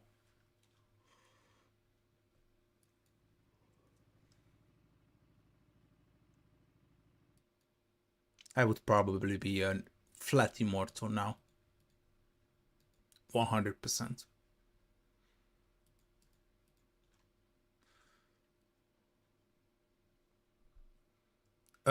Also, public information. Last match cancelled.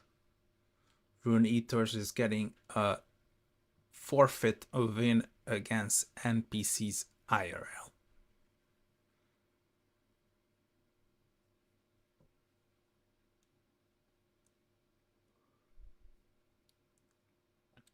So we are basically done with Group A. Team Links won Group A with 13 points, second place VP Prodigy with 9, third place Inner Circle with 8, and fourth place Team Spirit Academy with 7.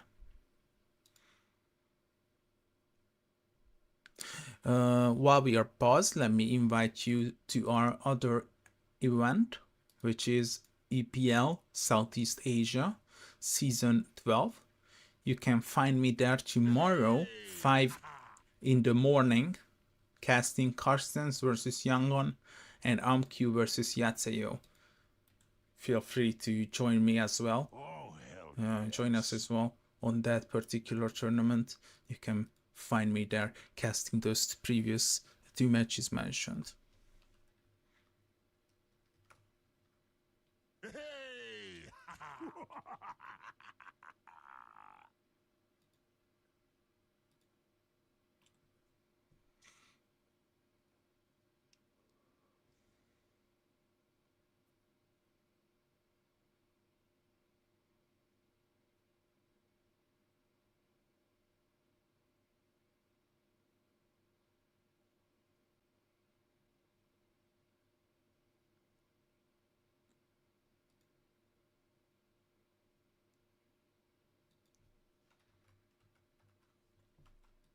Still missing a player, Violent, who is also a Grandmaster with the Terrorblade. I think we have seen him a couple times playing it. On Navi Junior, by the way, all of these players are new to me except Krolash. I'm familiar with Krolash, but the others are completely new. So I'm always happy to see new young players introduced to the professional stage. Come on, WoW. It's the same logo, just with a different background color. I think we can see. Yeah, same here.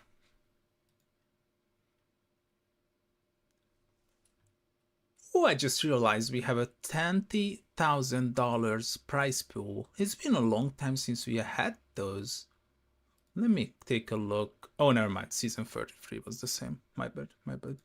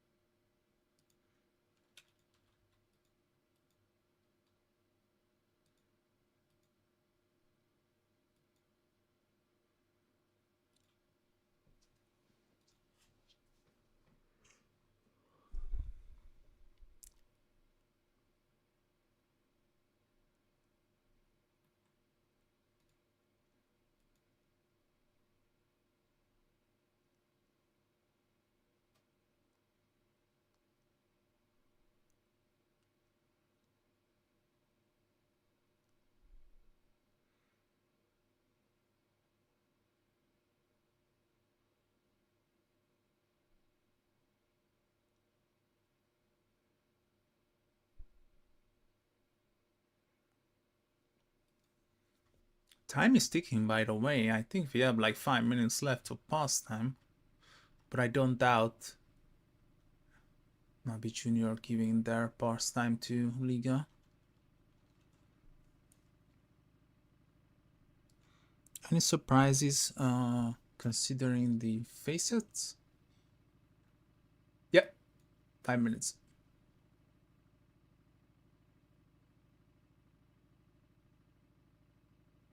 Nothing, basically.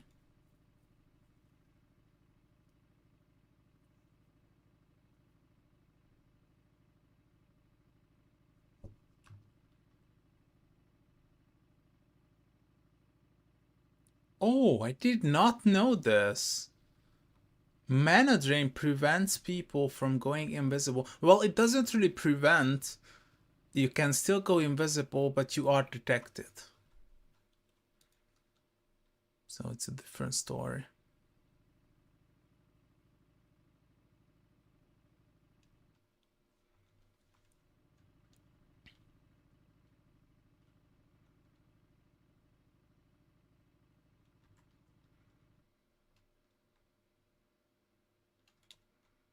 Welcome back, guys. If you're just joining now, we will have Navi Junior versus Liga soon. Soon.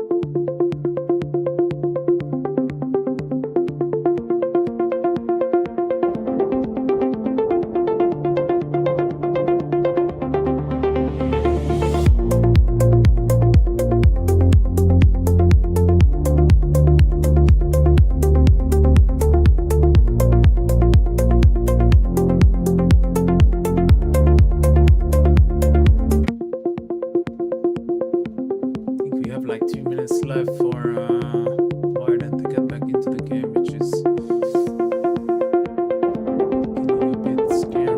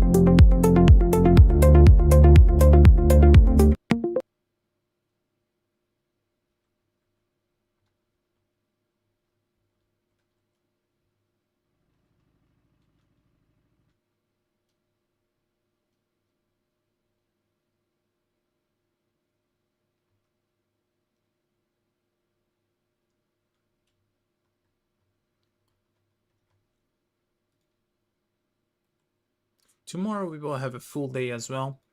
We started off with only Group B matches, as I previously mentioned. Group A has ended. We will have Valinor versus Strong Boys, Liga versus Ilbeers, Navi Junior versus Winterbear, and Winterbear versus Strong Boys. Winterbear Group B standings are the following. Winterbear is currently on top with 8 points, Strong Boys 7, Ilbeers 5, Valinor 5, Liga team 4, and Navi Junior 1.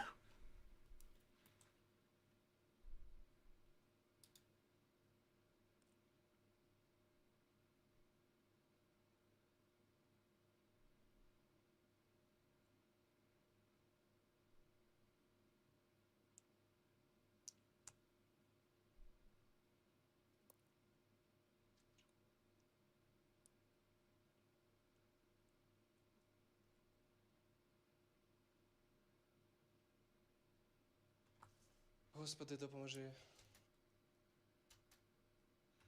I think 5 minutes is up.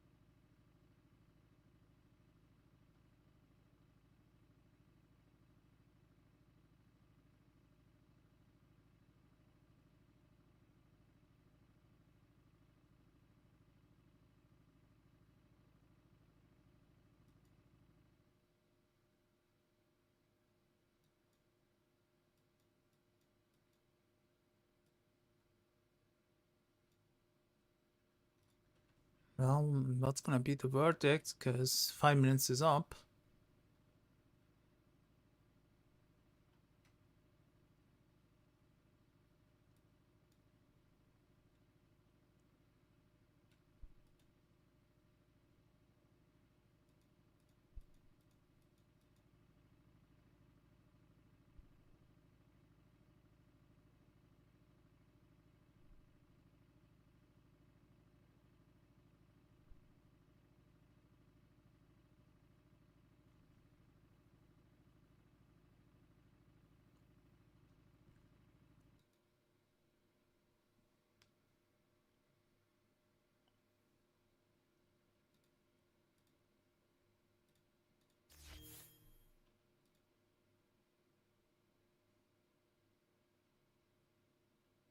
He is offline.